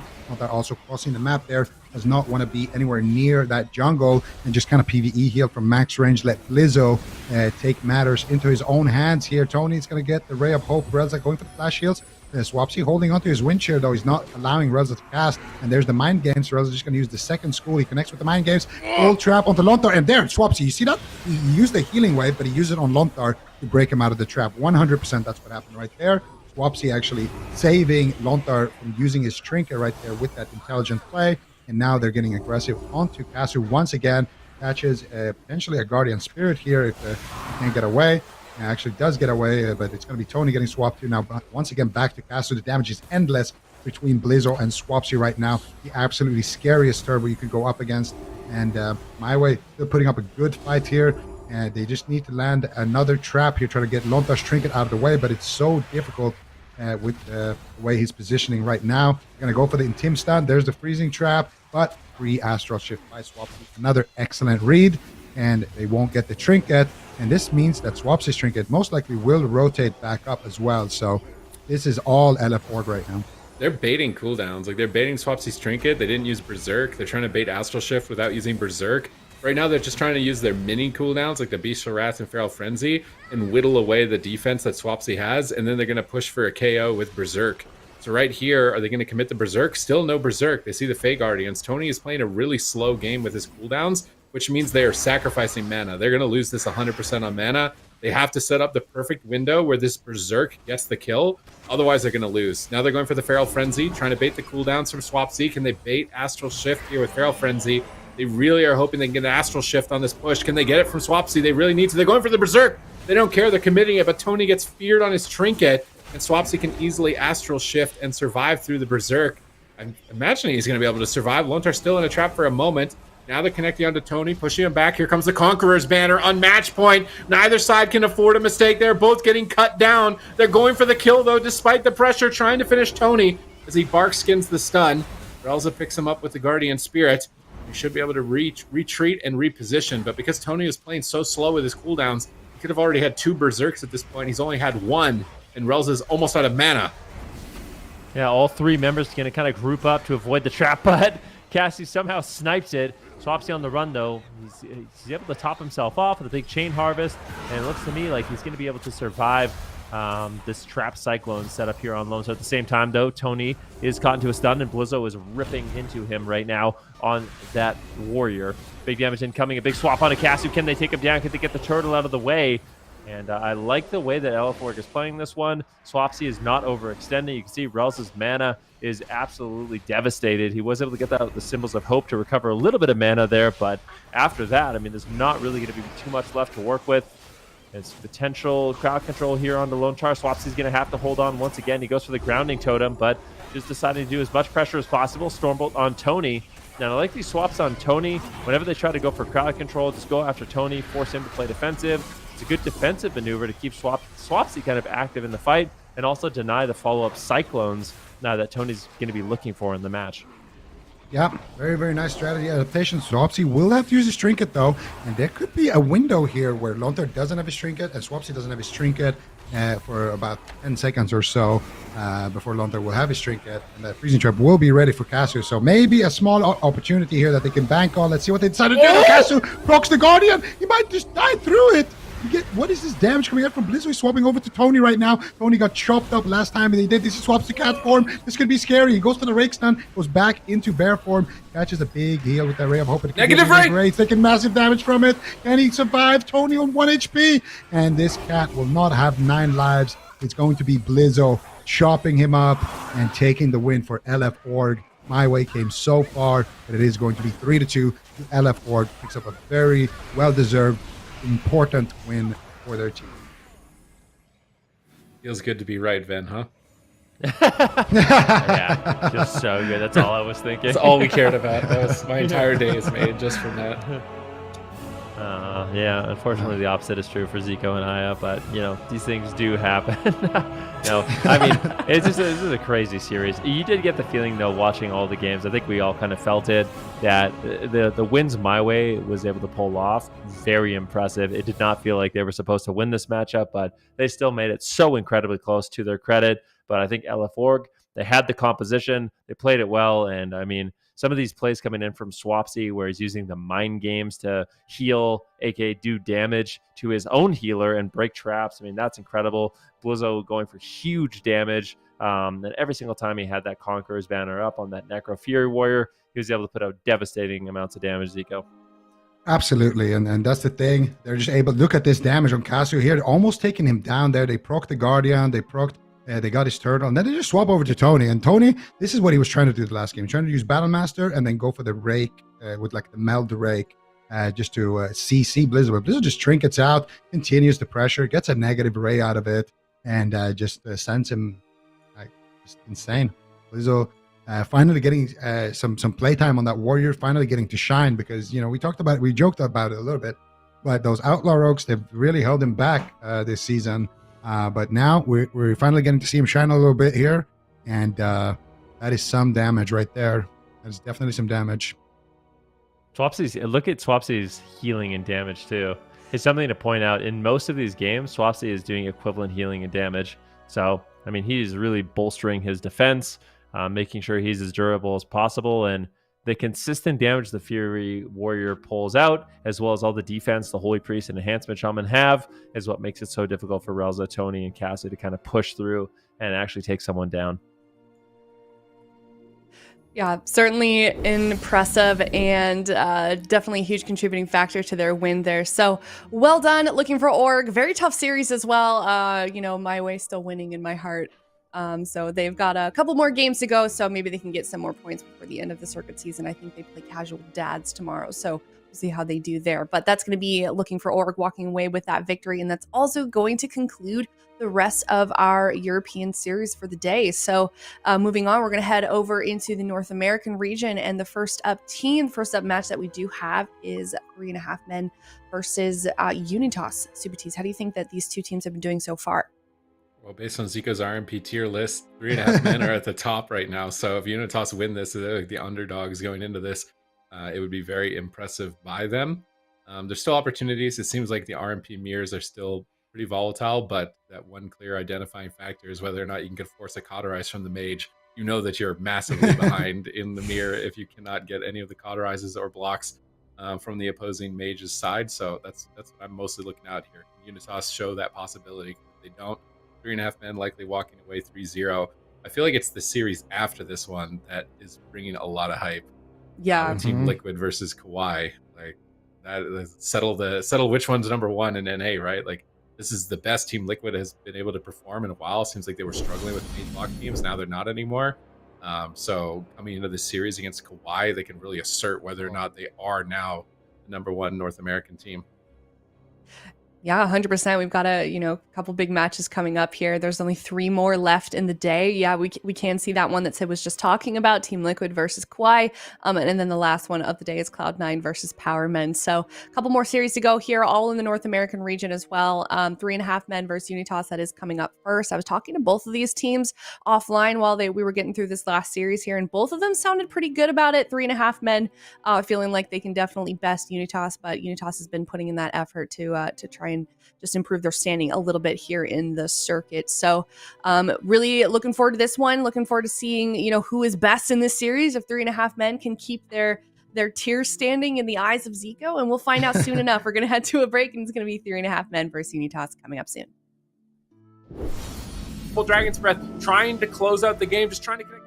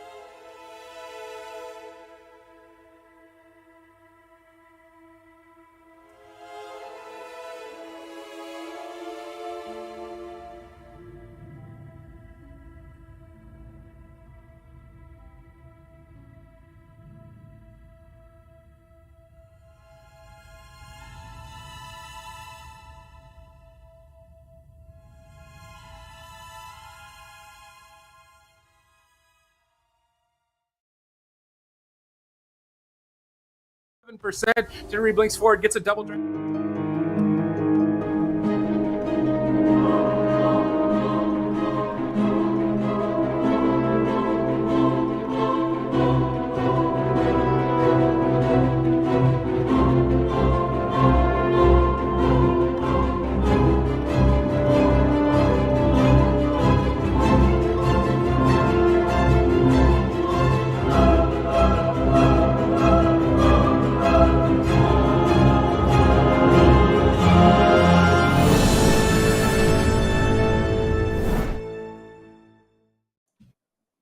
Hey everybody, and welcome back. We are now over in the North American games. First up here, we've got 3.5 men versus UNITAS. UNITAS, just statistically and looking at their match record, is going to be the bit of an underdog going in here, especially if you look at the tier list, Zico, that you've created with 3.5 men being well at the top there on RMP. So in your mind, Zico, what's it going to take for UNITAS to be able to get some wins here? Well, first of all, I just want to address this. We can't call it the tier list. We call it the power rankings. My bad. My this mistake. is the NA RMP power rankings. And yes, 3.5 men. They had a little bit of a sketchy week last time around, but they remained in that first place position. Now, Unitas actually dropped a few spots in that last week as well. So Unitas, I mean, you mentioned it yourself, Aya. According to standings, they're a little bit lower, they're a little bit of an underdog. According to, their placings in the Cups, according to my power rankings list, in all the standings, they are down, and they are down bad. And this is an opportunity for Unitas to kind of climb again and get back into that. No. They don't get the top. It does not mean you're top if you beat the best one. Yeah, how does that work? You need consistency over time, I think, right? Selling if Krillin beat Goku, he wouldn't be the strongest fighter. Well, it's a little bit different in World of Warcraft because you have to be the best into everything. If you're the best mirror team and you're losing against, like all the other stuff, then you're not really the best team in my book. Oh, you're assessing the whole picture, not just exactly. Like maybe they've got 3.5 men's number, but they lose every other series, whereas 3.5 men beat every other team.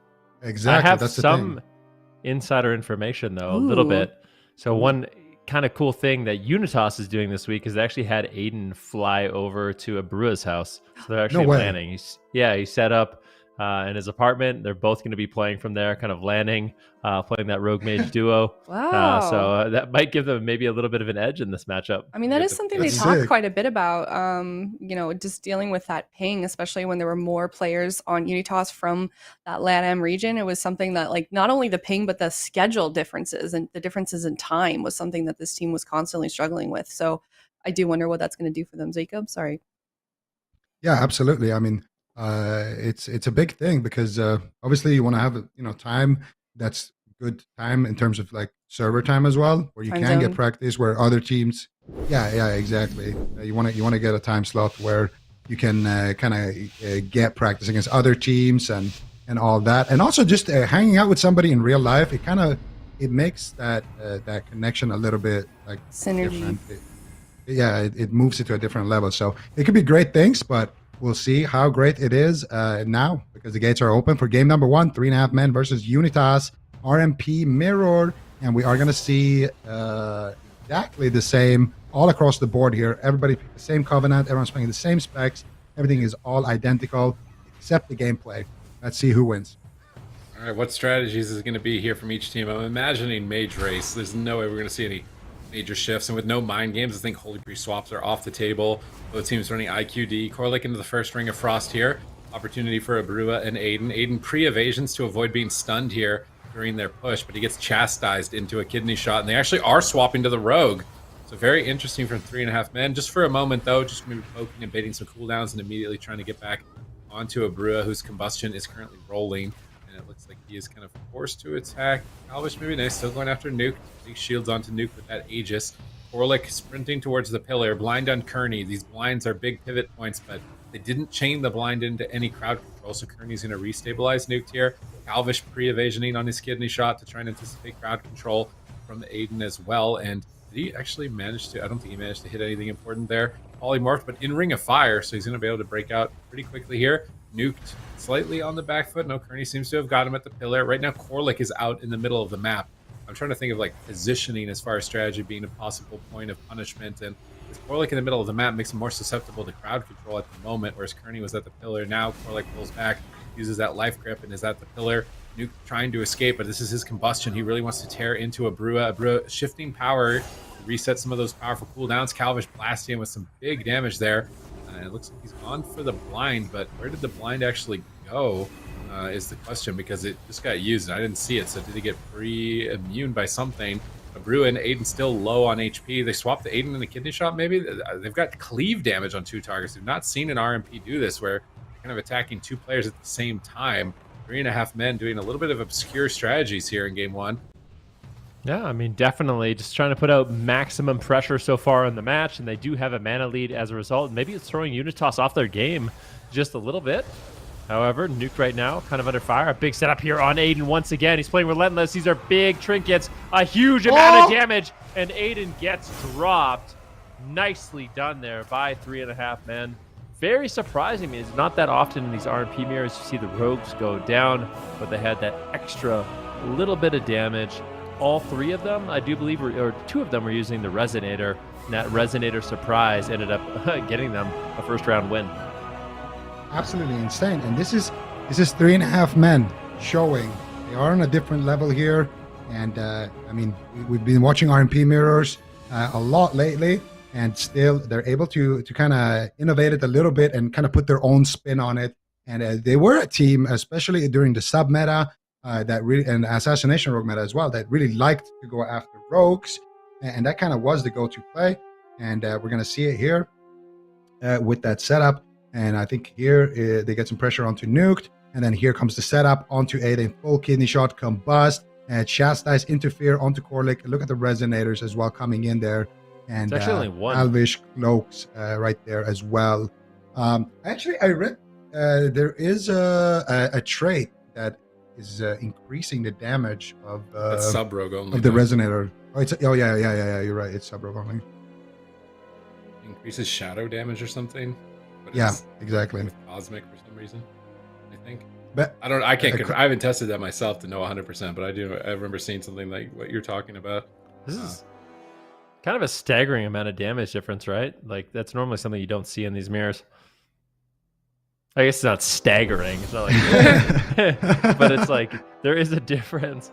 If you look at like percentage-wise, I guess it's early on in the game, so this kind of differences do happen. You know, that's maybe just one setup ahead, but I think in general, 3.5 men, they're kind of just, they played their game, right? They went after multiple targets. I feel like they probably threw Unitas off a little bit because normally, like I said, it's just go after the mage. As the rogue, you just kidney the healer, you go after the mage, and that's the strategy. Throw in some blind saps every once in a while, but yeah, the swaps on the rogue. Now all of a sudden Aiden has to be more careful, maybe gears more defensive, maybe talents more defensive in order to stay alive during some of these setups, but really like the resonator coming in. I thought it was multiple people using resonators, but it actually is only Calvish, and that I think was actually the difference between Aiden surviving and not, so good play there. Really I really wonder, man. I really wonder if they're like, clearly as an outlaw rogue, you can just run whatever second trinket you want. I feel like the resonator, just run the IQD, man. Just run it. I think there's no way you can outvalue it, but yeah. A lot of you guys have heard me where you're just getting uptime the whole game. You're usually top. Yeah, but it's an instant guaranteed execute. You don't have to cheese it and set up a resonator and wait like 4 seconds for it to blow up and hope that nobody stacks or that the guy gets gripped or anything. You just send he's on 20%, you know, and then even if he gets healed after that, it's still, that's it, you know, the execute is midair. It doesn't care. It could be good, but it is more main stat than like if you took off like a legendary chess piece. So like it has like 20% more main stat than taking off what like your legendary chess piece. What is the stat on an IQD? Is it main stat too? It is main stat. Yeah, it is. It's just the set bonus you'd lose. Yeah, but I mean, you have to compensate for the main stat you lose off the other trinket as well. It's not like... Yeah, true. I don't know. I want to see it. I'm sure there's no way at this point. I feel like there's no way that at this point they haven't like at least experimented with it on the tournament realm. It'd be quite amazing if they didn't. But yeah, we saw Sea-Doo actually, I think it was last weekend, he ended up getting 2 kills with the trinket, using it as a ranged execute in the match. So definitely huge value there, but I think it's unlikely we do see it in this game. 3.5 men up 1-0 right now. UNITAS trying to bring it together, the power of teamwork and friendship. Aiden flying to Brua's house. They set up a little LAN party to try to get every little edge in this match. Let's see if they can get it done here in game number 2. All right, let's see it. Game number 1 looking like a big win here for 3.5 men. Flipping up the script a little bit, going after the rogue. And let's see if they can do that again here. Calvish looking to set up. Full kidney shot, full ring of frost. Aiden catches a big heal though. And it is going to be Calvish now running as Kearney is sitting through that CC chain. Big damage onto Nuked here. Can he stay alive? Sap onto Kearney here. Aiden's looking to get aggressive. And they get it. Can he protect his mage right there? They get a kidney shot as well now onto Kearney. And it looks like Nuked is going to be completely fine. Abrua now going to be in a little bit of trouble. Aiden needs to try to protect him. And Abrua is going to run around the corner here with the soul shape. Aiden looking to get a cheap shot here onto Calvish. Into a sheep here for Abrua. Disarms him as well. Nice defense there from Aiden, protecting that mage. And now potentially looking to get aggressive here himself. Trying to get something going onto Nuked. But Nuked so far with full HP. Aiden, a kidney shot. He gets gripped by Korlik. Nicely done there. But now he won't have that grip for the combustion that Nuked has for the resonator. And it could be another opportunity to kill Aiden again, like we saw in that previous game. But big damage hits onto Abrua here. How is he going to survive? Orlik, what can he do here in this situation? Abrua will use his trinket there. And he's still dangerously low here. He secures a sheep onto Kearney. And they turn it around with big damage here. Doesn't look like they get a kidney shot onto Nuked. But Kearney's already out of CC. Nuke's going to be completely fine. And once again, it's going to be Abrua stuck in a kidney shot. Korlik in a gouge. Nuke here popping off with the combustion. And that will be the cauterize as well as the ice block getting overlapped. Big victory here for 3.5 men. Yeah, and that swap to Aiden is still on the table. Look at him. He's getting blasted down to half health by Nuked at the moment, just softening him up. Here now, full blind on the Korlik. Where are they going to go? Calvish is sheeped. He can't connect. Good peels from Abrua during the blind here. He gets the sap anyways, though. Calvish somehow, some way getting the sap. Can they connect? They get the kidney shot onto Abrua. Nuke needs to get over there. They get a Ring of Frost on the Korlik. They have a Fear or Chastise. They go for the DR Chastise. Holy Wards potential fear and manages to survive the crowd control chain, but they're so far behind on cooldowns. They need a big assault here. They need cooldowns from this combust. Can they get it? Fear on the Kearney, Nuked on the run. Aiden in pursuit with the sprint. Kearney now out of crowd control, connecting that Guardian Spirit, and they've weathered that combustion once again on the side of 3.5 men. And if they cannot get a cauterize from Nuked or an ice block 2 games in a row, this is going to be devastating for the morale on the side of Unitas, and they're falling further behind as Korlik is counterspelled, trying to retreat away and get into a better position, but Abrua is getting crushed. Kearney is rolling in, gets the chastise. This could be it for Unitas in game 2. They proc the Wild Seed, and they're looking to cut it down as they de-soil him, and 3.5 men move to game 3. Yeah, I mean, 3.5 men... they're looking really dominant in these games. And, I mean, in terms of the power rankings, it's definitely something that you would expect here in these matchups. But Unitas, they're going to have to bring it back. It's just so many little things adding up in the match. More effective damage, more crowd control coming in from 3.5 men. Abrua just seems to be on the back foot for a majority of the game. And, unfortunately, they're just not able to find those defensives. And 3.5 men eventually claims a clean game 2. Yeah, very much so. And you can tell 3.5 men, they're not a team that's like set to one strategy. If there is an opening to go after the rogue, they will take it and they will close out the match. But they can also play it a bit more standard, going after the mage, making it a mage race, and finding their win conditions. This is early on where Kearney is in a Ring of Frost, and they're just going absolutely crazy here onto Aiden. But eventually Nuked does lose out on that trade, since Kearney is still in CC, but Nuked doing a great job kiting here, spell stealing, and making sure to get back his shields right there. And then Kearney manages to top them off. And they get the blind onto Korlik, into the fear, and then they continue their aggression. I think this is after Abrua already ice blocked. So they get a kidney shot onto Korlik, into a full sheep. Abrua runs behind the pillar. Calvish clotheslines him. He gets gripped. And then they connect with a full counter spell. Abrua's got nothing left here. And they reconnect here. And Korlik comes out of the counterspell, but doesn't have a Serenity, doesn't have any big heals really to work with. Then he gets feared. And at this point, he doesn't have a Fear Breaker either. No Serenity, no anything. Guardian Spirit, literally nothing. So they just get the kill. Really well done from 3.5 Men, asserting their dominance here on the power rankings. And who are their remaining opponents? Actually, they've got the Power Men tomorrow, and I feel like Power Men with Aang, they were leveling up, right? Like they're probably the next one. Well, contest. Cloud9 too, and we're gonna find out today. We have Cloud9 going up against Power Men, so that's gonna answer a lot of questions for the power rankings. That's for sure. Because I feel like Cloud9, they're looking good with Chun-Li on the Rogue, but against Power Men, like you said, Aang's looking solid. And it just seems like it's just back and forth at this point. Doesn't seem like there's anyone that's clearly ahead except maybe 3.5 Men. But I think in terms of second place, I'm not sure. It's too close to call at this point. Yeah, we have some preliminary rankings for the second place, but everything could get shaken up here this weekend as we see some of these teams go head to head. And that last game of the day, C9 versus Powerman. You said it yourself, Van. That is going to be a big one for the standings. And I'm not talking about the power ranking standings. I'm talking about the actual standings, but also big for the power rankings as well. And this one is just looking to kind of solidify what we already know. 3.5 Men, they appear to be a cut above the rest. And they're making some quick work right now out of UNITAS. Now, if UNITAS going to claw themselves back here and show us something, this is the time to do it. They picked Pulveer Arena. And in that last game, they got kind of blasted. And in that first game, also, I think they got a little bit surprised in that first game. I'm willing to let that one slide, Unity. But in this game, if you get blasted like in the second game, it's not going to look good for the rankings. It's not going to look good for the qualifying, for the finals, and all that jazz. And 3.5 Men, they're in a pretty good spot. I think they're third right now with a 2-1 record on the standings. So 3.5 Men looking to pick up another win and looking to definitely be one of those teams that you can start to expect to be qualifying for that finals. UNITAS, however, need every win they can get. They are, I think, in a big 6-way tie. So UNITAS definitely need this. Can they get it? They get a good opener. They get the sap. Now, what can they do with this? Aiden has a free roam here while Calvish is in that, but he gets chastised.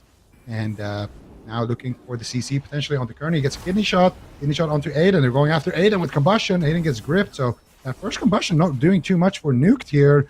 And first adrenaline rush as well for Calvish hasn't really allowed him to get too much work done here. So I would actually say UNITAS, this is probably their best opener so far, but you would expect them to get something though with a sap, maybe push in and get a CC. But at least they haven't wasted their combustion like Nuke did. Let's see if we can connect. Aiden in the kidney shot. Resonator swap. He's not going to get dropped there. Just trying to pull off a miracle moment, but Calvish will be shut down. Aiden survives here. It's match point. 3.5 Men still spicing things up. Switching targets here. Kearney caught in a kidney shot into a full blind by Aiden. Trying to get aggressive here. Nuked on the run. Trying to run away from the opposing mage Brua. Managing to line of sight him during that moment. Now trying to turn it around. Spell stealing the combust. His combust is almost available. He's falling behind. UNITAS showing signs of life, which is what they need right now. They're almost into an unpreventable death spiral in terms of the circuit qualifiers. They cannot afford to lose here. I'm not sure how they would possibly claw their way back into the top 4 if they did. And they're just battling to stay alive right now. They're behind on mana at the moment. At least cooldowns are still even at least.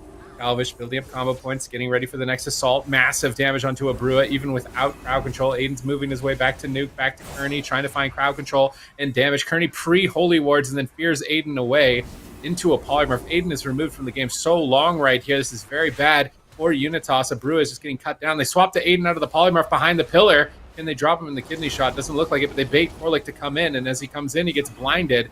Now Nuke and Aiden both getting cleaved down. A Brua interrupts. They're committing to Aiden. If they kill Aiden, this would be such a flex to kill the Outlaw Rogue 2 games in this series. Most of these RMP mirrors have been mage races, but Aiden once again surviving. Kearney now in a blind into a full polymorph. Aiden is trying to take out Nuke, but Nuke pre-blink behind the pillar. So Abrua is trying to catch up, and Korlik is trying to catch up, but by the time they get there, Kearney's out of CC, and Nuke blinks in his line of sight, and he will now survive. Another swap, it looks like, onto Aiden. Holy Fire going to connect onto this kidney shot. The one thing that these swaps are doing if they don't net a kill is that Korlik is spamming so much healing to heal 2 targets that he's going to run out of mana first. But you can see it right now. Korlik down to about 30% mana. Kearney still at 70%. That's a massive difference at this point in the game. So just that overall damage, swapping it up forcing Korlik to heal multiple targets in the match. Here we go, another potential setup here on Aiden, but a dismantle first on Calvish to shut that down. But look at the damage Nuke's able to put out. Brua's in some trouble. Calvish wasn't connecting at all during that moment. They almost forced out the cauterize. Just really great pressure there by Nuke. At the same time, Aiden is getting low. Like, where is this damage coming from? Brua now with his own combustion, getting really aggressive on Nuke, who will just be retreating behind the pillar. He blinks out of line of sight. Brua's not really able to connect, and that was great positioning there by Nuke, doing a great job with his alter time, his blink, his positioning, really setting up his team. He's impressed me in this game so far. Yeah, so far Nuke been having an absolute stellar performance, but here comes the swap with the resonator onto Aiden. Can they take him down? Catches a big heal right there. Nicely done there. Korlik keeping him in the fight, but still not looking too good. Abrua still down to 50% HP, gets gouged by Calvish. Calvish looking to build in some damage here. Abrua catches a couple of big heals. Korlik, though, look at the mana differential. My goodness, 3.5 men, about 3.5 mana bar ahead right now in terms of that healer race. And right now, Abrua forced into the ice block. Now they're swapping over to Aiden, and it's really taxing Korlik. You're trying to heal 2 targets at once with this kind of cleave pressure that 3.5 men have been doing. Nice stops here coming out from Calvish, but finally he will get polymorphed. Kearney knows if he goes out and dispels it, he might get polymorphed as well, so he needs to be careful with his positioning, but he does manage to dispel it. Now going after potentially a crowd control chain here onto Korlik. No, they're going to swap again to Aiden here with a kidney shot. Kidney shots Aiden while his mage is sitting there in a kidney shot. Calvish doing some big moves here, and they're going to get good pressure as a result of that. Nuked with combustion once again. Abreu actually spell stealing it and going behind the corner there, trying to line a sight with it. And Abreu here will activate his trinket as well, and that should be enough defense for him to stay alive. Korlik gets kicked. Abreu has his own combustion here, and he wants to let it rip. They might just send it here onto Calvish. They're taking a book out of 3.5 men's, or they're taking a page out of 3.5 men's book, but I think it was missing a few pages there, and as a result, Calvish is gonna walk that off immediately with the Guardian Spirit, and that was potentially one of the last combusts they're gonna have here on the side of Unitas. What are they going to do now? No ice block on Abreu. They still have the cauterize. Aiden, no vanish as well here. They're going after Abreu. They're just gonna keep racing the clock here. Korlik with 0 mana, sitting down for a drink right now. Calvish surely sees that. Nuke sees it as well. They're going to immediately shut that down before he can get any mana. And as long as 3.5 men can keep up this pressure, I don't see them really losing this game. They have all of their cooldowns still available. There's a defense. They have a healthy mana lead. And they're ahead, with cooldowns that they've forced as well. So everything just looks absolutely great right now for 3.5 men. Yeah, they're looking to close this out with a clean 3-0. Unitas making their last stand as Korlik gets blinded. How is Abreu going to survive? He blinks. Calvish is in pursuit. Soul shapes away once again, trying to connect some heals from Korlik, but Calvish is in position. Kidney shots him and looking to close it. Guardian Spirit may not be enough for Abreu as they are going to proc the Cauterize so close. The Cauterize gets saved by Korlik in a miracle fashion here, but they are still so far behind. How are they going to turn this around? Korlik is even getting cleaved. He's going to have to heal himself. Abreu is getting destroyed. Aiden's trying to get pressure on Nuke, but now he's polymorphed. Korlik can't dispel. Calvish jumps over for a kidney shot. Nuke blinks over for a polymorph. Aiden needs to stop this. Doesn't look like they have a stop. Polymorph secured. Abreu only has cauterized. Nuke is using shifting power to reset Combust. Combust available. Blinking in line of sight. Going for the kill here with the fear onto Korlik. Beautiful coordination. Shadow or Death procs the cauterize. Abreu is burning down. Calvish grappling hooks over. Abreu desperately Frost Novas and misses. Calvish is chasing him down with the sprint. Phoenix Flames flying in, and he will fall. 3.5 men look to pull it off. 3-0. Yeah, I mean, they're looking for it, and that's exactly what they found. 3.5 men looking super dominant in this match. The only ice block I think they got was Nuke just throwing it out aggressively at the end of that game. So, I mean, they're looking solid. This is one of the teams that even before everyone started playing Outlaw RMP, they were the ones playing the sub RMP. They've had a lot of success in North America. I know Sidu tweeted out that he thinks they are the best RMP in North America right now. And I mean, this is just a great performance. And I mean, we will see them as well next week, or tomorrow, sorry, I should say, going up against Power Men in likely more RMP mirrors. And if they win that, I mean, it just seems like they're kind of the RMP kings of North America right now. Yeah, absolutely. And that is why we put them at the number 1 here with the power rankings. We look at Nuke here. Offensive ice block, and he's chasing down Abreu. gets a couple of fire blasts. They get the cauterized, and then Nuke is getting, Nuke is getting peeled. He's getting kidney shot, but finally his blink comes back up, and then they are able to find the last little bit of damage while Korlik is kicked. Korlik goes for the Holy Ward and try to save the Seed, but he doesn't have anything like a Ray of Hope or anything like that. So Seed gets blasted, and 3.5 men move up 3-0 here against UNITAS, and again, just solidifying themselves as the number 1 in the power rankings, and also starting to solidify their position as one of the teams that could be going to the finals. Most definitely, they were number 3 in terms of standings heading into this weekend, third to Team Liquid and KAWHI. So super solid in terms of standings, and now they're going to have one more point on the board. So they are definitely, currently sitting in that top 4. So we'll see if they can continue on that with that towards the end of the circuit once everything is said and done. So 3.5 men taking that victory. Unfortunate for UNITAS, not able to get any games as well. That was a really, really quick series, maybe one of the fastest we've had all day. Ven, are you surprised they weren't able to get any kind of success in this at all? I don't know. It seems like a lot of these RMP mirrors are kind of one-sided. There always seems to be one team that is just slightly better, and that's all it takes to just slowly inch out those, the cauterizes, the ice blocks, just a little bit cleaner crowd control, a little bit cleaner in your strategy, your execution, your defensive plays on the mage. It all adds up in a huge way. And honestly, going into this, I thought it would maybe be like a 3-1. I did think that 3.5 men would kind of have a clear lead. They seem to be on fire, and UNITAS has been quite honestly struggling a little bit so far in the circuit. Yeah, they really have. And it seems like they're kind of pulling out all the stops. I mean, when you guys were talking about it a little bit before we went into this series, how Aiden actually went to Abrua's house. We actually have a video of that. If you guys were curious about the setup that they have, we found it on Abrua's Twitter. That's Aiden's makeshift setup right there for AWC. So kind of cool to get a behind the scenes look at that. So, with all that effort of getting Aiden into sort of a land situation and on better paying, they still weren't able to make it work. So, but you know what? They've got one more left this weekend. Like you guys said, they do have another one tomorrow against Cloud9. So that's going to be a difficult series for sure. So I wonder if who was talking to them. Do we know if they're going to stay for another weekend, for the last weekend of the circuit, if Aiden's going to still be there? I'm not sure. Yeah, I'm not sure as well. Well, we'll see what they do, but that's going to wrap up that series. And next up, we've got a big one, biggest one of this region for sure. It's Team Liquid versus KAWHI. The number 1 and the number 2 seed are soon to be facing off against each other. Both of these teams have yet to lose a single game so far in the circuit, and we're going to soon find out who will ruin that winning streak. And we're going to head to a break. When we come back, it's Team Liquid versus UNITAS coming up next.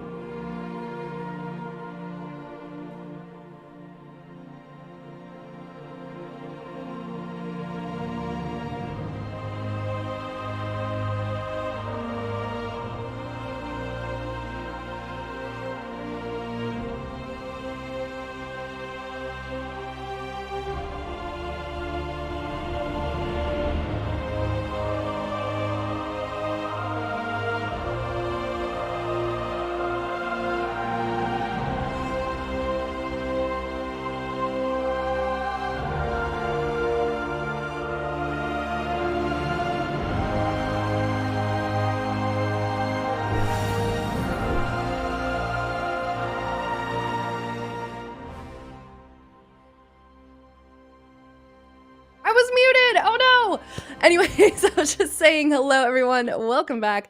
We've got Team Liquid versus KAWHI coming up very shortly here as these teams get ready to go and head into the arena. This is going to be a super big matchup. As I was saying before we went into the break, neither of these teams have dropped a single match during this circuit, and we're going to soon find out who is the better team in this matchup.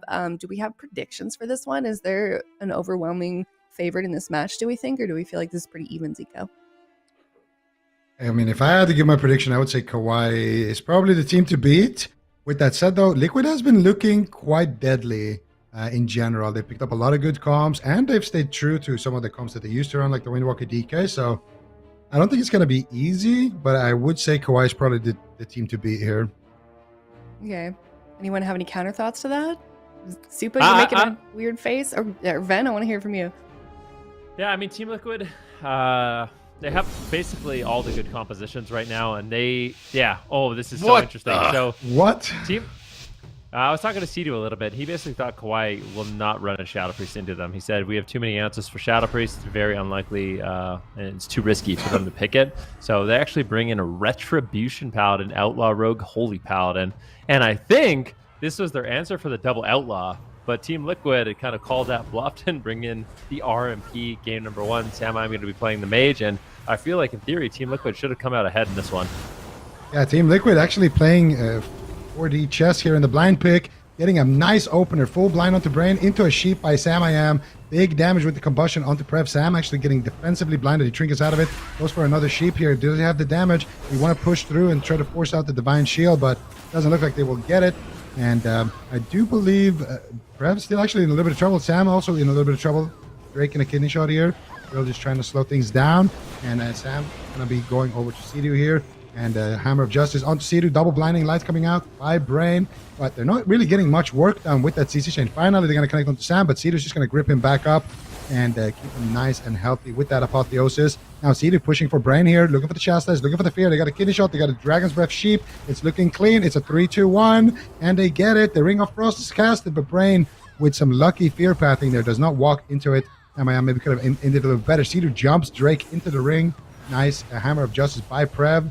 And also with a kick here, doing a lot of work onto Sam. But Sam will just kite back, and I think you hit the nail on its head.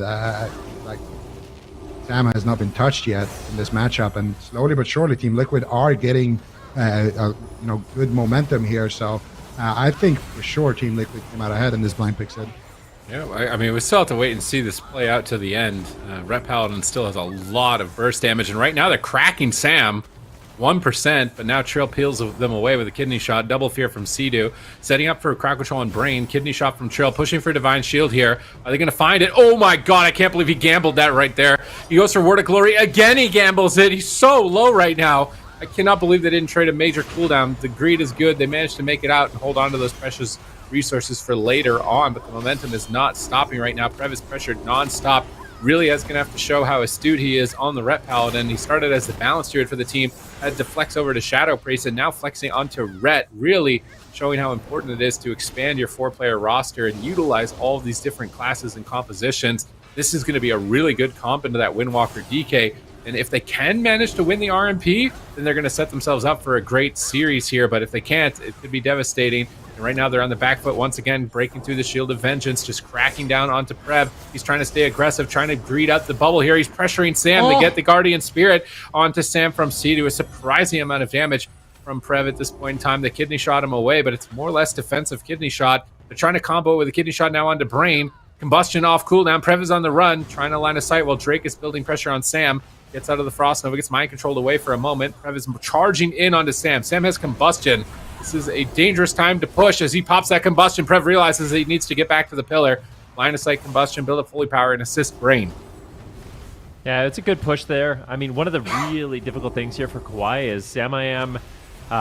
There's no offensive Dispel, so taking down a Fire Mage where Alter Time is going to be sitting full, the Blazing Barrier is going to be sitting full, there's no Mass Dispel in the match. It's going to really bolster Sam I Am's defense. and basically turn him into kind of like an unkillable tank in this match. I'd be very impressed if Drake and Prev were able to take him down. So far, they've been able to hold on. Still lots of defensive cooldowns to work with. Brain and Sidu, you know, kind of even on mana as well. So this match so far is very even, but I mean, that last exchange, that last combustion, Prev got very lucky to not just fall over, living at, you know, 5% health twice. Any extra little bit of damage would have just been him dying without using bubble. So super risky plays coming in, but for now it does pay off, and it seems like Prev is going to be able to hold on.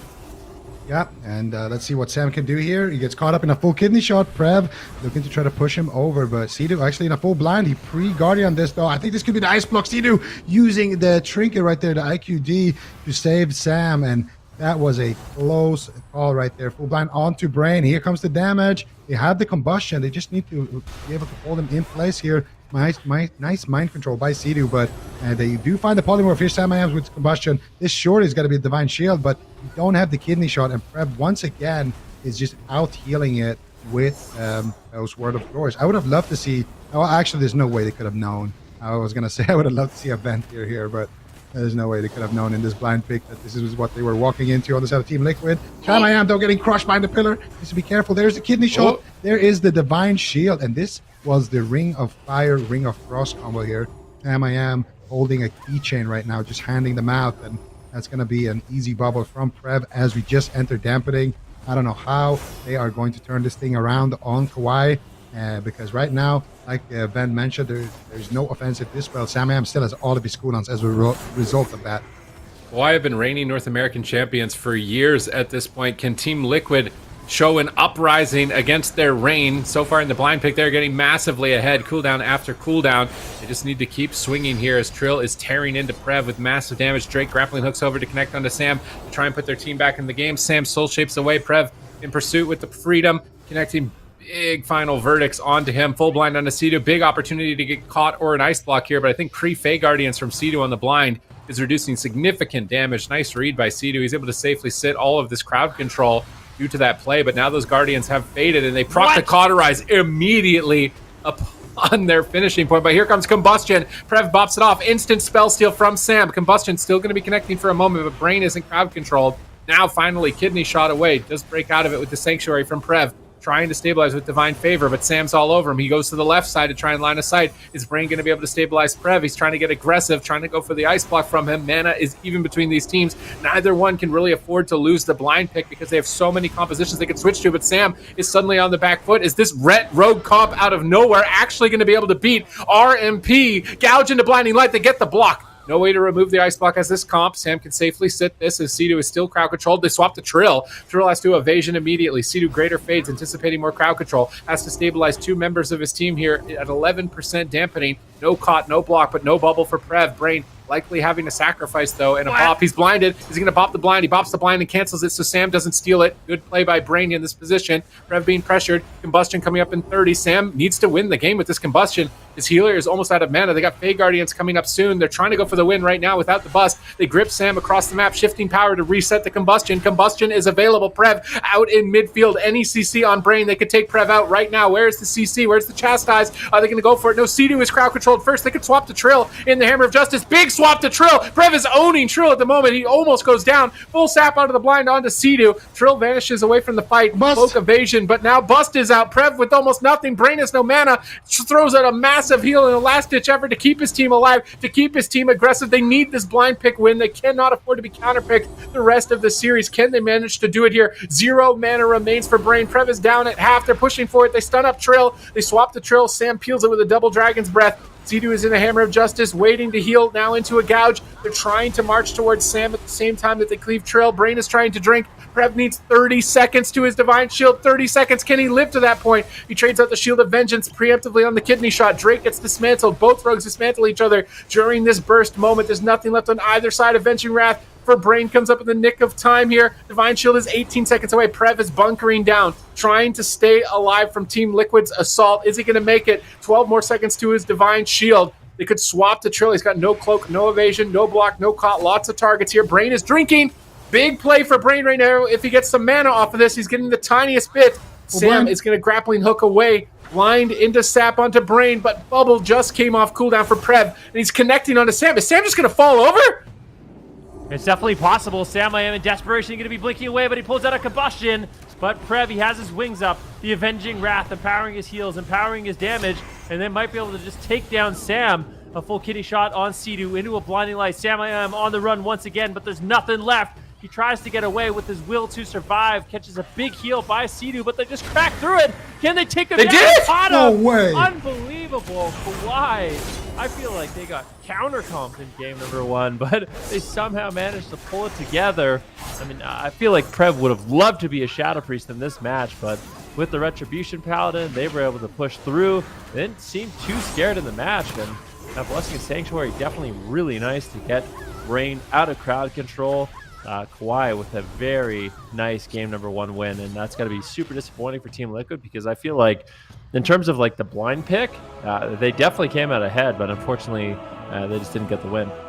Yeah, absolutely. And for the longest time, it looked like they had all the pressure, but somehow, some way, KAWHI able to force out the cauterize. That cauterize, maybe we'll have a replay of it, but Sam was like 30-40%, and then they just like his cooldowns ran out, his ulti time ran out, and then they connected when he didn't have a blink, and in literally 1 second he went from like 30% to being on fire. So the damage they had when they actually could reach Sam I Am was definitely considerable here, and that's the moment right there. Look at that. Actually, no, this is earlier in the match. This is when Sam almost goes down, and they're going after Prev. This is way before. This is when Prev greets it. Yeah, this is when he greets it twice here. He should have died right there, actually, if they just got a little bit harder hit. And then here, they're going after Sam. They got a full blind onto Sea-Doo. And Sam, this is Sea-Doo's IQD, and he does a nice save there onto Sam. This is the cauterize, I believe. So it's the exact same spot on the map. Look at that. Look at Sam. He's at 30%, and then they both connect. Boom. Instantly on fire. Back to full HP from Sea-Doo. Yeah, I feel like they just didn't get those clean combusts. I mean, I'm stealing the bop there, very nicely done.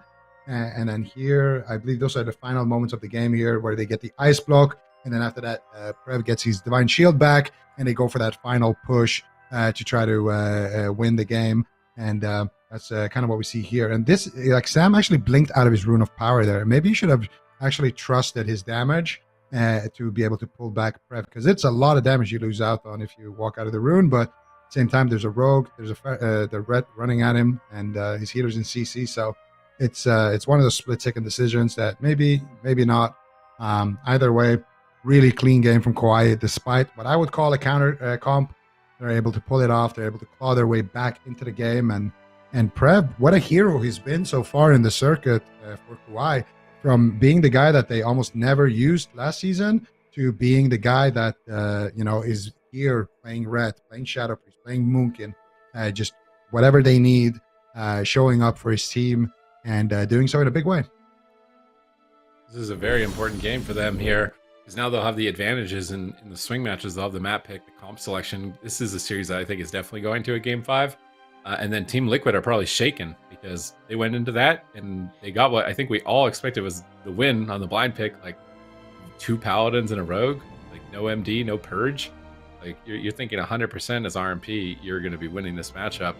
But KAWHI just made it through that, and it's really really impressive, because they were greedy at so many points. It's like Prev could be dead right now. Like 7 minutes ago, Prev could be dead right now instead of alive. But if he didn't greed, then maybe he wouldn't have had bubble when he did use it. So it was insane. He got that much damage out, top on the meter. I think he was top on healing too, almost, with the Rep Paladin as well. So definitely a great showing for game number 1. That's going to boost their confidence a lot, because they're going to have that for Windwalker DK. And now Team Liquid, it's got to be what? You got to RMP the whole series? But if you RMP, then KAWHI might Shadow Priest Rogue too, right? They can do that. Oh, yeah. So, But is KAWHI? I think KAWHI probably blind locks Rogue. Probably more afraid. Are you more afraid of Windwalker DK as a Shadow Priest than you are RMP as Ret Rogue? Not if you just won with it. Yeah, you just won with it, so I think you blind lock Ret Rogue, right? I think it wouldn't be the worst if KAWHI did that. Or you blind lock RM Pal. Yeah. Yeah, okay, blind lock They're Ret going Rogue. for it. Yeah, I think it's the right play. And they actually get the advantage of Team Liquid picking a small map too, as the cleave. So that's not bad.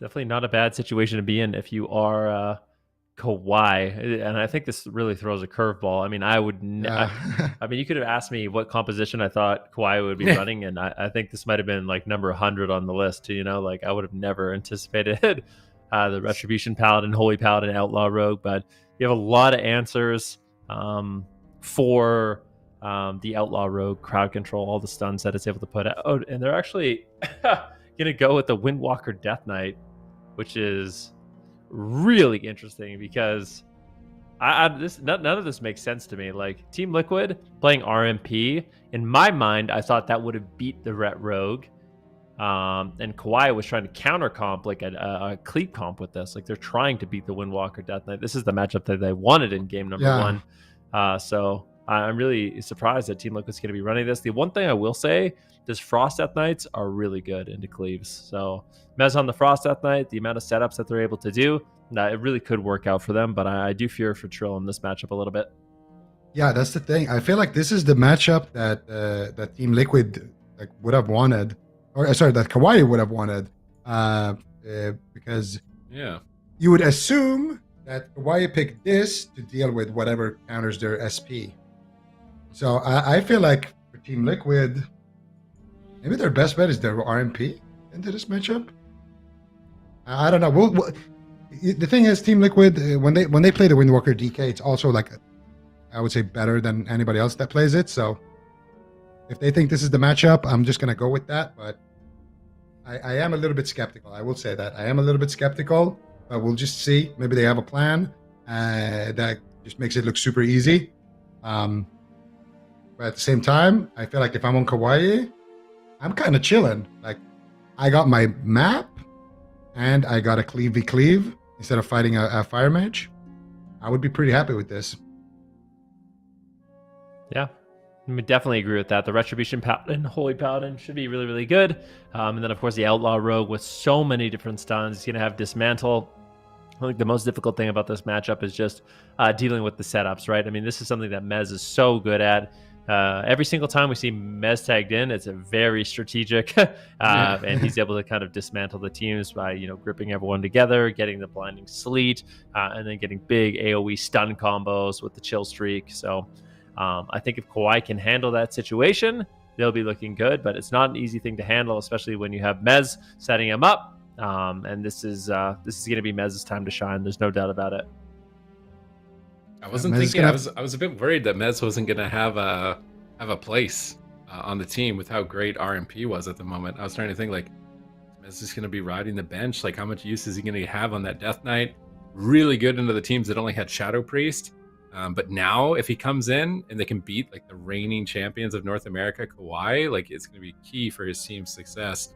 But it seems strange to tag him in now. I thought that this would have been like, you wouldn't want to set up this matchup like this. It seems like they wanted to get the RMP into this team. It seems so strange. And we're going to Hook Point. It's going to be a brutal slugfest. Like, this could be the most insane burst damage we've ever seen. And I'm happy to see it. That's for sure. Trill right now building up his stacks, getting his Kiefer's potentially going. Gets a dismantle onto Drake, but Trill just, taking a lot of damage early on. This is the setup coming in from Mez. He drops the anti-magic zone as well on his setup, which is a bit curious. It seems like Krev should be able to hold on, taking quite a huge hit of damage. Brain, he does not want to have to trade. Bye-bye! And that's it. I mean, that is a disaster for Kawhi, in all honesty. They had their game one win. It was looking super solid for them. Did Kawhi win the blind pick? With like with the comp. No, they won the game obviously. No, but they didn't use a single button this game. This is not a real game. This is not a real game, huh? Yeah, Sidu is going to be super happy with how that one went, but they didn't use one button. Real game. They didn't use Trinket. They didn't use Bubble. They had two bubbles they could have used. They didn't press anything. That is just in disbelief right now. Super disappointed. Well, but that's what could have happened. This could have happened in the last game too. Yeah, that really greeted it. That's what I was just about to say. I feel like actually Kawhi had this one coming with the greed that they pulled off not once but twice in game number one. Not bubbling when you're like 10% HP. There's meatballs flying at you with combustion. I feel like they had this coming. You can't get You can greet it like that once, twice, but the third time you are gonna go down without using the bubble. And we see Brain chastise fear, and they grip Prev back, so he has the shield of vengeance. He thinks it's gonna be safe here. Yeah, he just gets blasted. He just gets blasted. I mean, this is what we see from Team Liquid when they play that Windwalker DK grip, double blinding sleet, and here comes the snowball. Here comes everything, and this is exactly how they do it. So the slappy hands coming out from Mez as well. Double the spinning crane kick, leaving both of them. A lot of cleave pressure coming out. They split up, so the snowballs won't bounce. But at that point, they've already done the damage. Trill connects another spinning crane kick, and it's just yeah. I think, is that an execute from Sea-Doo? He got the killing blow. Oh, it could be Why low damage, right? Yeah.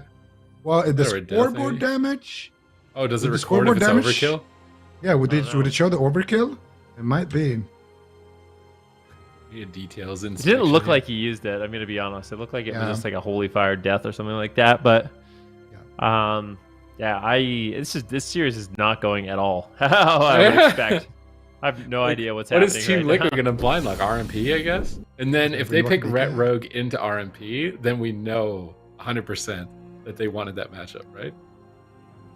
I suppose. Right here, if Kawhi locked that, because I think Team Liquid will blind lock. Why wouldn't they They lock just Shadow played Priest Rogue? Why wouldn't they just lock Shadow Priest Rogue into their RMP though? I highly doubt that's the matchup they wanted.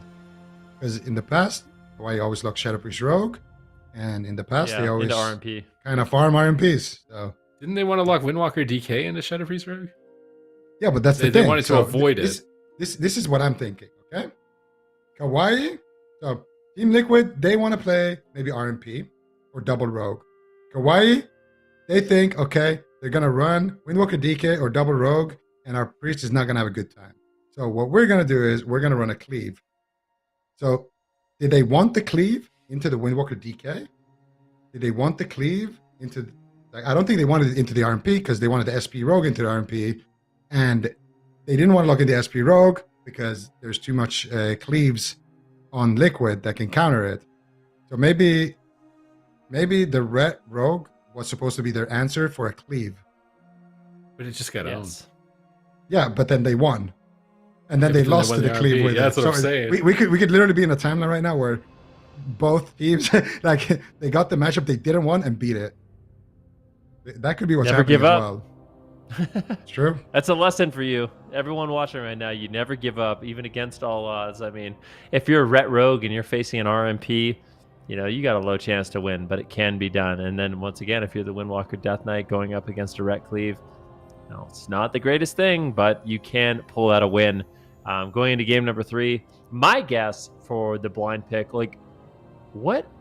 Double Rogue. Double What Rogue. the- Okay. uh, So this is yeah. this is what I thought. So Kawhi, I think Kawhi wanted to run the Ret Rogue into Double Outlaw Rogue. And it makes a lot of sense to me. You have so many breaks. You throw a bop here, a bop there, a Blessing Sanctuary there, every man for himself there, a trinket there, a bubble sack there, a bubble here. You have a lot of buttons you can throw out in order to live all of these different stuns. Now, if Team Liquid wins this, I think they never switch again. My feeling is if Team Liquid wins this matchup, they'll be double outlaw for the rest of the series. Will they though? 100%. They should at least. Why not? You think Double What's- Outlaw is gonna win this?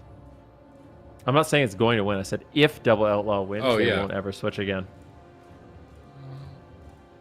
I think Yes. double outlaw can win. Why not? Yeah, it definitely can. The thing is, on paper, they shouldn't win. I feel like the double pally should have an edge, but in practice, it all comes down to Kawhi's offense. How much offense does Kawhi have? Because if Kawhi cannot end the game, then Team Liquid is just gonna win. They're just gonna blind. Oh, there's a bop. And they're gonna blind again. Oh, there's a trinket. Oh, there's a bubble.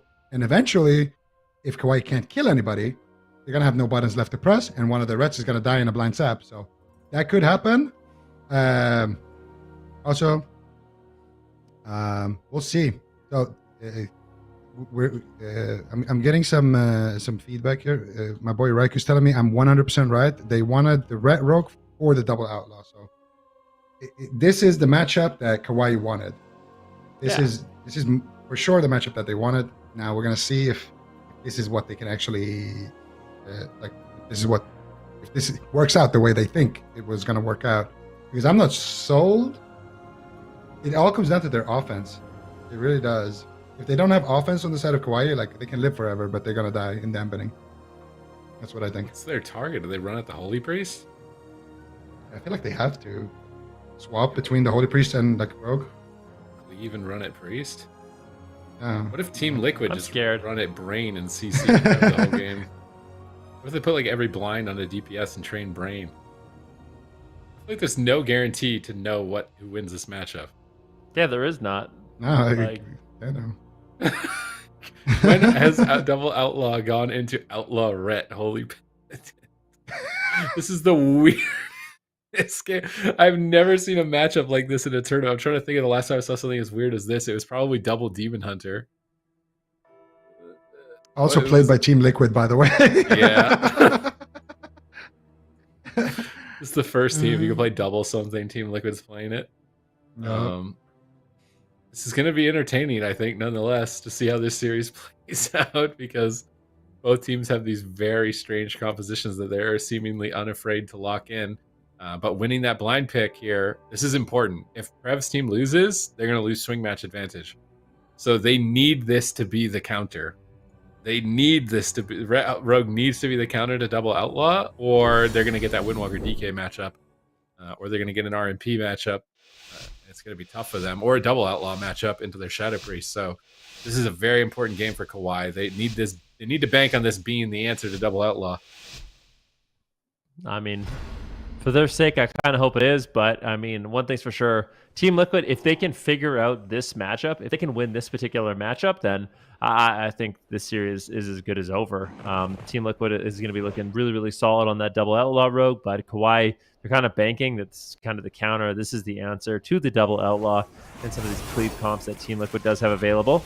Trill going to be opening up onto a Brain very early on. It looks like they are. They're just going after the Holy Paladin in this matchup, as you kind of predicted. But at the same time, Sea-Doo getting absolutely destroyed. Prev going on a mission right now to get some damage out. Kidney shot on Prev. A blind sap on Drake. They're just putting all crowd control on the DPS, going after the healer. And I'm really curious to see if this strategy will actually work.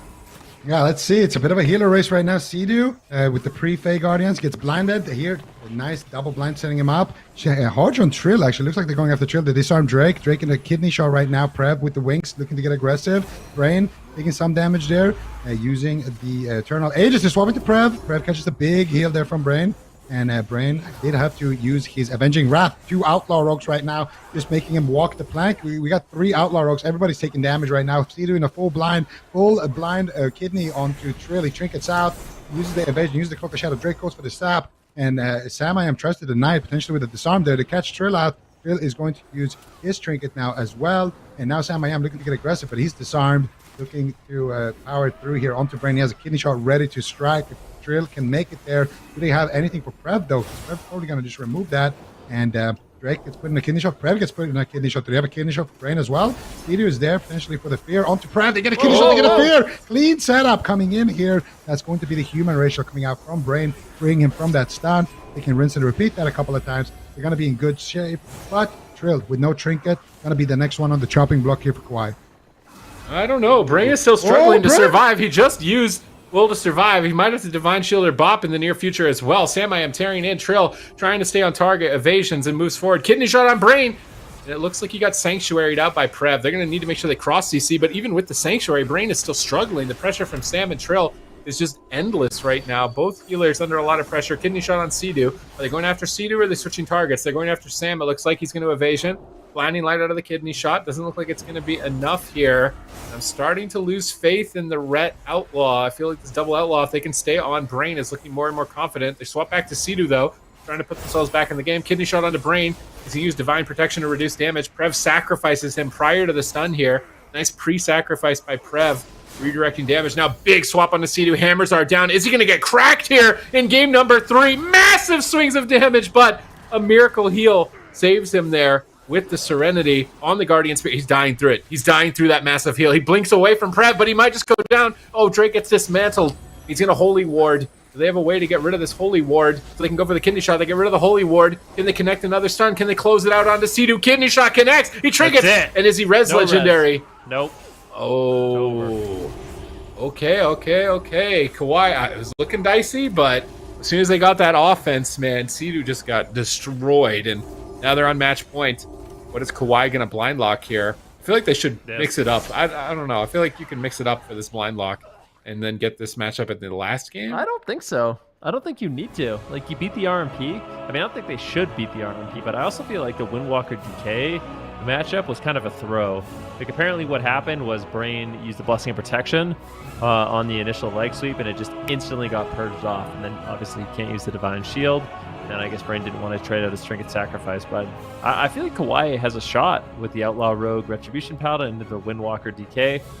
So if I was them, I would just stick with this comp and just kind of see what happens at this point. Worst case scenario, you lose as RMP or into the RMP, even though that was such a close matchup. You have a chance of winning, and you have to go to a game 5 and play this matchup once again. So I don't know if they really should throw a curveball. I feel like they can kind of just stick with this composition.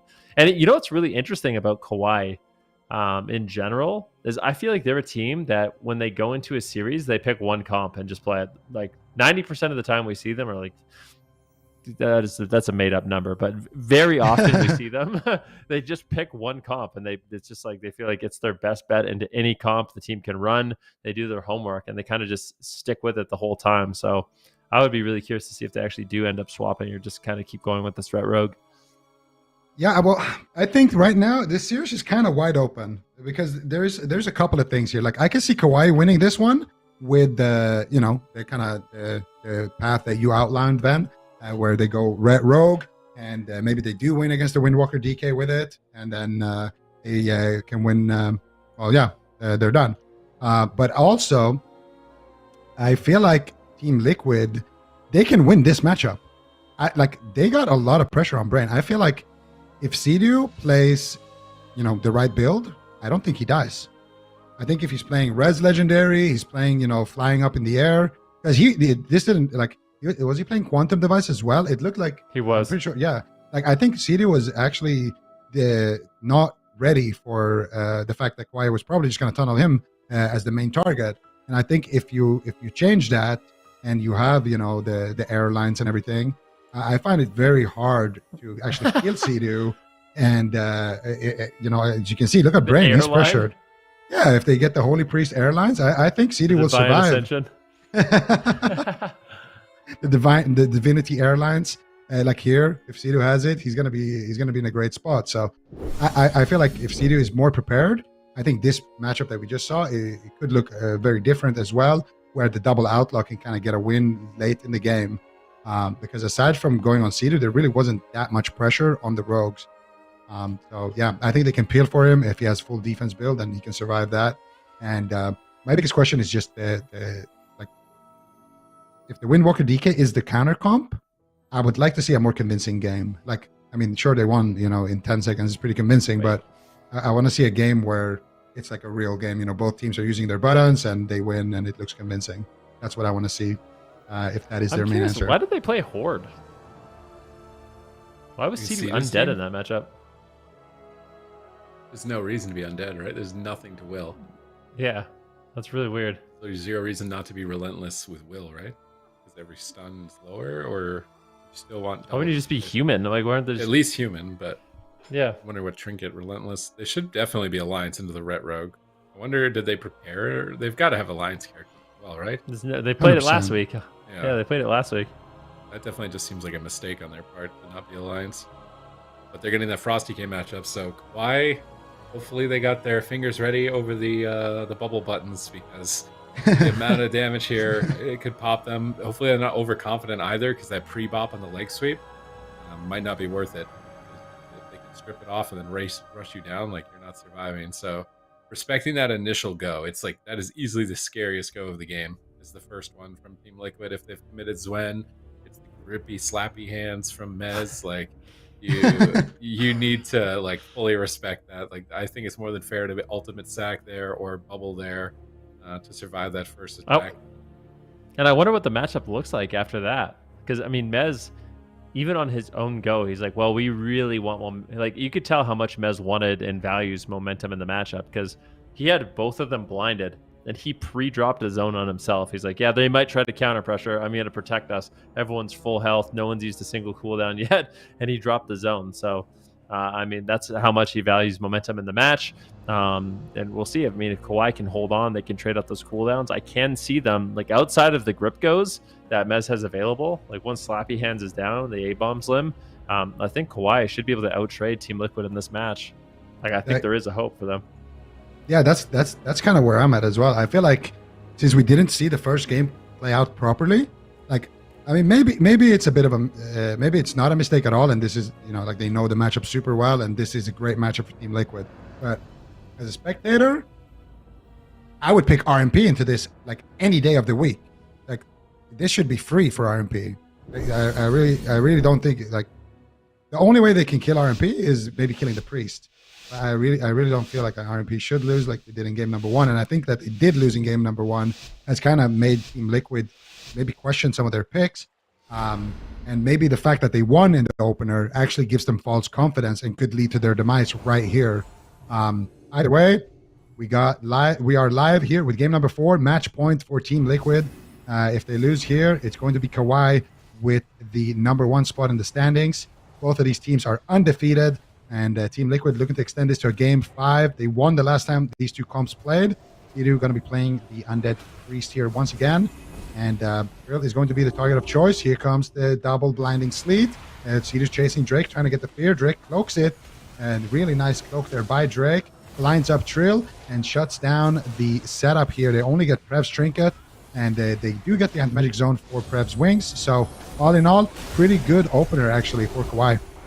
Yeah, but Trill hasn't sent any damage. He's still holding on to all of those cooldowns. He's stunned up at the moment. Pre-Fort Brews the Hammer of Justice. Nice play by Trill. But he's followed up into a kidney shot. Mez triple dragons to peel for Trill right there. Now setting up a spinning crane kick, leaving the team, popping the first Storm, Earth and Fire, Bone Dust Brew. Massive damage on the Prev. He's trying to retreat away. He tried to rop him back into his clutches. Couldn't. Sidu blinks on top of Brain, but he pre-Fleshcrafts. They kick the Fleshcraft. Did Sidu go for the fear into it? It looks like he may have. Brain's pre-Fleshcraft getting big value, but another sprinting crane kick connecting onto Prev and Drake. Drake going to feint to reduce damage. Trill getting crushed right now. It's match point for Team Liquid. Insane pressure. Sidu almost wasn't able to save Trill at that moment. And suddenly this matchup is not looking nearly as one-sided as KAWHI are stable. Yeah, KAWHI looking super solid in this one, but a big grip, blinding sleet here by Mez. Can they get the triple? He tries to get it. Brain actually just trades out the trinket to stay ahead of the healing, stay ahead of the damage. This is not the Slappy Hands. This is not any cooldowns committed by Trill. Prev just has to hold on a little bit longer. This is at least his win. Can they push him over the edge? Can they get the Divine Shield? Will he not trade? Because at this point, I mean, Brain, he still has a lot. Big damage on Trill at the same time. He's forced to trade out the Karma. Prev barely holding on, but good pressure on Mez. He gets dismantled. He cannot Death Strike. Taking a lot of damage right now. Unable to heal himself up. And Sidu throwing in Flash Heal after Flash Heal to keep his team alive, and they do manage to stabilize Trill, though, with only the diffused magic. Is going to be feeling a little bit scared here in this matchup. If they get the CC onto Sidu, they get a stun on Trill. This could just be the end of the game. Yeah, let's see if they can do it here. Nice dragon coming up to PL4 Mez, by Mez, and Trill is on the run right now with that Tiger's Lust. And swapping over to Sidu. Sidu's taking some damage here. He's going to activate the Greater Fade. Catches a couple of big heals here. Going for some flash heals. He got the CD reduction there from the Night Fae onto Trill here. Those Fae Guardians going to be doing some work for Trill, but he's still taking massive damage. Anti-Magic Zone comes out. The Ring of Peace. Is he just going to go down through it? And this is exactly what I was talking about in the pregame. That one-shotting them in the opener is actually the worst thing that could have happened to Team Liquid, because it gave them a false sense of security that this is a good matchup, when this does not appear to be a good matchup. Why going to be taking this 3-1 here, and Team Liquid, usually we say they don't have enough options, but right now they got so many good options, and I think the results is what kind of guided a lot of their decisions. I think sticking with the RMP, keeping Sam in against the Red Rogue, whatever happened in game 1, it wouldn't happen again. And now they're gonna have to go back to the drawing board a little bit with that. But still, Team Liquid in a fantastic situation in terms of standings. KAWHI as well. Obviously, both of these teams undefeated prior to this, but I really feel like the picks here, like this game didn't look good in general. You know, they swapped to Sea-Doo. He almost died. They almost took down Trill here early on in the match. And the one time they had pressure this time around, they just responded. And I mean, look at KAWHI here when Trill is running for his life and they're having free reign on Sea-Doo here. Look at the cooldowns. Prev has Bubble, Bop, Sack, Shield of Vengeance. Brain has Sack, 2 Bops, Bubble. The only thing they've actually forced is Brain's Trinket. That's it. That's the only thing they forced in 3 minutes.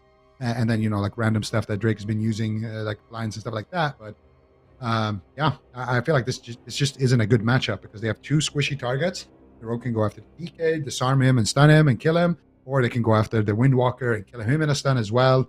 It's just 2 squishy targets, and you have, you know, spammable blind essentially. So I see a clear win condition for KAWHI here, but I didn't see it for Team Liquid. KAWHI gonna be walking away with it. So in your mind then, Zico, I'm curious, do you feel like the major contributing factor to them not winning this matchup is just that they got outpicked? I think they outpicked themselves. That's the contributing factor. I think in the first game, we're all sitting here, oh, nice. Team Liquid wins this blind pick big time. And then they lose the game. But I still think that statement is true. Like, I don't think as a mage, and I think Sam would probably agree, you don't really die to a non-purge comp like that unless, you know, your team makes, big mistakes. So I feel like if they just played it slower and didn't play super aggressive and just sheeped everything, like nobody can move on the right rogue. And eventually they just send the combustion and win the game. So I think with a Fire Mage would have been a lot safer. And the fact that they lost that first game, that tricked them into playing this Windwalker DK. And the fact that they won with the Windwalker DK so like effortlessly made it look really, really good when it wasn't. So I think that's like kind of what outplayed them in the picking process. I think the series would have looked completely different if they win that first game. Like if Prev went down without bubbling on that first combust when he gridded it twice, if they just got a little bit more damage and killed him there, I think they would have kept locking in the RMP, and we probably would have seen a completely different series here for Team Liquid.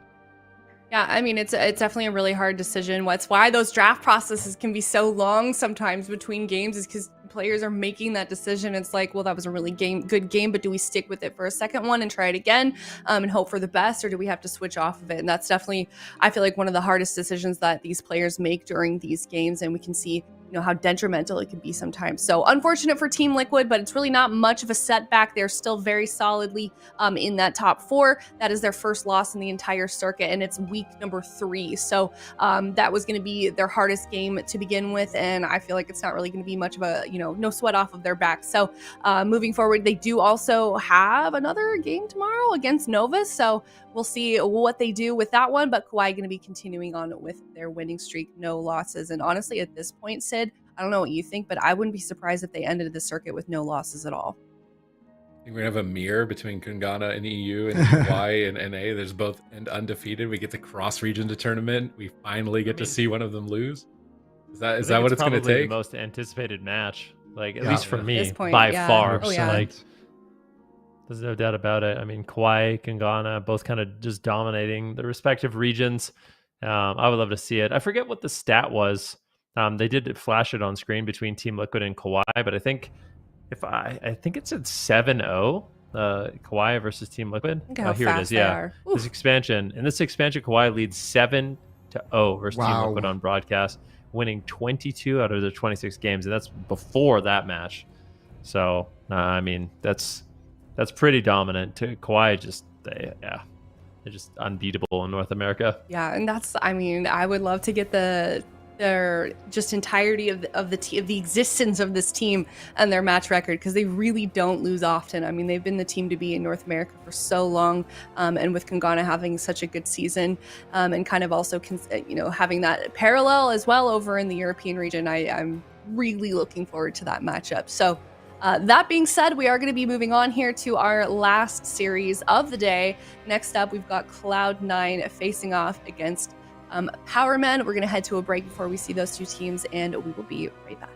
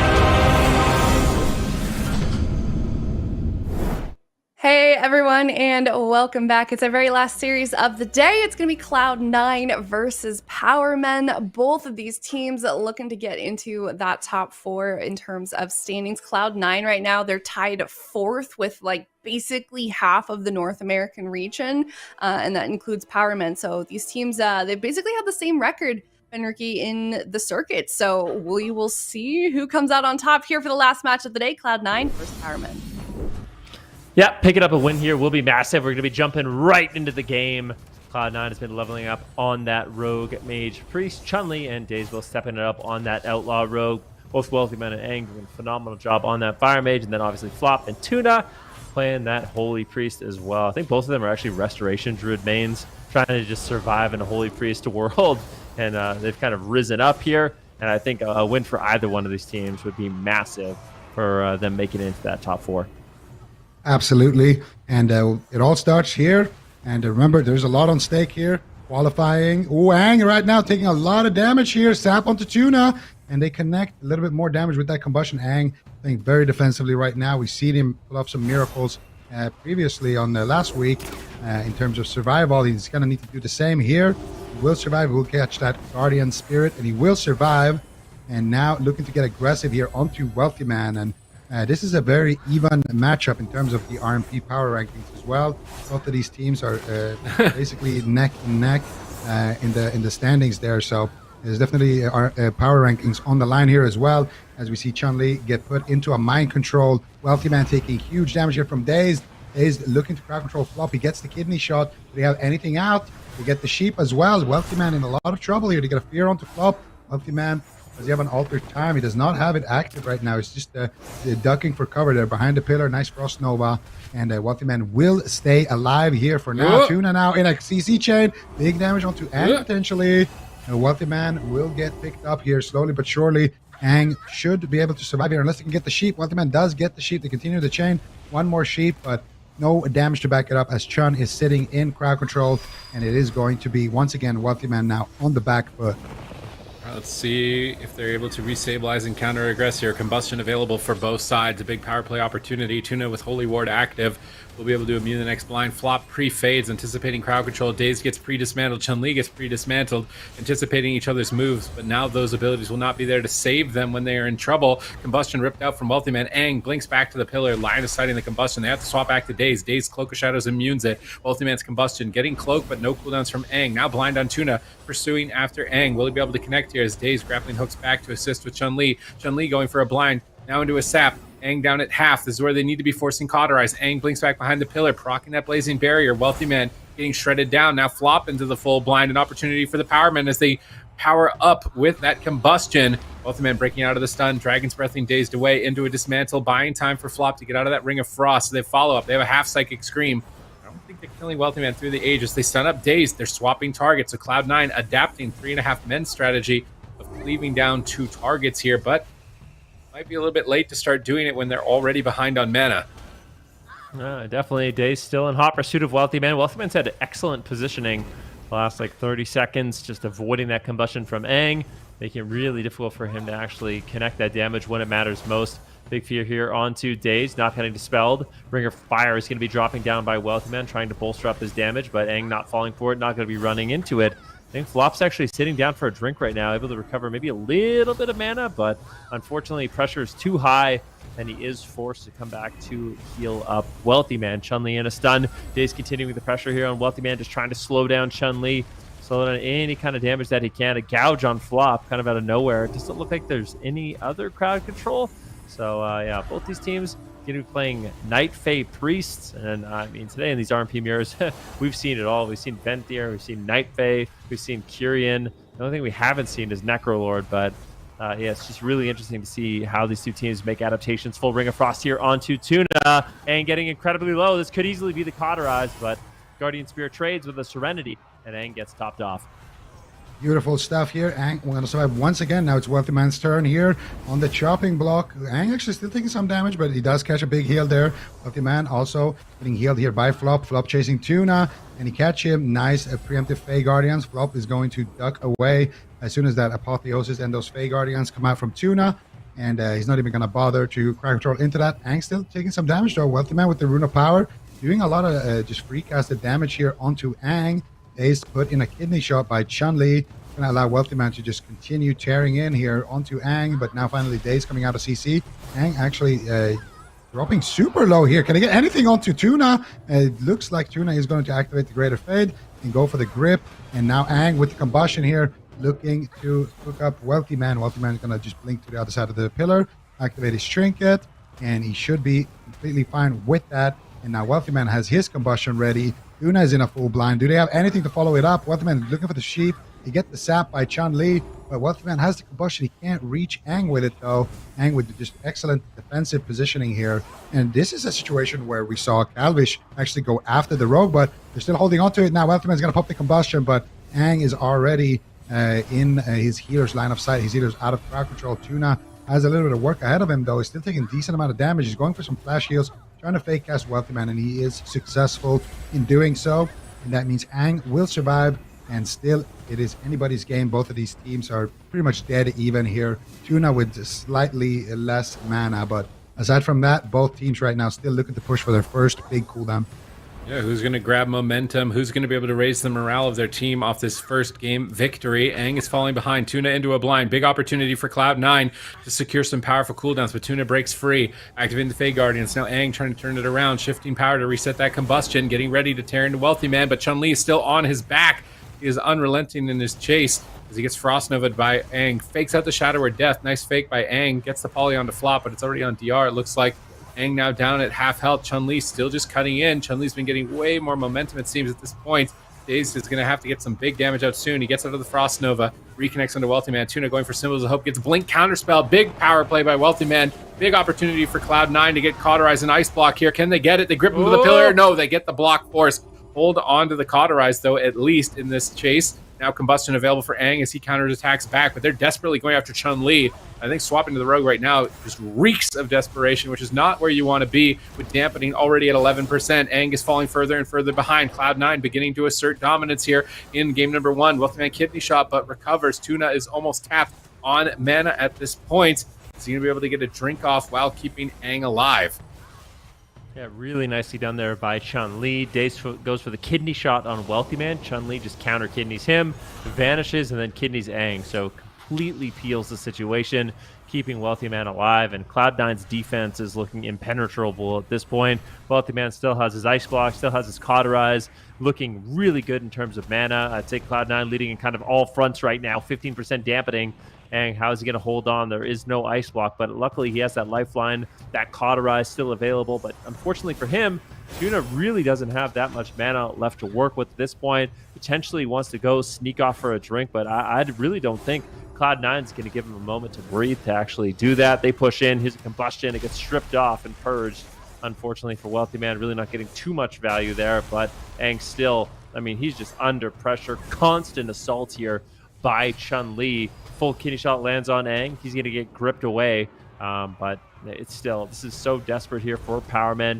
Tuna has no mana whatsoever. Big combustion, though. This could even up the score, even up the cooldowns just a little bit, but it seems like Flop with no crowd control on him. Now with his Apotheosis active, is going to easily heal Wealthy Man through that push. Yeah, Flop right now in a blind, though. Gets sapped as well. Daze looking to make some plays. Connects onto Wealthy Man. Wealthy Man taking some damage from Ang here as well. This is looking pretty good. They might force something, but Flop comes out of crowd control with that Relentless and is able to save Wealthy Man from activating any of those cooldowns. They're swapping over onto Dazed, actually. And Dazed taking some damage, and I don't mind that they're hitting Dazed when Ang is running like that, because they're winning hard on mana, or mana could be a factor. Let's just say it like that.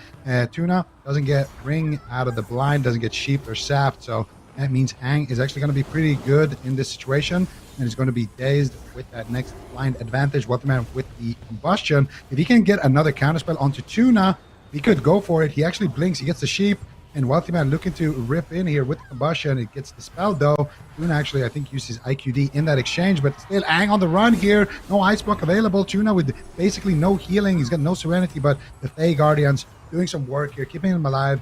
And now the Ring of Frost should be secured. Nice Dragon's Breath, though, by Wealthy Man, actually shutting it down. And now potentially getting his own polymorphs. Looks like it's still DR here onto Tuna, but that next client is going to be up for Chun-Li. No IQD available. Tuna actually using his Shadow of Death there as well. So He's not going to be able to avoid any CC. Aang now taking huge hits of damage. Ring of Fire coming in. Big hits. And that's going to be the Guardian Spirit. I don't know if it proc there as well, potentially. Aang is definitely dropping extremely low there in that situation. Daze getting mind controlled. Actually gets dispelled. Blinds Flop using his IQD now as well. Aang retreating here for dear life. Wealthy Man pushing in. They're looking for the win here. Chan has a blind. They have no IQD. 16 seconds left on that ice block. Aang just trying to hold on right now. Can he do it, Super Teeth? That is the question. Yeah, 10 seconds away here. Tuna has somehow been working with 0 mana for like this entire point. 10 minutes now into this game. If they manage to pull this off, it would be absolutely insane by the Power Men in game number 1. Fey Guardians preemptively from Flop here onto Wealthy Man. Aang is falling behind. He just got his block back, but he might have to trade it. Yeah, immediately. Flop goes for Master Spell, gets shut down by Dazed here. Dazed kidney shots Chun-Li as well. This will prevent any sort of momentum shift here as well to make it dinner. But here comes Combustion. Aang desperately trying to blink back to the pillar to stay alive. It's been nothing but defense from the Power Men. They need to find a moment to strike back. They're trying to do it here with the Polymorph on the Flop, but it's already on diminishing return. They go for a full Mind Control. Is this Mind Control going to win the game for his team here? They're pushing down Wealthy Man. He alters back. Flop finally out of crowd control, goes for Apotheosis, gets mind controlled again. These mind controls are so critical to Power Men and their momentum, but no, he's falling behind after all those mind controls. Aang's gonna have his Cauterize proc. He's burning down, dampening is so high. He's trying to go for the kill, maybe. No, he's blinking back behind the pillar. Dragon's Breath, Chun-Li and Tuna trying to run away. Kidney shot over onto Tuna. Aang blinks into midfield. Wealthy Man has to block. Dazed is somehow putting his team back in the fight, forcing those vital cooldowns as Aang is trying to run away. He pops Alter Time. He line of sights the purges. He alters back right when the blink from Wealthy Man happens. Isn't going to be enough, though. Tuna has 0 mana. We're now 11 minutes in, and Aang is going to be potted and likely rocked as Cloud9 close it out 1-0. But you can see how evenly matched these teams are, going 11 and a half minutes at each other's throats. Unbelievable. I mean, Cloud9, honestly, everyone in these games is playing so incredibly well. You could tell Aang, even though he went down there at the end, had some incredible evasive maneuvers. I'd say both Wealthy Man and Aang put on kind of a clinic for surviving against these rogues, avoiding damage, getting out clutch crowd control. He's doing a really good job overall, but it is going to be Cloud9 that pulls ahead here in game number 1. And I mean, that's definitely the position you want to find yourself in. But these are mentally taxing games. Make no mistake about it. We're going deep into dampening, but this is one of those matchups where if you slip up Zico, it could be over quite fast. Yeah, that's the thing. And these are, we've seen some of these matchups. They go for a decent amount of time like this one did. But then we've also seen, 2-minute games, absolute domination. And I think that's it's kind of a given. There's obviously mental fatigue at play, and also just kind of getting used to how your opponent is playing, getting used to their play style, what they like to do, and figuring out ways to counter that. And here it was a bit of a race. I think this was Wealthy Man's ice block. They got some big mind controls at that point as well, but Aang did fall behind, and then here they initiate with the gouge. And they force out the Alter Time here from Aang. They just have so much damage. He blinks. They blink after him. And Chan, actually, what happened to his blind? He blinded Daze with it.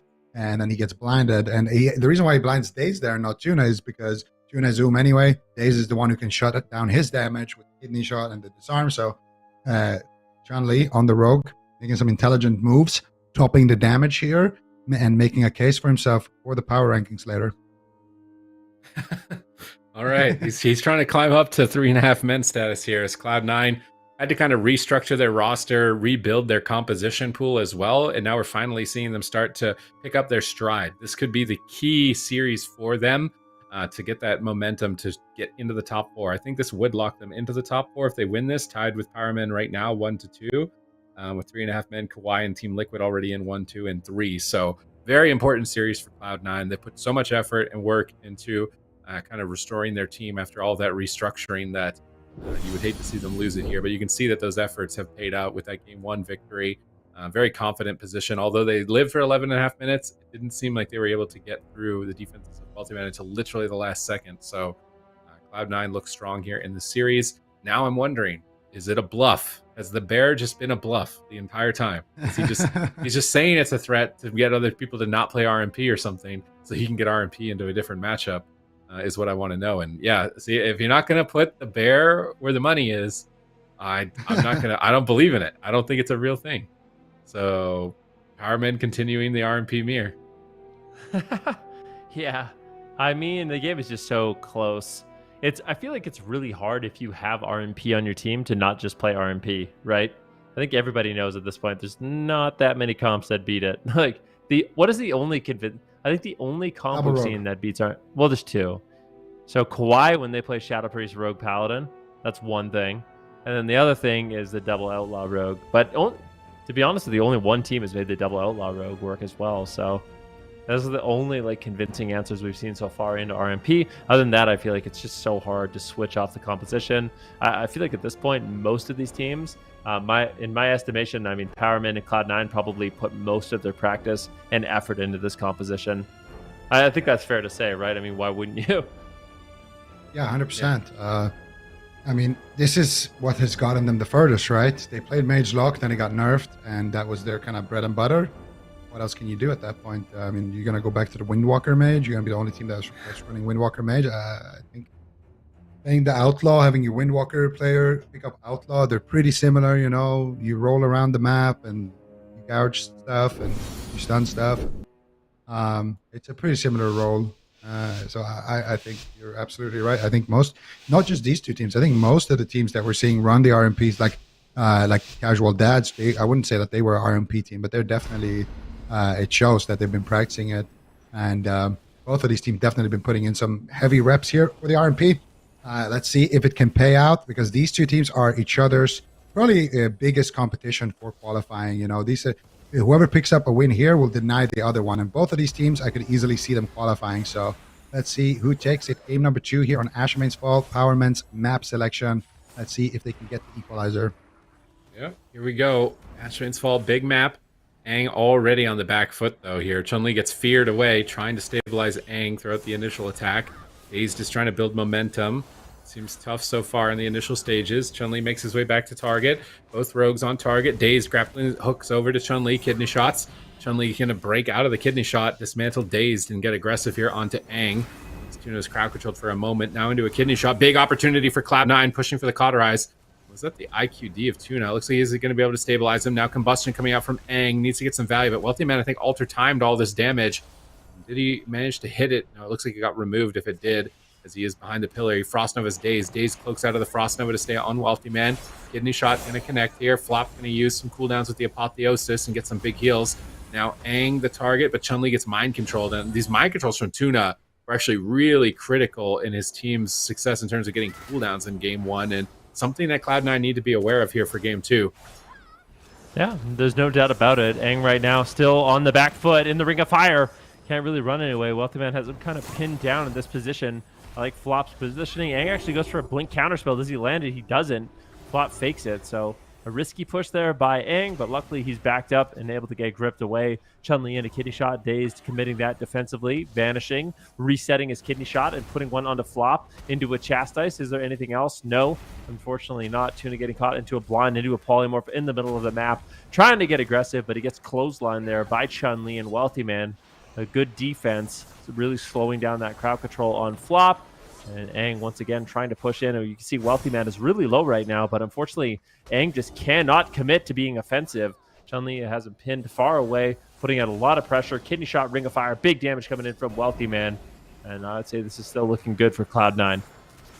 Yep, definitely here for Cloud9 as they continue to push over Aang right now. Dropping to a dangerously low HP here. They might force out something. Tuna, where's the Spirit? There it is, Guardian Spirit by Tuna there. And now Kidney Shot onto Flop. They're popping the Combustion onto Wealthy Man. Nice Dragon's Breath by Wealthy Man. Mind Control onto Chun-Li. So they actually just popped everything there with just a little bit of micro CC. I actually really like that play from the Power Man, but I also really like the response there from Wealthy Man. Kind of read that. And now, Aang, what are you going to do, Tuna? That was the IQD for sure. You can even see the icon there from above Tuna's head. So that was the IQD coming out on that blind Ring of Frost. And that's going to be another little victory here for Cloud9 that they pick up. Now, they have that out of the way. That's the first big objective. Now, they actually, I want to see a swap onto Tuna, actually, when that, like right now, Guardian Spirit is down. They have Combustion, and there's no IQD. And he doesn't play with set bonus. I would love to see, actually, Cloud9 go for a healer swap here, especially when Tuna is just in their face. I think they could KO him, but Wealthy Man is on fire right now during that CC chain. He's in big trouble, and he will use the Cauterize and the Ice Block there in that exchange. So Defensively, it's not looking too good for Cloud9. Let's see what they decide to do here offensively. They go for the Chastise into the Fear. They got the Fey Guardians. Wealthy Man with the Combustion trying to chase down Ang, but Ang again being absolutely slippery. You get a DR Sheep onto Tuna and into a Kidney, actually. Wealthy Man still with that Combustion rolling. Goes for a triple DR Sheep, but I don't think they have enough to force anything, and that will be the Guardian Spirit and a massive heal onto Ang. And for the first time in the series, Powerman with a big lead. Yeah, they're in a really good position here to win game number 2 and tie things up 1-1. So evenly matched here. Both teams fighting to get into the top 4 right now to qualify to the North American Finals. But here comes an insane attack from Cloud9. Ang getting devastated, down to 30%, while Tuna sits through a blind. Chun-Li unable to get follow-up, though. Wealthy Man denied on his Ring of Frost. Tuna now in position to get a Fear. Double Fear. Wealthy Man isolated with nothing. He alter times, blinks back behind the pillar. Daze chases him with the grappling hook. Tuna trying to purge off the alter time. Looks like they managed to remove it. Wealthy Man still getting chopped up by Daze. Daze is trying to line of sight Polly and poke Wealthy Man at the same time, but ultimately does get Frost Nova'd behind the pillar by Wealthy Man, winning those mind games. Now he's going to get some free time to cast onto Ang, just using instants at the moment. Daze gets a kidney shot onto Flop, setting up his team to get aggressive. Wealthy Man blinks behind him, try and line of sight with the pillar next to him. Dragon's Breath on Daze, Chastise on Ang, trying to crowd control both DPS, but the kidney shot ultimately does connect. No blink for it. Braum knocking Wealthy Man into the wall.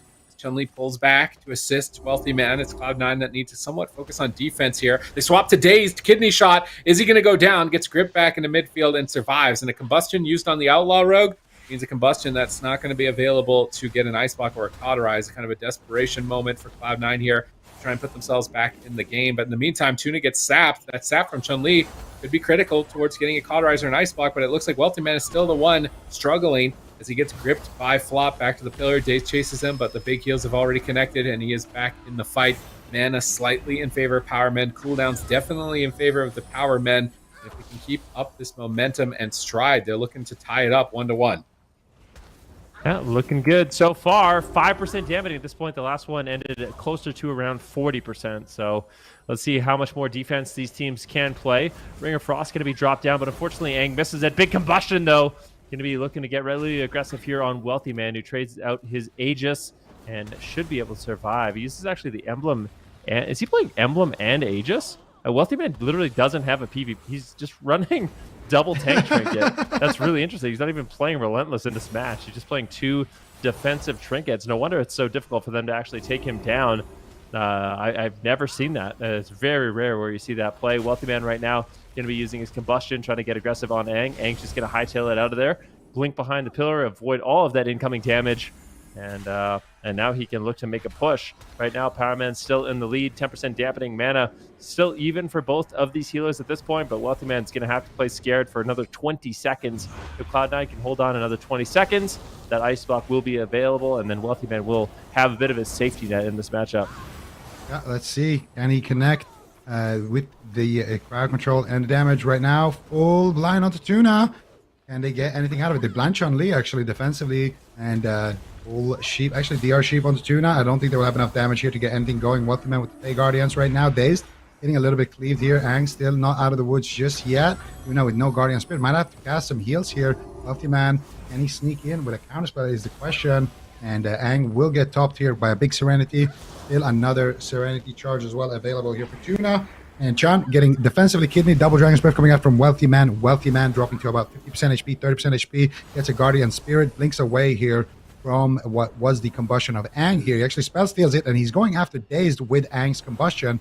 And they force out a nice grip because of that. And now Wealthy Man has his own combustion. They could send it on Ang, and he won't get grip. They throw a small victory there for C9, but they're going to need a lot more than that if they want to come back into this game here. Still 30 seconds remaining on that Cauterize. Ang right now kicked on Frost. Can they find any CC out of that cheap shot onto Tuna? It doesn't look like it. Chun with a couple of seconds left on his blind there, unfortunately, not able to combo that with that Vanish. Cooldown reset, Flop in a Fear. Tuna going for the mind control out of that Fear as well. Really nicely done there. Wealthy Man trying to make him cancel the mind control by deafing there, by faking out a sheep. Nicely done by Wealthy Man.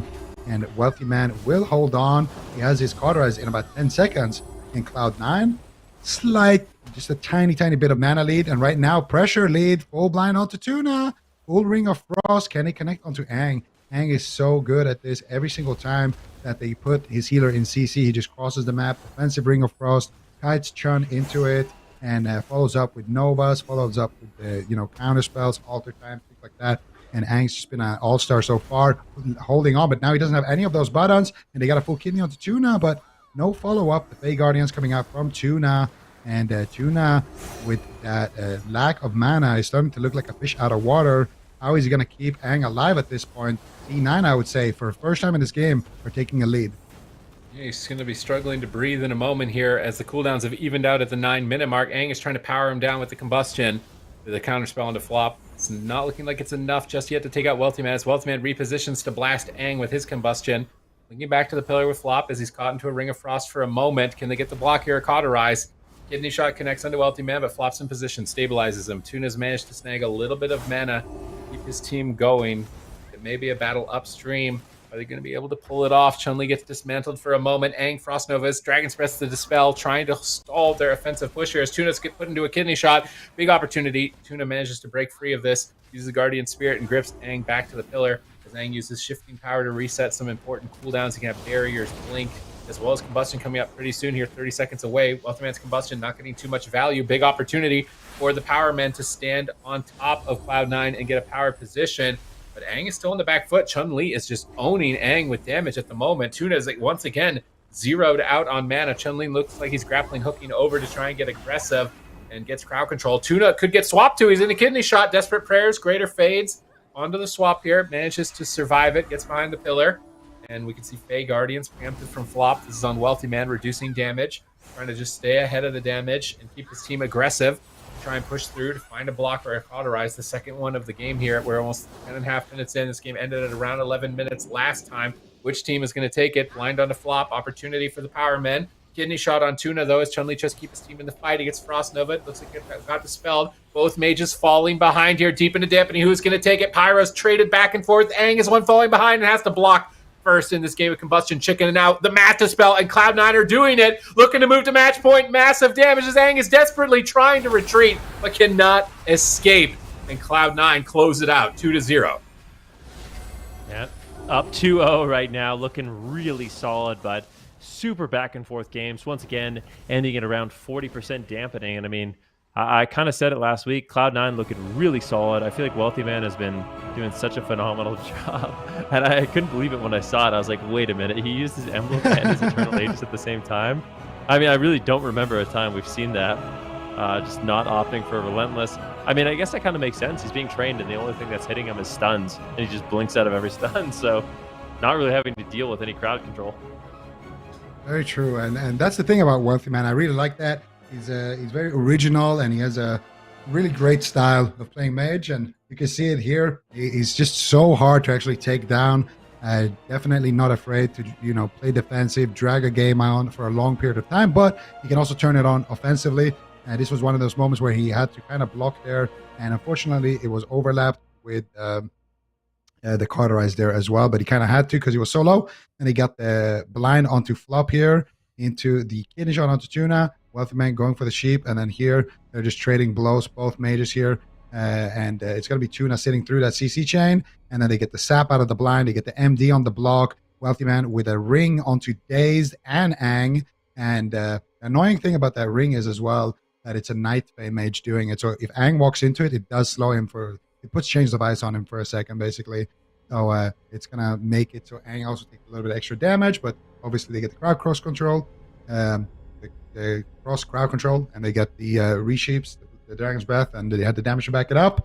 And yeah, you see on the scoreboard here, both teams pretty even. I think did we put Cloud9 on the second place for the RMP power rankings last week? It's your power ranking. Yeah. Wait, you put them? So it was different than Zico's? Yeah, I mean, in my power rankings, Cloud9 is currently sitting at number 2, I think. Yeah, no, this is my power ranking from last week. 3.5 Men, number 1. C9, number 2. Power Man, number 3. Liquid, 4th. Unitas, 5th. And Novos, 6th. So those are the power rankings right now. Keep those in mind. The prediction might come true. And so far, they've held true. Yeah. 3.5 Men today on fire. C9 so far on fire. And Power Man been putting up a good fight, though. Like, it's 2-0, but I could easily see it be 1-1 at this point.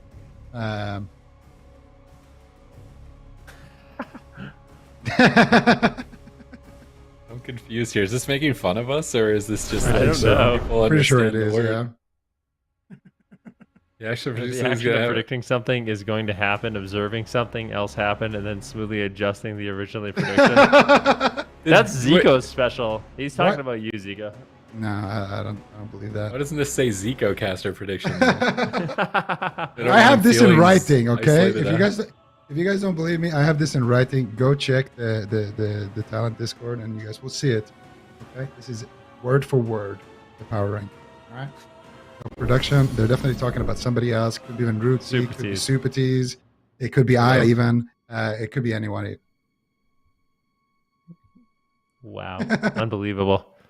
Cloud9, are they going to do it? Is it going to be a 3-0? I feel like we've had a lot of 3-0s today. It's been like pretty. I feel like the matchups have been pretty fast, right? I'm trying to see if we have that recorded anywhere. We're going to have to remember. Dang, there's so many matchups today. It's true. This is our seventh. It's best been a lot five. of game. There's been a lot of game 5s. I don't know about. Yeah, maybe there 3-0s. has. We saw Swapsy's team game 5. The RMP mirrors have been 3-0s. The RMPs have They've all been been stomps. blowouts. Yeah. I think every RMP mirror has been a blowout, right? Today, yes. Yeah, Pretty sure. I think so. There you This go. one might be. It might not. You know. Hey, this one might be the first one to turn it around. could Powerman they want to prove Zico's prediction wrong, so then he can change his prediction after he's proven wrong. We'll have to wait and see if they can do Zico that doesn't here. do that. I have this in writing, guys. So you know what? You guys can say whatever you want. If there's a date. We will. We'll continue to say whatever we want. Now, going into game number 3, we are going to be looking at Tiger's Peak. Powerman, they got to figure it out. Right now, they need a reverse sweep, and that is not an easy thing to do. Cloud9 playing a really, really solid game of defense and has just these so little defensive plays that just put them ahead. When Aang pushes in aggressive, he gets caught. And yeah, I mean, we'll have to see what kind of adjustments that they decide to make here in game number 3. But one thing's for certain, Cloud9 is potentially one away from ending this series. Oh, let's see it. Aang right now, definitely feeling the heat from that first combustion. Full blind secured onto Tuna. Daze actually getting a little bit cleaved here from that combustion damage. Full sap onto Flop. Full sap onto Tuna. Both these healers not playing the game right now. Cheap shot onto Daze. And Chun chasing down Aang here. Can he find anything is the question. Kidney shot now onto Tuna. Chun doing a great job so far crowd controlling Tuna, but they really haven't had too much damage to back it up. Both of these teams basically playing an identical opener here, sending the blind sap, sending the combustion, and forcing out, you know, the micro CDs that we like to call them, like alter time and things like that. Full counterspell onto Flop, though. This could be an opportunity to go after. Actually, Daze is the one taking damage right now, despite Flop being counterspelled because of that mind control.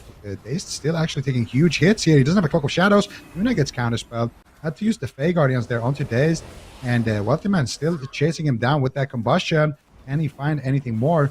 And it doesn't appear to be the case. Now, probably going back to just a standard mage race.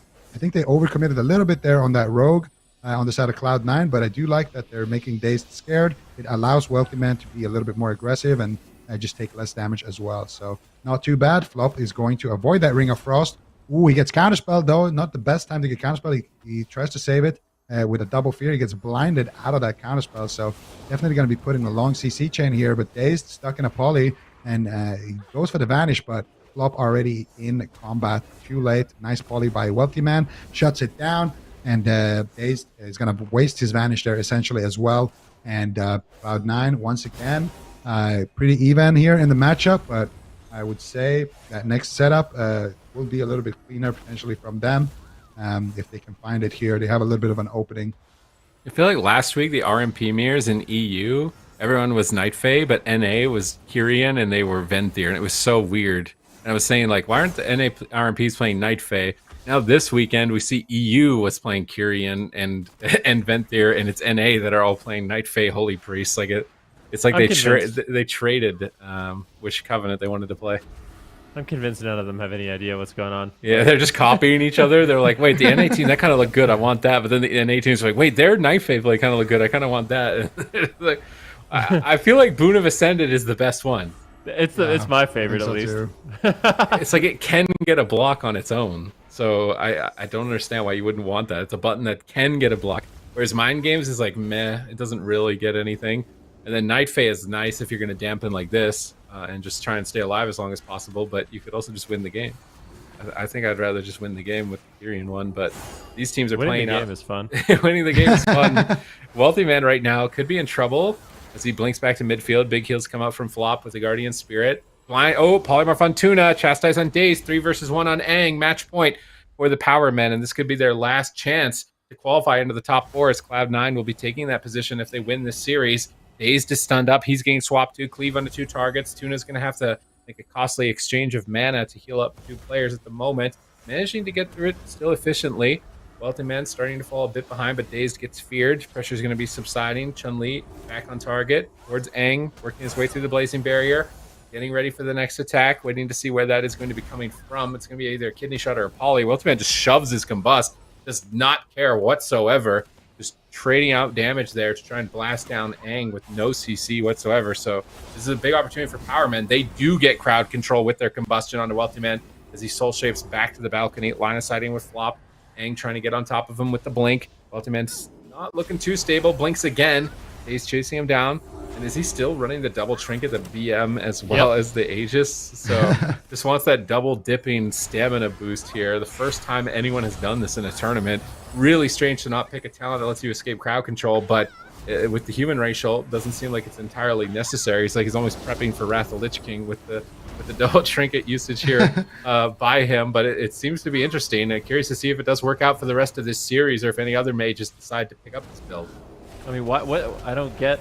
Well, Relentless really doesn't do that much for you in this match. If you're just being a target, you're getting Kidney Shot. The only thing I could see is if you blink and then get Kidney Shot, not having Relentless, it's going to sting a little bit more. But I don't know. It's also nice to just pop the Battle Masters, the Emblem, as well as the Aegis anytime a combustion comes your way, and just that's basically Divine Shield.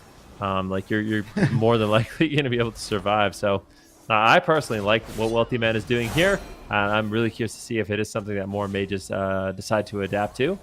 Chun-Li right now causing some pressure here onto Aang. Keep in mind, most of these games, or actually all the games so far, hold that thought for just 1 second to make a swap over onto Daze. He gets gripped away and will be safe. But all these games so far today in this series. Oh, Dazed! Going down to 5% health once again. I thought he was going to be fine. He got gripped away to safety, but that blind coming in from Chun-Li into a full sap on Tuna. Daze just vanishes out. He wants no part of that fight, but now it's going to be Aang taking a heap of damage. Polymorph onto Tuna into a Kidney Shot. Aang is low. Dazed is low. Cloud9 is dismantling Power Man right now. Beautiful Fear coming in. Aang procs. Can they kill Dazed? I mean, everyone could fall at this moment. Power Man, they need to recover. Tuna has a lot of work ahead of him at this point of the game, but that was an excellent push by Cloud9. That was absolutely fantastic, and it's maybe not over yet. Dave's actually going to use his human racial right now. Gets disarmed on it as well. Tuna in a Chastise Aang and a counterspell. Do they have anything out of it? Onto Tuna. Ring of Fire coming out here. Tuna with some big heals here. Should be fine with that Apotheosis. And now going for his own crowd control. Chastise into double fear onto Wealthy Man as well as Flop. Aang still though just so much damage. He's a 1% HP. Why the block here? He fakes the kick of Chun-Li right there. Beautiful fake by Tuna, but he gets potted. They proceed and they take it down. They will. And what an insane play here from Cloud9. But what an insane amount of greed on match point there from Aang. And that was a great fake cast. I mean, I'll say that. Tuna with a beautiful fake there, but still, you're playing with death there. Playing way too much with death there. And Cloud9 will take it 3-0 here. And they will remain number 2 here in the power rankings of the RMP. But more importantly, they will move up here in the real rankings, which is what qualifies you to the finals. Yeah, a very important win for Cloud9, and this is like stride and momentum moving into the rest of the circuit, asserting dominance here against the Power Men in the Rogue Mage mirror. So really well played. Weird adaptations by their team with that mage build, but it did make Wealthy Man more durable and get value trades into the combust, which is really the only times where we see these mages going down. So that double trinket, unique choice by Wealthy Man, pays off. The pressure from Cloud9 was just insane. Like this moment, Dazed just vanished, like just praying he doesn't die. Then they switch back to Aang. They blast Aang down to like 0% health. Cloud9 had really good control in terms of damage output for this match. And on top of it, kept the chain going for crowd control on Tuna throughout all the chaos. And this bouncing back and forth really caught Powermen off guard. It seems to be that that's the adapting strategy of the mirror. We saw 3.5 Men doing a similar thing where they were cleaving 2 targets. And ultimately here, just block, please. Like the blink blazing barrier was not enough. It's a combustion. You need some big cooldown here at 6.5 minute mark, but it's not going to come in time. And Cloud9 will be closing it out. No second chances here for the Powermen. Against them, they'll have to battle other teams and hope that Cloud9 loses if they want to get back into the top 4. Yes, absolutely. So Cloud9 going to be taking that victory. Last one of the day as well. So overall, we're halfway through this weekend and we had some pretty good games today. I feel like no real, I think, shockers, like looking back at all of the games that we had played today, Zico. What are your thoughts initially over everyone? Well, we had some really good games, I would say. I would say my favorite series, probably the LF Org and My Way series. I really, really enjoyed that one. And there was some games that was like, it was kind of surprising, how they went. Like I'm thinking about the KAWHI series with Liquid. Yeah. I feel like that series kind of went backwards. Like Liquid lost when they should win, and KAWHI lost when they should win. And then, yeah, it made the whole pick process kind of strange, but it was very entertaining as well. And yeah, some RMP mirrors as well. I liked LF Org, I think, the most though versus My Way. I thought that was that could have gone either way, and both teams really played their hearts out. Mm-hmm. Yeah, we also had some new compositions from a lot of teams. Some teams trying some new things, some things that they kind of brought out of the closet that they haven't played for some time. Do you have any favorite Super Ts that you saw today? Played in a long time. Well, you mean like the Windwalker DK? Just nice haven't played since RMP meta was, has been to see some reigned supreme. Well, it's just we just finally got those teams going head to head in the circuit, I think, which is also the nice part of the circuit, is every team has to play every team. So you're going to see these matchups that you might not otherwise see because the RMPs might have just dominated everybody out. So in the circuit here, we get to see them play out. So it's nice seeing Mez. I really like seeing Mez when he comes in on the Death Knight. It's always like a highlight on that day. You got to go back to the VOD and watch a Mez game for sure. Although they lost the series, those games are always super entertaining. With the setups that he gets and the triple dragon stuns. Like I swear when he presses the button, it says on the tooltip, stuns all enemy targets. Like it's just guaranteed or something. Yeah. It's always a good time to watch those games.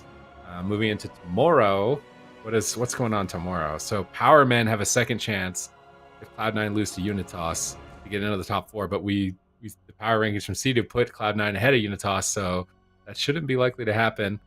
Is there any big surprises tomorrow?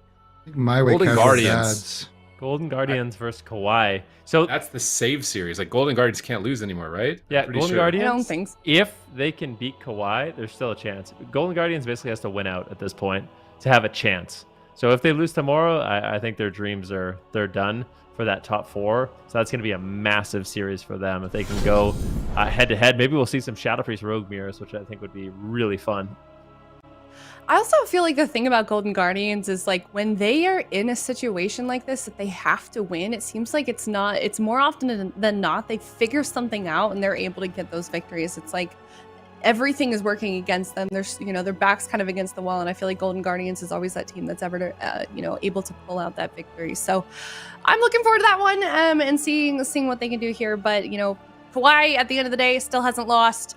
Team Liquid lost their first one today against KAWHI, and then we've got 3.5 Men in Cloud9 currently sitting in top 4. So a few opportunities, I guess, left to switch things around, and we'll see where we end up with top 4 for North America at the end of the circuit.